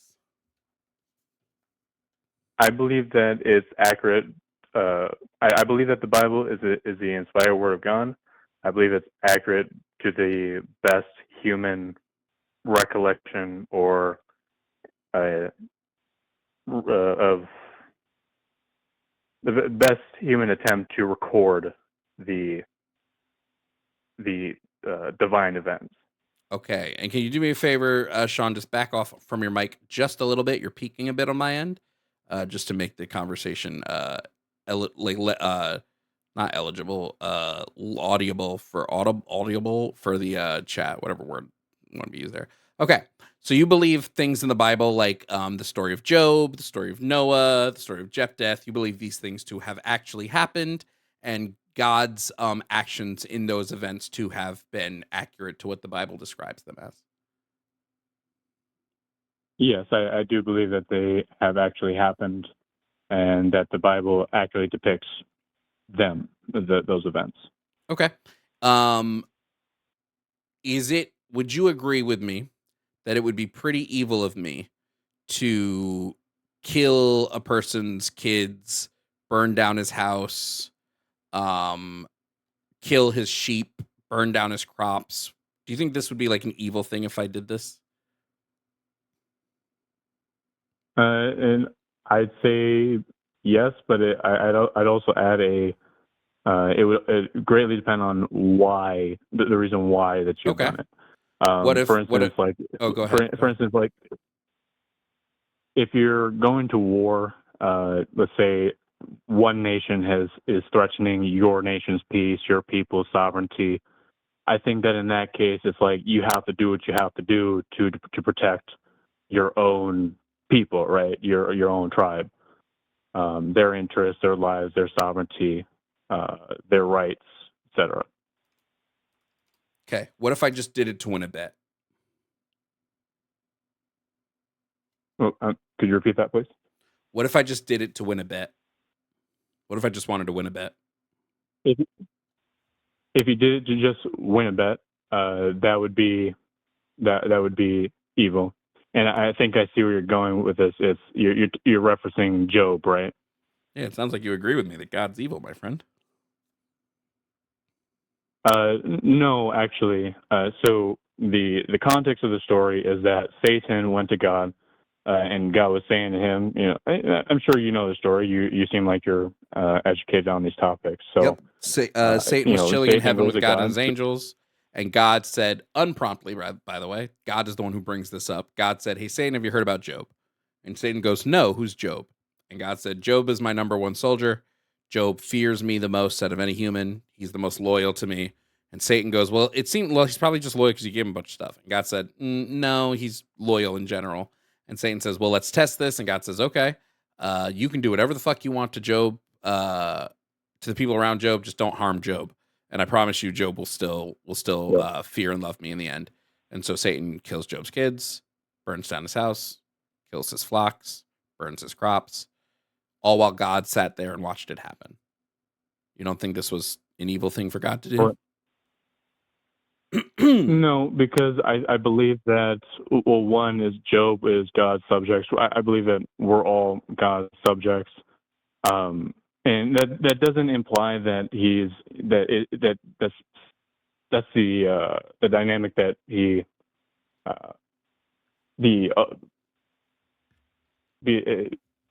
when you say we're thought. God's subjects, does that mean God can essentially do whatever he wants to us and it wouldn't be considered evil? I think. Well, so first I'd have to disconnect the morality, the moral phrasing of it, because if there were a God, whether it's a Christian God, Muslim God, or whatnot, he would be the one who defines good and evil. So there's that, and then there's the point why that people say this a lot. They say that God would define what is good or what is evil. Why? Because we are his creation, right? So? And because we are his creation, he gets to define our purpose, our mission. So let's say it's not the Christian God. Let's just say fictionally, let's pretend that there is a God, there is a creator who creates a universe, right? He's an all-powerful creator, creates a universe. He then creates people in that universe. He creates like a race of a species of people. He then, for his own pleasure, tortures the shit out of these people for all eternity. Like, he does some of the cruelest things ever. He inflicts harm. He specifically makes it so these people can experience harm, and then inflicts this harm in just vastly cruel. And I'm not talking about the Christian God or anything in the Bible or anything. I'm just giving a hypothetical. Yep. Would we still say that this God is the arbiter of what is good, or could it be that goodness and righteousness and what is moral or not moral could exist outside of this being? Because otherwise, we're basically saying whatever this being does is good. Well, I would say first I would agree with the outside looking into this hypothetical. Like, yes, that's obviously evil.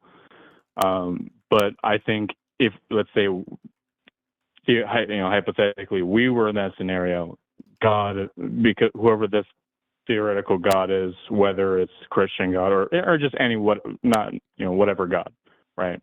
It would be because, like, I mean, one is like, who are we to argue against the one who created us, who can, smite us in an instant if he so please, like what you're saying is that he's torturing these people, like who are we? Like, and I'm not justifying this hypothetical God, but what I'm saying is that because he's the alpha, he's the creator. It's his creation. Everything belongs to him. He does have the right to do with it as he sees fit. Well, okay, so one, that you are justifying it. That is quite literally a justification. So it doesn't matter what this God does. That is a justification, my friend. So it doesn't matter what this God does to these people, whether these people deserve it or not, because he's made the ultimate decision that they do. He can essentially do whatever he wants to them, and they have no real retort because he created them. Well, you don't think this could be? You don't think this is cruel? No, I absolutely think that would be cruel for God to do that. Okay. Would an unnecessarily cruel God not be evil? Can Sorry, I go respond ahead. for Yeah, that though? Sorry, go ahead. Yeah. So the reason why, like I said, from the outside looking in to this hypothetical, I look at that and say that's evil, and the reason why I have that thought is because I submit myself to the morality of the Christian God. We can get in more into that later, but that's my outside looking in. So outside looking in, yes, it's absolutely cruel for God to do that. But hypothetically, if we were all in that scenario, like he is the arbiter. I mean, he's the arbiter of his entire creation. He's the one that formed all the human beings, the birds, the trees, everything. He formed everything. That means that he can design, if he wants to design a pot to be broken, he can do that, right? So you don't think it's cruel to do that with people that can feel? And if it is cruel, and it is the case that gods can be cruel, wouldn't a God who is needlessly overly cruel be evil? Again, from the outside looking in, I would say that this hypothetical God is absolutely evil, right? But what I'm getting at is that, again, we're talking about the hypothetical, right? Is that this God intentionally is creating, human beings or just any being that can feel, think, whatever, and is purposely torturing them, right? That is absolutely evil. And the reason why I can look in and say that is because I submit myself to Yahweh, who dictates good and evil. And the reason why so I don't know if my thought is clear. No, I'm kind of like, yeah, it's fine. My response to this would be that, like, this God would be our God. My response is the Christian God has created us to torture us endlessly. This is why he allowed Job to be harmed in the way that he did. This is why he allows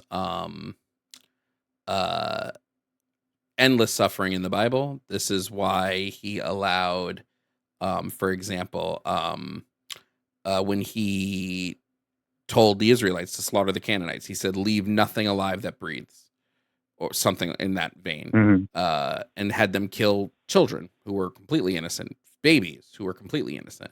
Right? I think it's impossible to say that a just and good God sees the need to kill babies, innocent babies, if not for some level of cruelty, knowing that those babies didn't do anything. He knew Job. He knew he'd win the bet with Job. He knew it before he made the bet, because the Christian God is supposedly all-knowing and all-seeing. He didn't need to make the bet with Satan. He did not need to allow, when Satan said, "I bet you this won't happen," he could have said to Satan, "I'm God. I've seen the future. This does happen." And Satan, knowing God's nature, would be like, "Oh, wait, yeah, you're right. You do see the future. So yeah, you're right about this." And spared Job's kids, but he didn't. He killed all 7 of them. This is needlessly cruel.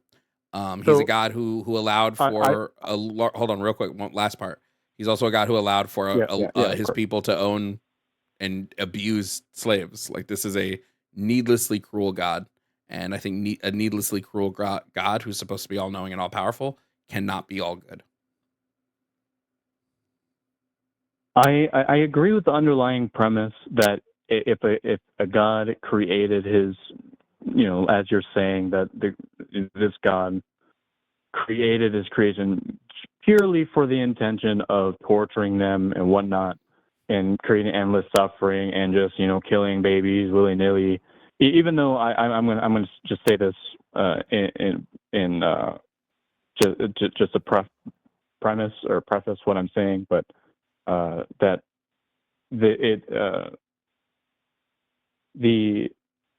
so I lost my train of thought, but basically the God of a God that would create this perpetual cycle of suffering for the intention of it being a perpetual cycle of suffering is absolutely evil. But I would, and I'm going to disagree with what you're saying, that that this is what the Christian God wanted, or that this is the reason why he created the human race.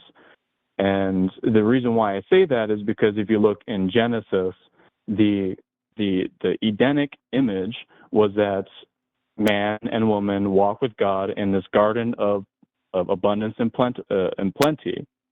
And that's what his intention was. His intention was for our lives to be good, to be... When God created Adam and Eve, did he know that they would eat from the fruit of the tree and he would then kick them out of the Garden of Eden? So to tackle and this was one part that I wanted to tackle with the previous statement that you made, is that I'm actually I'm different from many Christians and Judeo-Christians. Again, my religious view is a little harder to define by what the world knows today, but I disagree with the notion that God knows everything that's going to happen. This is not to discredit his all-knowingness, but So just wait, really quickly. You're saying God is not Christian God is not all powerful. No, I'm saying he is all powerful.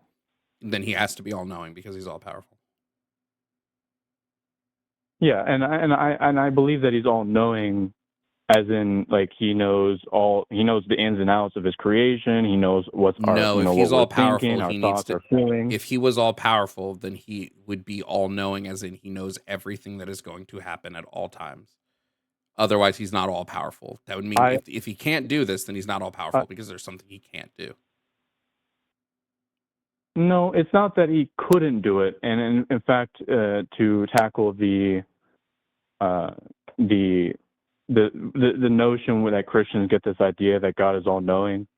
I don't know the exact scripture that they get it pulled from, but I believe it's Isaiah. There's a few of them. But the actual translation, the actual translation is not that he knows the beginning from the end, but that he declares the beginning from the end. And we see that that's what happens when he curses the serpent, or Adam, Eve, and the serpent because of their sin. He declared the ending from the end from the beginning, which is that that Eve would give birth to a child that would crush Satan's head. The serpent would strike. So he knew Eve would give birth, but he didn't know where Eve would give birth?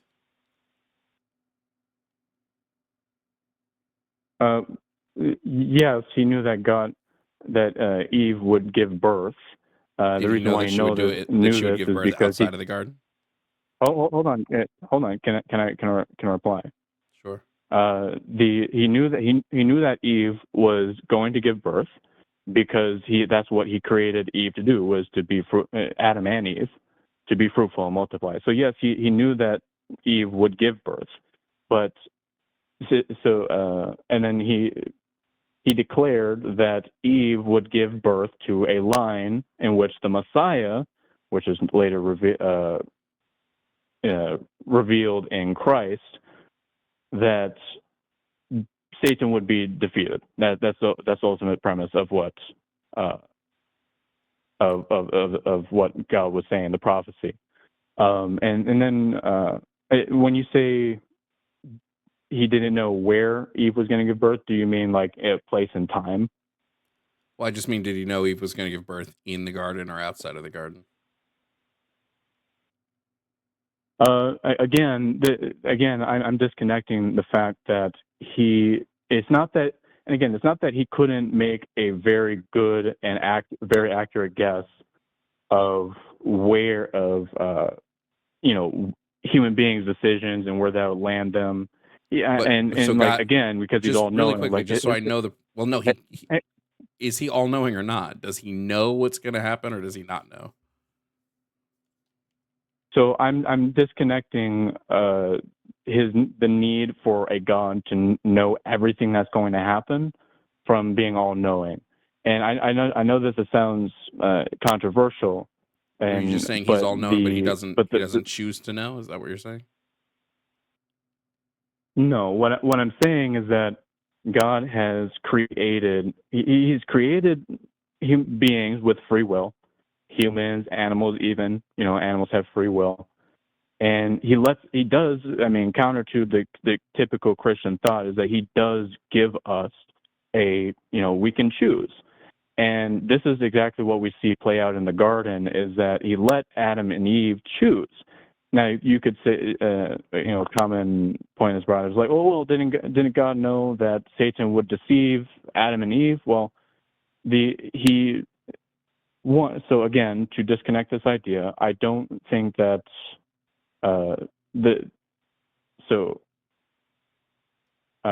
it's not that he can't know. He couldn't have made. I'm just trying to gather my thoughts. He knew that Satan would ultimately try to tempt Adam and Eve. And the reason why he knew this is because he knew Satan's heart. Did he know exactly that Adam and Eve would choose to disobey him? No, and it's not that it's not like he didn't know the possibility of Adam and Eve disobeying him. It's just that he knew it's just that he let them have free will. So they were free to make the decision, to obey or disobey. And that's where we get the story of the Bible. Yeah, I would just argue that this is not supported in the text. The text pretty much supports that God is outside of our concepts of time, and he sees and knows all at the same time. That's what I feel the text supports. Yeah. But we have been going for 20 minutes, so I do need to move on to the last call so we can I can get through these last two calls for the evening. But thank you for calling, Sean. If you want to call back sometime in the next week, feel free, and we can continue the conversation from there. All right, sounds good.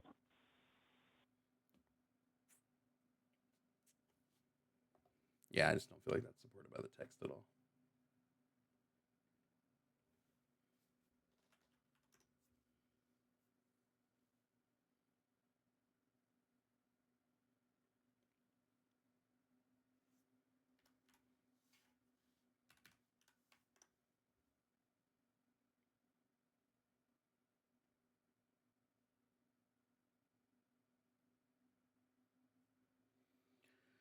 All right.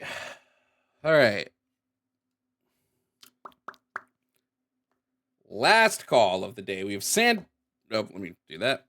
Last call of the day, we got Santiago calling in about why he still supports Trump, and he says he's still hopeful that Trump follows through on bringing back the American dream. Santiago, if you can hear me, can you provide me with your age and your pronouns, please? I am 30, and I go by he, him, or you can say the dude. Okay, Santiago, you still support Trump because you think he's bringing back the American dream. What is the American dream? Basic idea is family, 2 kids, white picket fence, all that good stuff. I said American dream because that was the first thing that came off my head. Can you hear me? Yep, I was just repeating so that I knew for sure what you said. Oh, okay. Continue. Okay, so basically, the idea of the American dream still exists.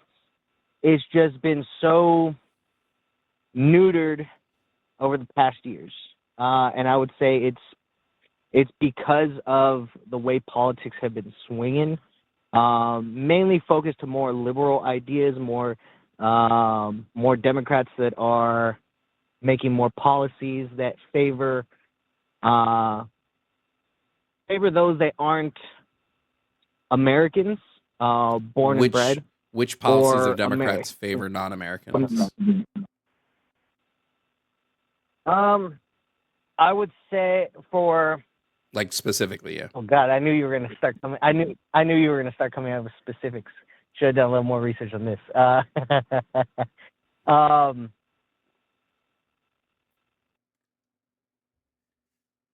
I wouldn't say the right giving illegals the right to vote, but for instance, California, you don't need. I would say because I'm from California. In California, you don't need an ID to go vote. In a lot of places, you don't need an ID to go vote. I remember for the last presidential election for Trump, I was asked to show my ID once. That's up to the state. This last midterm election. Just so you know, that's up to. Wait, just really quickly, Santiago. I just want you to know that's per state, right? Like I didn't have to show my ID to vote. Okay. In the last presidential election, the states determine that. And it's weird how they do that. I don't understand why. And I think there's a lag or something. I'm not too sure between the call and you. No, that's fine. The reason they're allowed to do this is because states have the right to determine how they run elections. Even the federal elections, states get to determine how they run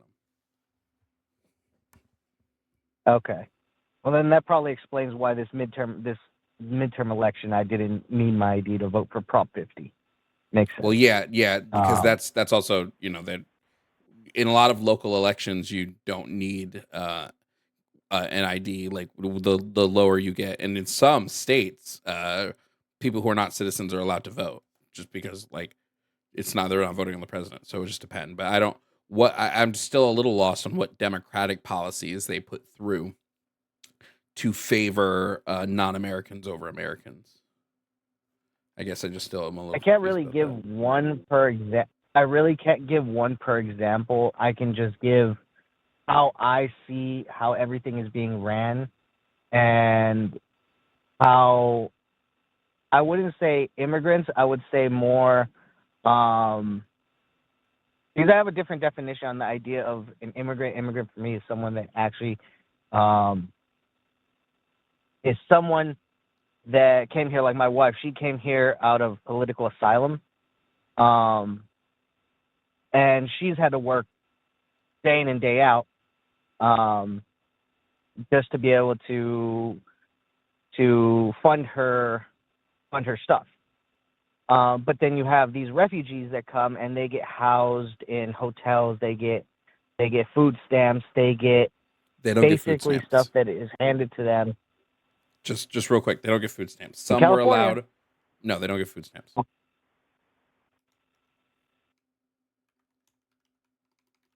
What else were you saying? Some were allowed? Some were allowed to stay in hotels, but that's because they came in through an asylum seeking process, which is legal, and we have programs that are set up for legal asylum seekers.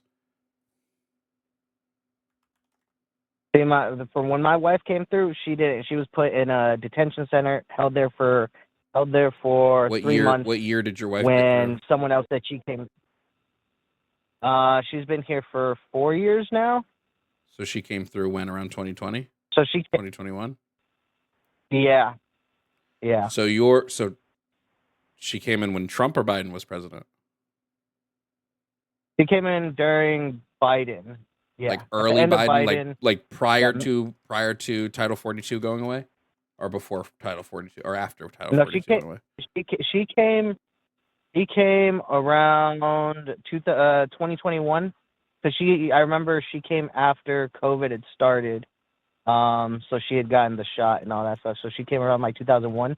Okay, so she came in while Trump's immigration policies were still in effect. Okay. So yeah, she's a big she's not really an anti-Trump, but she doesn't like the guy.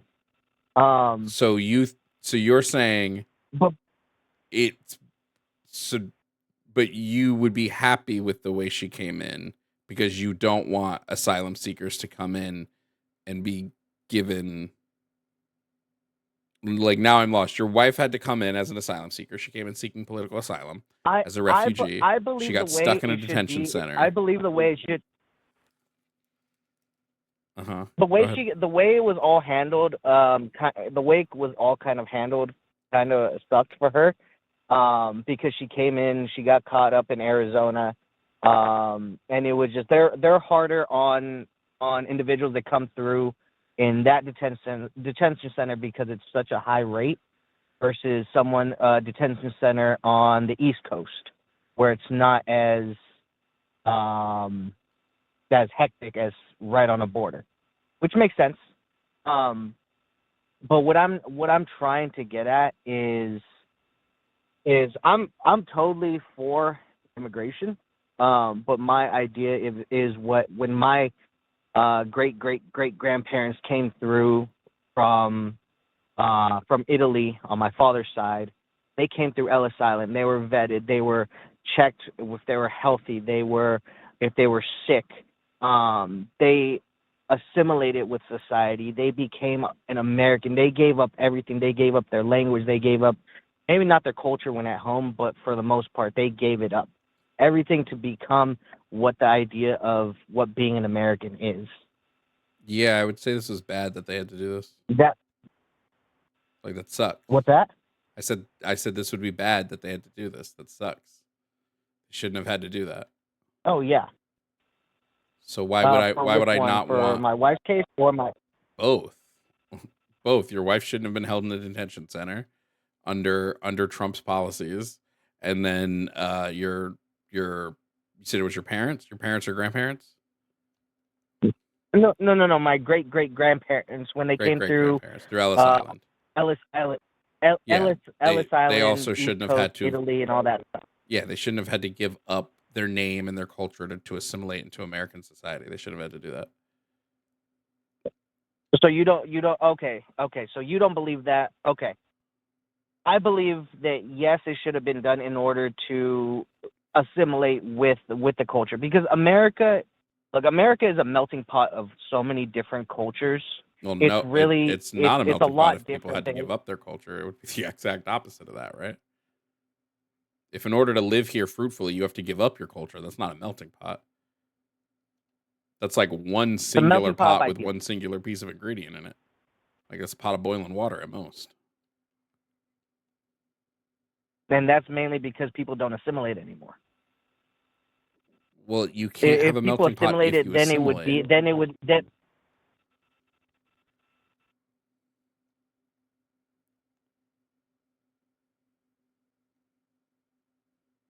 What I'm trying to get at is this: is people want to come here, they should have to assimilate. They should have to be a part of, because if you come, you want what America has to offer, you have to change to be able to receive it. Why shouldn't they be able to receive it without changing?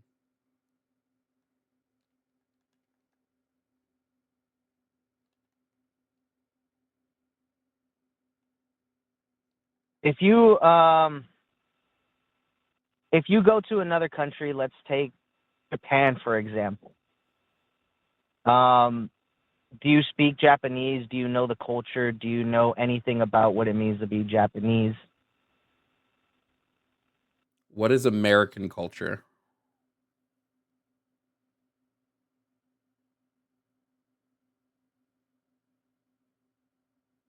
I get the idea of freedom.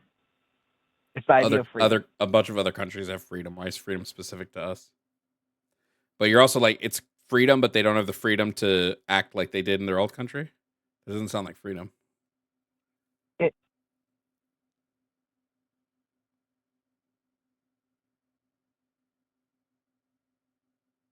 So I guess it's you can make yourself something. You put in the hard work, you put in the time, you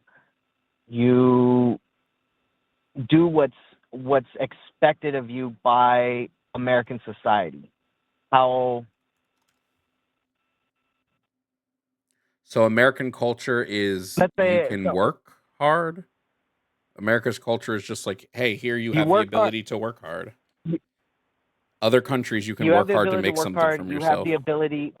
Japan, you can work hard to make something for yourself. England, you can work hard to make something from yourself. How's that specific to America? What is American culture? This just seems like grind culture, not like specifically American culture. That's where I'm getting a little confused. The thing is, it's I guess what I'm trying to. It's hard to really get at what it means to be an American, but for me, what it truly means. If you want to say, or if you and others say other countries have freedoms, yes, they do. But can you say what you want without getting persecuted? You can do that in a bunch of other countries. For the most part, you can say what you want without getting persecuted. You can do that. There are a bunch of countries. You can't say fire in a movie theater. Wait, there's a bunch of but you're still going to get persecuted. I just want to throw this out there. There are tons of countries where you can say whatever you want without getting persecuted. That's what I'm confused about.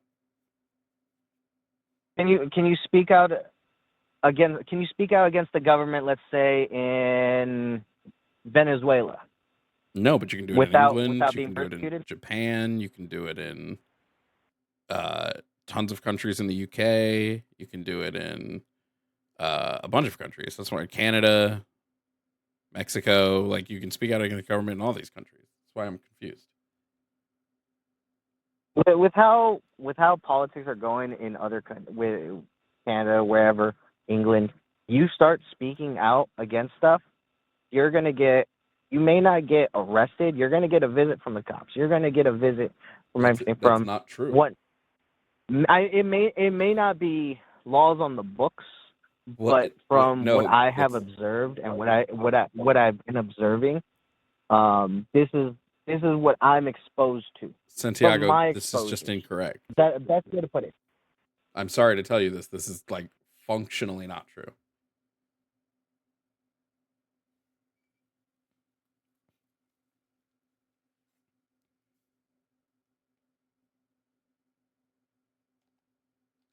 Okay. So like, sure. Like, again, all I'm saying is you're.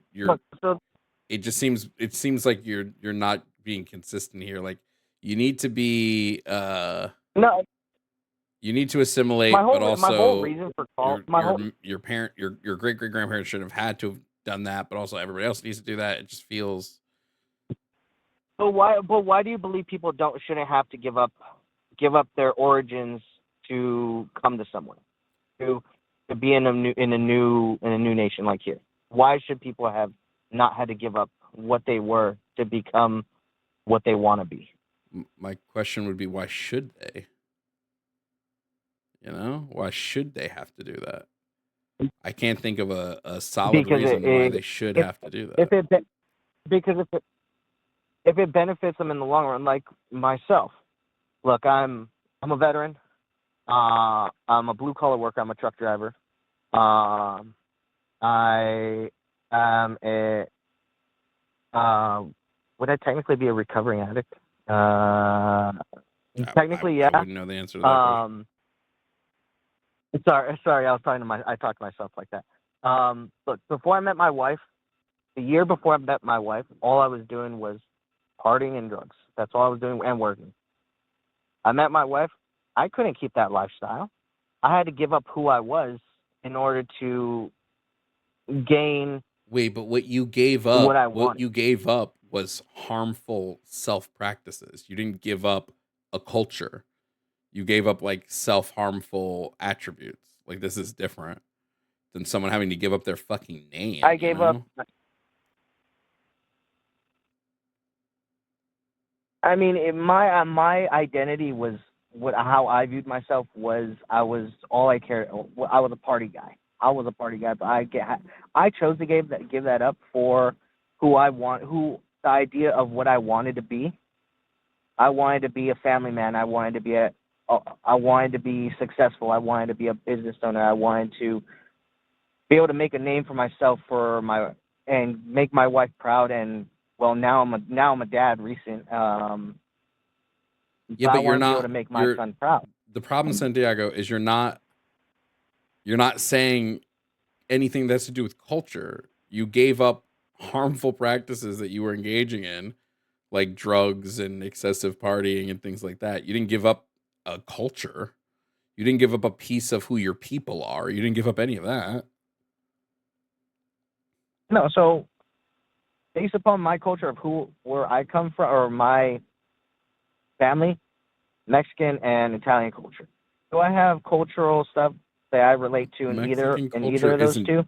No, because I could care less about those two cultures. I love the food, everything. I can cook up a storm out of both cultural dishes. But would I associate with either of those? No. And if I had grown up with either of those two cultures in my life, I may or may not have associated more with it if it was a part of me. But what is a part of me and what is ingrained in me is American values, American ideals, and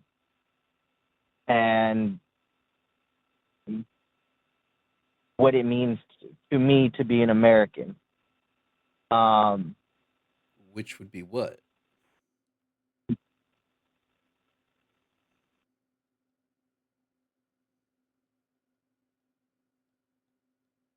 To do whatever the hell I want without consequence, within reason, within I guess.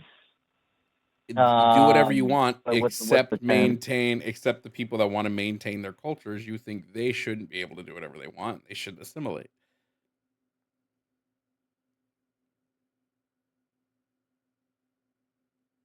Yes. So rules for me, not for thee. Or I'm sorry, rules for thee, not for me.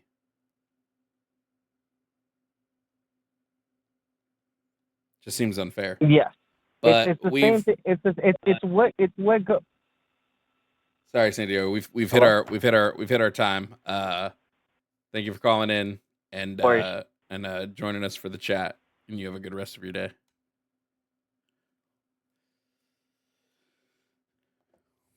Oh boy. Oh boy.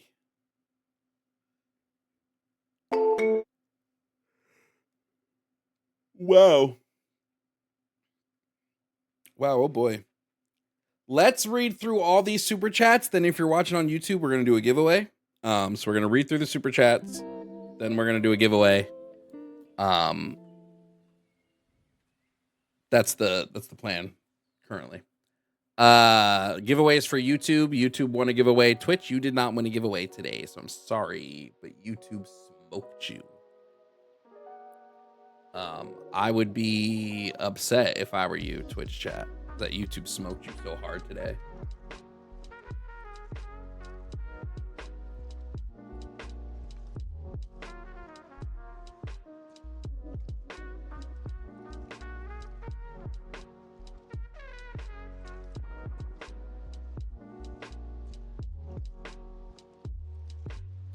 Okay. Super chat time. You still have times to get in super chats until the end of reading the super chats. So, first up, Patty, thank you for the $5 super chat. From Hyun Kun, thank you for the $2 super chat. Said you also look like you are having a fifth Friday. And then sent a correction. I'm dumb, meant fifth Monday, have more money. Vampy, that's 3 giveaways I have to do today. Damn, Vampy just made it so Twitch also gets a giveaway. I guess I got to do 3 giveaways. Jesus. The second YouTube video giveaway is going to be a bit smaller of a giveaway. I don't have the funds to knock out 3 giveaways immediately.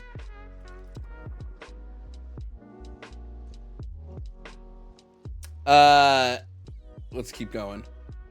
From Joshua Everett said, thank you for the $5 super chat, said stream screen says call lines are closed. Oh yeah. I read that earlier. Yeah, I fixed that. Thank you for reminding me. Because it was off and we needed to fix it. So donkey. Shane. Next up from Never Again said, always enjoy listening and learning on your podcast. My brother, keep it up. Thank you. And thank you for the $20 super chat. It's always fun to do this. And like I said, I am going to start uploading these to Spotify. So be ready for the first one tonight, probably. From T-Cham Clam said, they're scared because of what happened on Tuesday. The red wave. They're terrified of that red wave. On God, so true. I agree. Terrified Red Wave. Thank you so much for the super chat, friend. From Calvin Collins, the second said, "Hey Jovan, I discovered you about 2 weeks ago and I've been entertained ever since. Watching your content helped me have a conversation with my sister about trans people. Keep up the good work." Hey, thank you. And I'm glad that the content helps. From Feisty said, "Women are the only people that should have any say in their healthcare." Agreed, Feisty. Thank you for the $10 super chat. From Vampy said, "Jovan, you agreed to be nice, but I didn't. Is someone sentient if they don't have a brain / choose not to use one? Asking for a friend." Vampy, thank you for the $10 super chat. Go after him, I swear to God. Robin said, "I don't use pronouns." Correct, Robin. It's always funny when they do that. Thank you for the super chat. And then another one from Robin said, "His own VP, JD Vance." True, JD Vance is the only person that I found on record was ever outwardly called Trump Hitler, who is a politician. He's the only politician I've ever found that's outwardly called Trump Hitler. JD Vance. From Vampy again, Vampy said, "Sign Kyle up for the fucking Kentucky Derby. He can gish gob with the best of them." So true. Vampy also said, "I get it now. The let me speak crowd thinks it's right to speak whenever they want. It's just another giving right to others is oppressing me." So true. Thank you for the super chats, Vampy. Ever Falling said, "Pointing out that regulating TikTok isn't free market is not the same as advocating anti-regulation." True. So true. Anarcho Heathen said, "Hail Satan." Hail Satan and hail Sapphic stuff. From Jan OB said, "For Sapphic Satan." Thank you so much, Jan OB. Thank you for the super chat. Thank you kindly.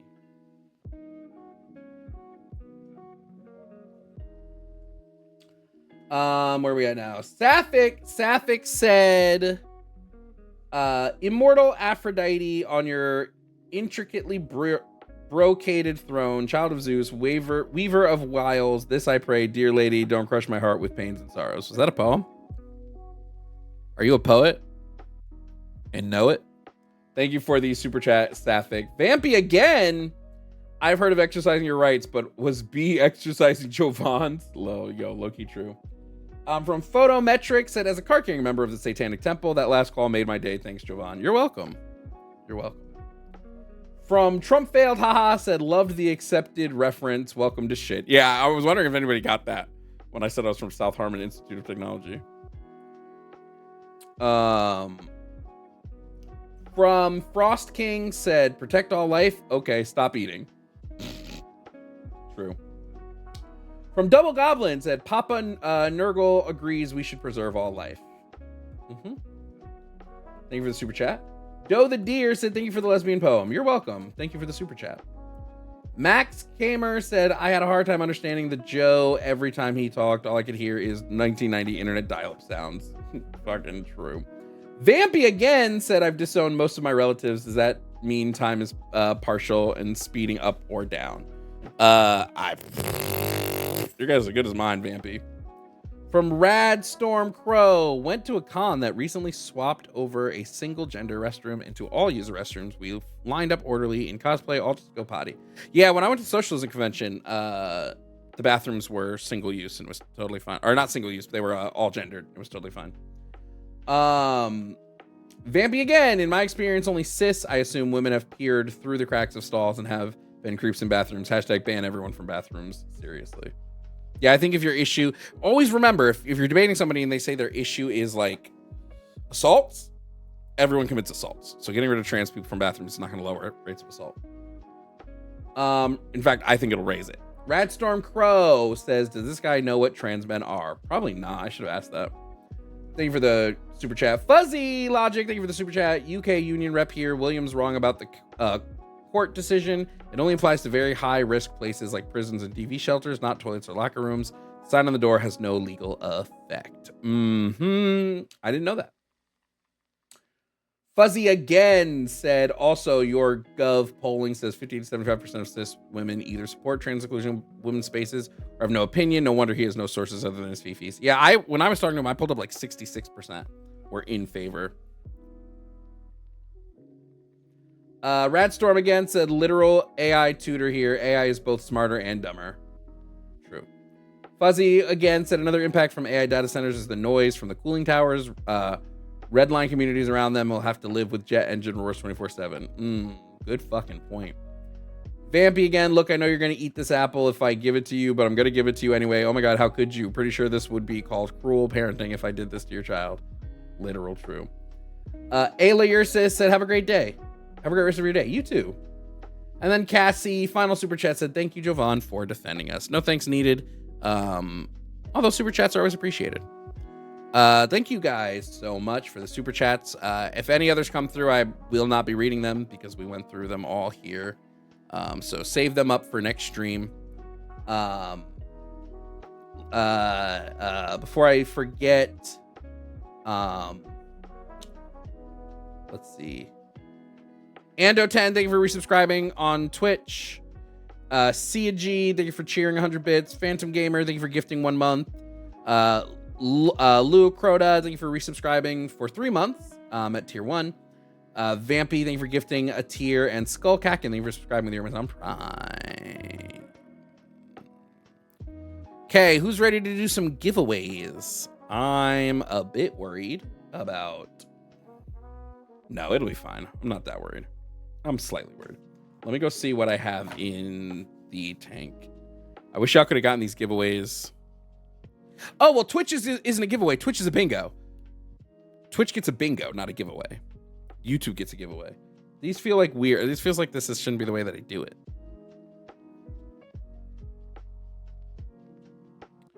Taylor, thank you for the Venmo. Said buy yourself a snack. Seeing Just McCartney tonight. I'll tell him you said hi. Tell him that I don't want another pretty face. I'm not doing the bingo today, but yes, Twitch gets a bingo. You think I missed some super chats? I'm pretty sure I got all of them. I mean, I don't think I missed any. Oh, let me. I'm going back through my things and I don't see any there. Y'all, I need lunch. I can't sit through a bingo right now. I need lunch. I might just do a giveaway. Just not worry about it.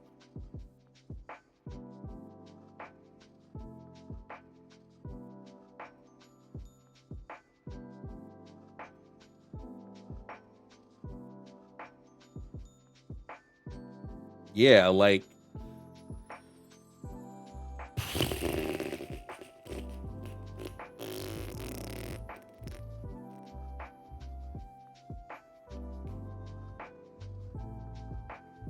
I'll just do it. Fuck it.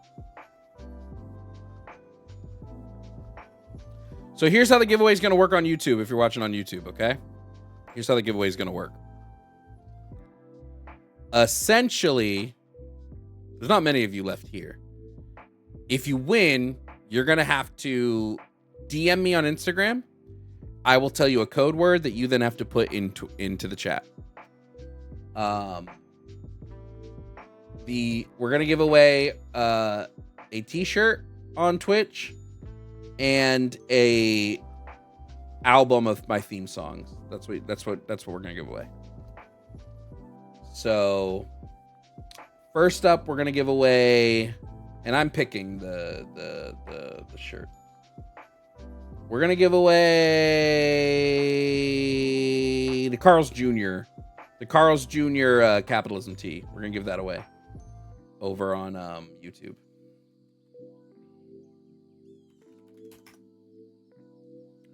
So here's how this is gonna work on YouTube. Here's how this is gonna work.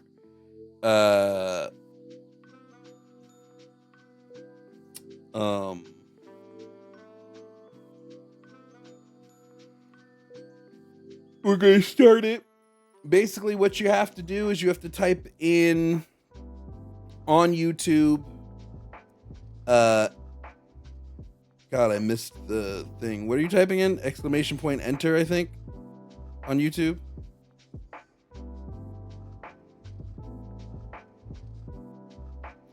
Or is it just giving you things for being here? Wait, something's not working. Wait, let me try something. Something's not working here. Let me reset. Reset entries. Giveaway options. 10 minutes. Chat announcement. Okay, there we go. Now it's working. Now it's working.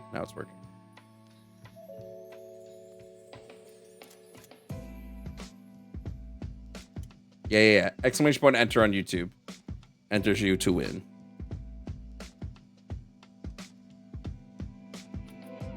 We'll do one of the giveaways now, and the other one will be next time I'm on.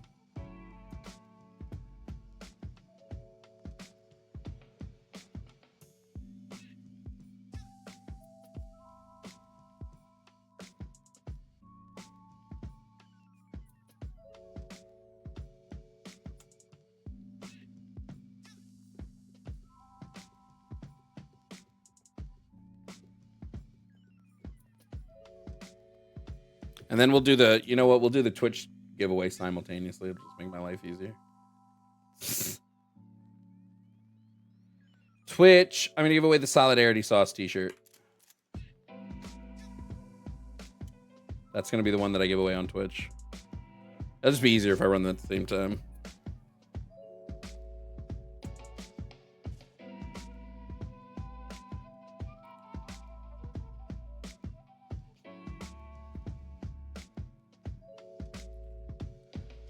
My stream tomorrow, yeah, in the morning.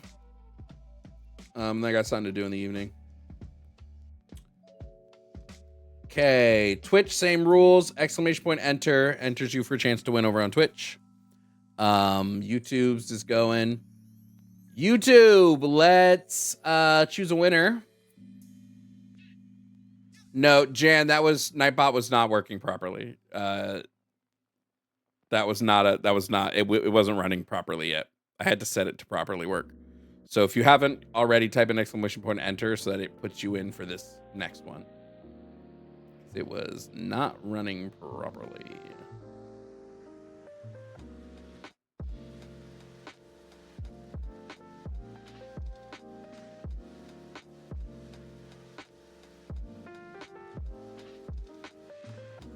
I'm so sorry, friend.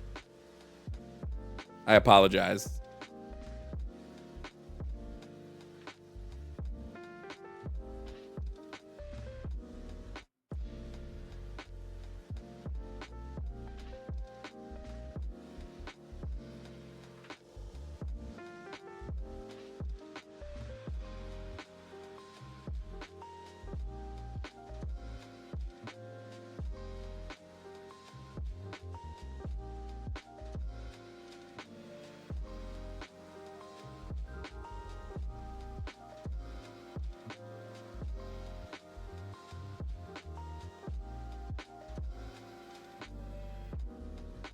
I'm just letting everybody type in their entries.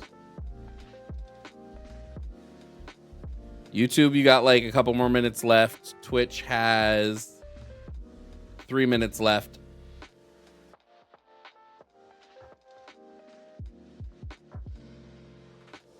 What did you guys think? The stream was long today. 5-hour stream. I don't usually do that. Did you guys like the longer stream? I didn't get like super tired, so I was able to keep going. I have not Firehawk, but I've been told that he's doing okay. That's all the information I have.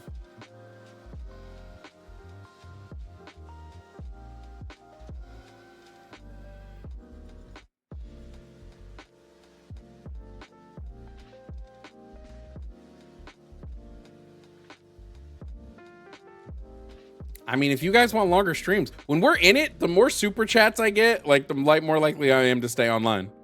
The more tips I get, the more likely I am to stay online. Because if I'm not getting that, I'm like, okay, stream's been fun, but I got to go like put in work. Like I got to do actual work, so like pay my fucking rent, you know. And by work, I just mean doing the work for the YouTube channel. So like editing videos. Like here's the thing, I'm gonna still be at my computer for another like 2 to 3 hours editing videos, uploading videos. This is why like it's always like gamble, like whether I'm doing a long stream versus a short stream. Because I have to do all of those things along with the stream. Not like it's hard to do. It's just annoying to still sit at my computer when I have other things to do in my day, you know?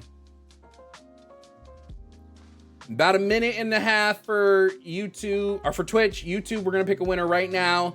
The winner of the YouTube raffle is the Feline Lamp. Feline Lamp, what you need to do is you need to go and message me on Instagram. My DMs are open. And you need to get a code word. What I'll do is give you a code word on Instagram. And then you just tell me that code word in the YouTube chat so I know it's you. And then on Instagram, I'll send you yeah, I'm shocked my internet held up just fine during all of this. W Spectrum, yeah. So I'll be waiting for the Feline if you're there. Actually, first Feline, please post in the chat that you actually want the prize. If not, I'll re-roll.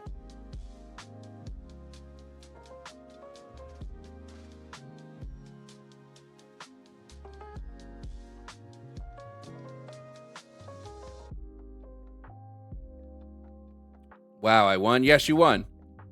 So if you could go to Twitch or not Twitch, go to Instagram and send me a DM so I can send you your prize. Twitch, are you ready to choose your winner, Twitch? Twitch, it'll be a little different. If you win on Twitch, I'm just going to send you a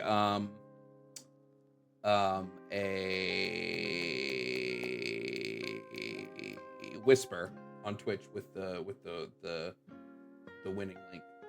So Twitch, the winner of the Twitch chat one is DX Degenerate. DX Degenerate, if you're there, just type in the chat so I know that you're there and that you want your prize. And I'll send it to you. Holy shit, it's 4 o'clock. Holy shit.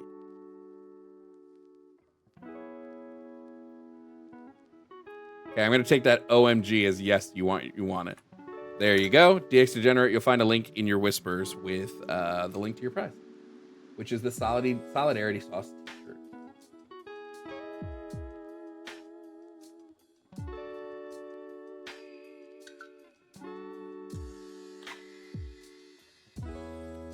Then let's see if we get the GG to everybody that won over on Twitch. Then let's see if we get the DM from Feline. I don't have anything yet from Feline Lamp, but let's just be patient.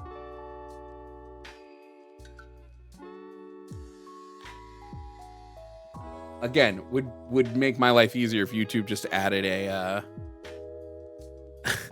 fucking instant message feature.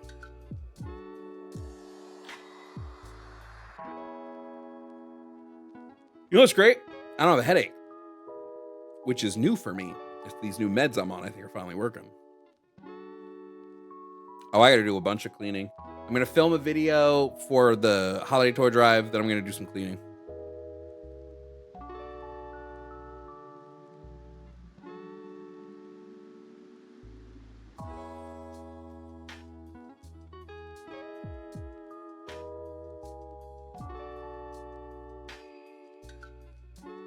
Okay, so Feline, I'm going to give you a code on Instagram. You need to type the code into YouTube so then I know it's you, and I'll send you the link to the win. The code will be, there's the code. I just sent it to you. So if you respond with that code, I'll know it's you.